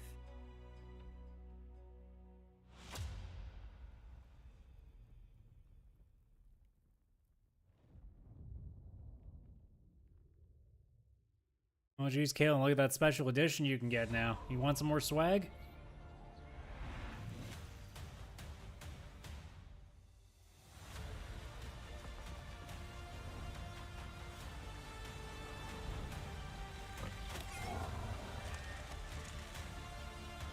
I don't know what's up with this one. The audio mixing seems a little bit weird with this trailer.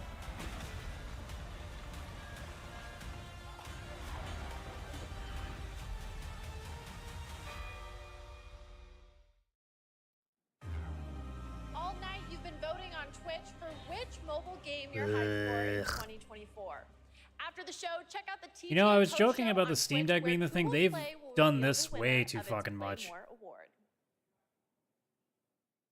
Awesome. Thanks, Sydney. Well, now it's time for tonight's final world premiere. That's right, we're getting towards the end of the show. And this one, I will let speak for itself.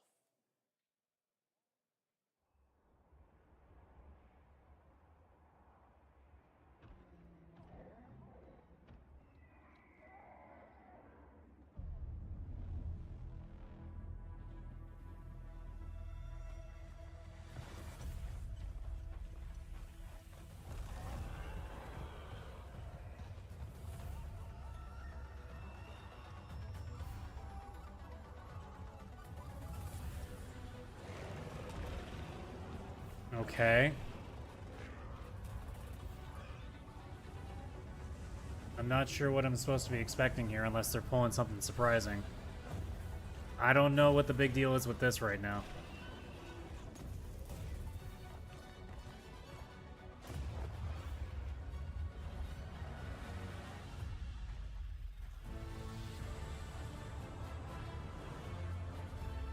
What is it, Monster Hunter? Oh. Okay. Don't hate it, but like, as the last big trailer? I wouldn't go that far.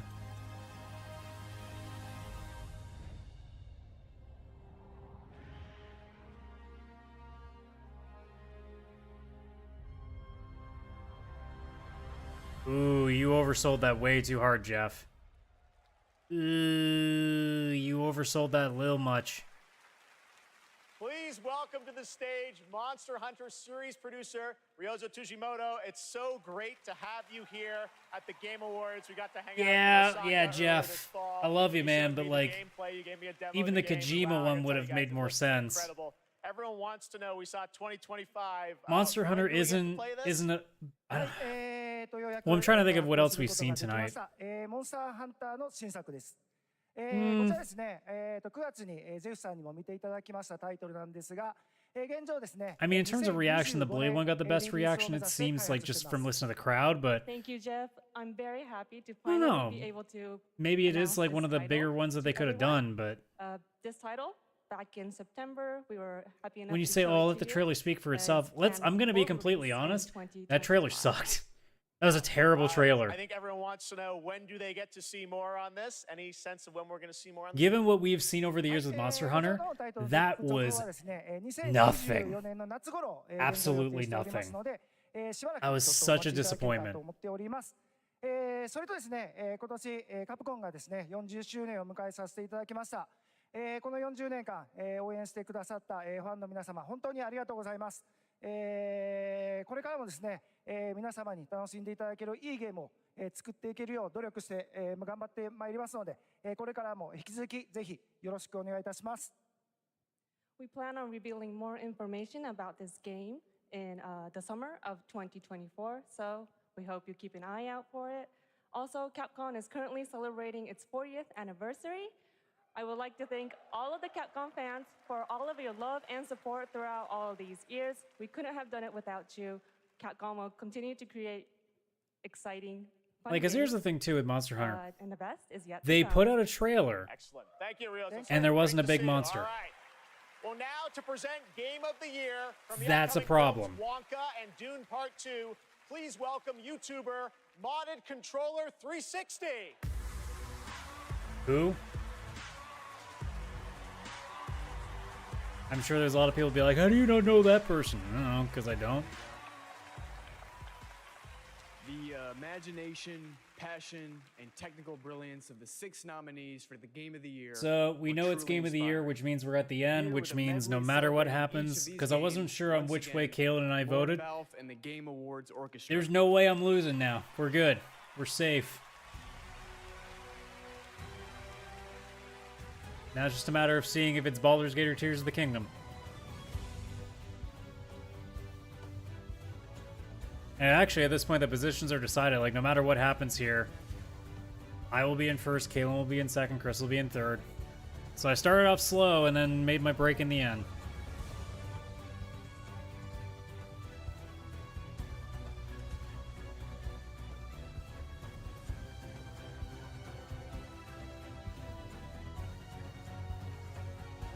Oh, that guy's really into it.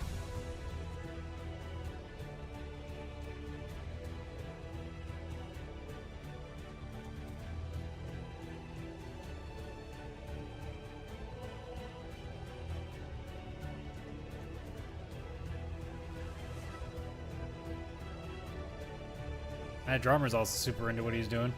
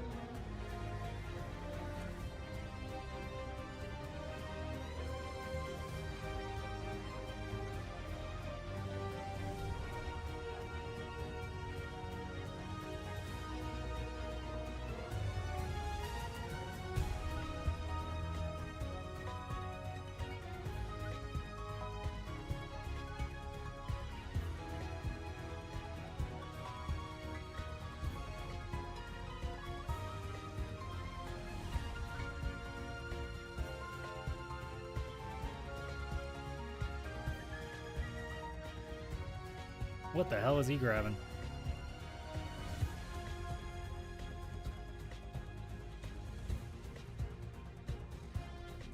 What in the blue fucking hell is that? I have never seen that instrument before.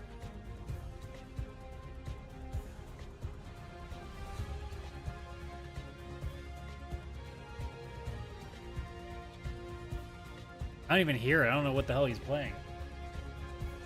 It's not like this that makes me suspicious that it's all pre-recorded, because the mixing is just odd. Like, I don't feel like there's any in a building-ish to it. But again, you put enough things through the mixer, you can make it sound way better.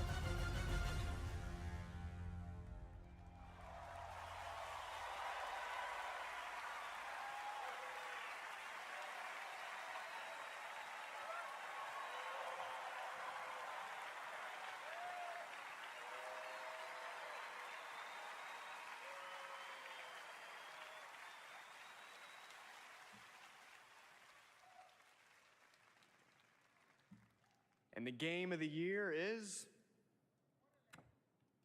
Okay. Baldur's Gate 3. So our final score, I will finish at 27, Kaylan will finish at 26, and Chris will finish with 23.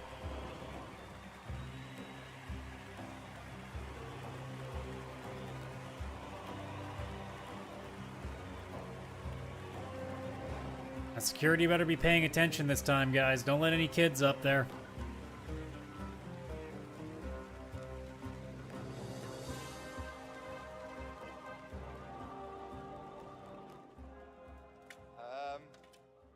I didn't expect it anymore. Thank you so much. A game like Baldur's Gate 3 isn't possible if you don't have an incredible team working on it.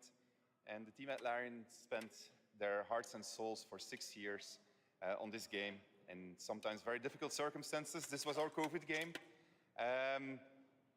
Along the way, we lost quite a few people also, so we want to dedicate this to all the people we lost, and especially to Jim, our lead cinematic artist, who passed away in the last month. I want to thank over 2,000 people, so sit back and relax. But I also want to thank everybody that supported us throughout this entire effort. Our families, our friends, our partners, you were the best, and without you, we couldn't have done it. Thank you very much. Thank you.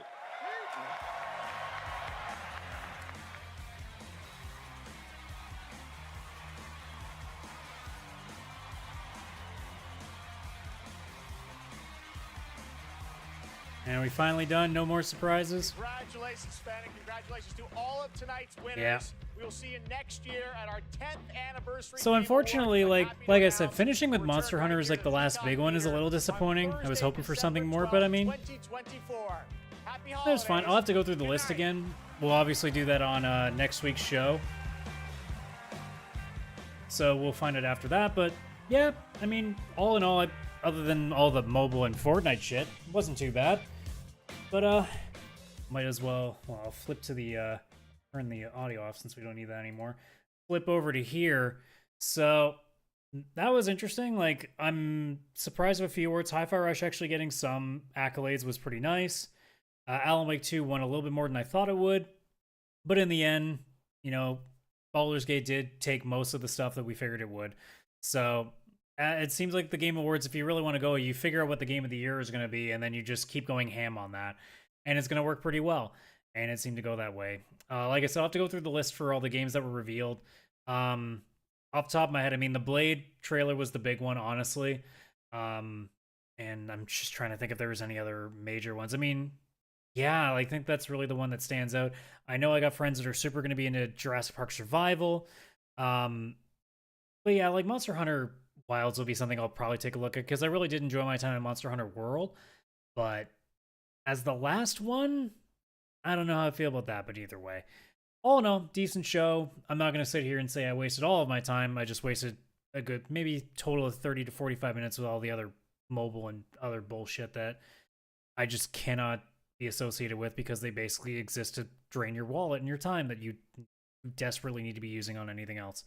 But alas, that's going to do it for this elongated. This is now going to be looked as the side quest for this week. We didn't do one last week because obviously our scheduling is getting a little bit weird because Chris was leaving for his wedding. Once again, congratulations, Chris, on your wedding. Hope you and Alex are super happy over there in the Dominican, you lucky bastard.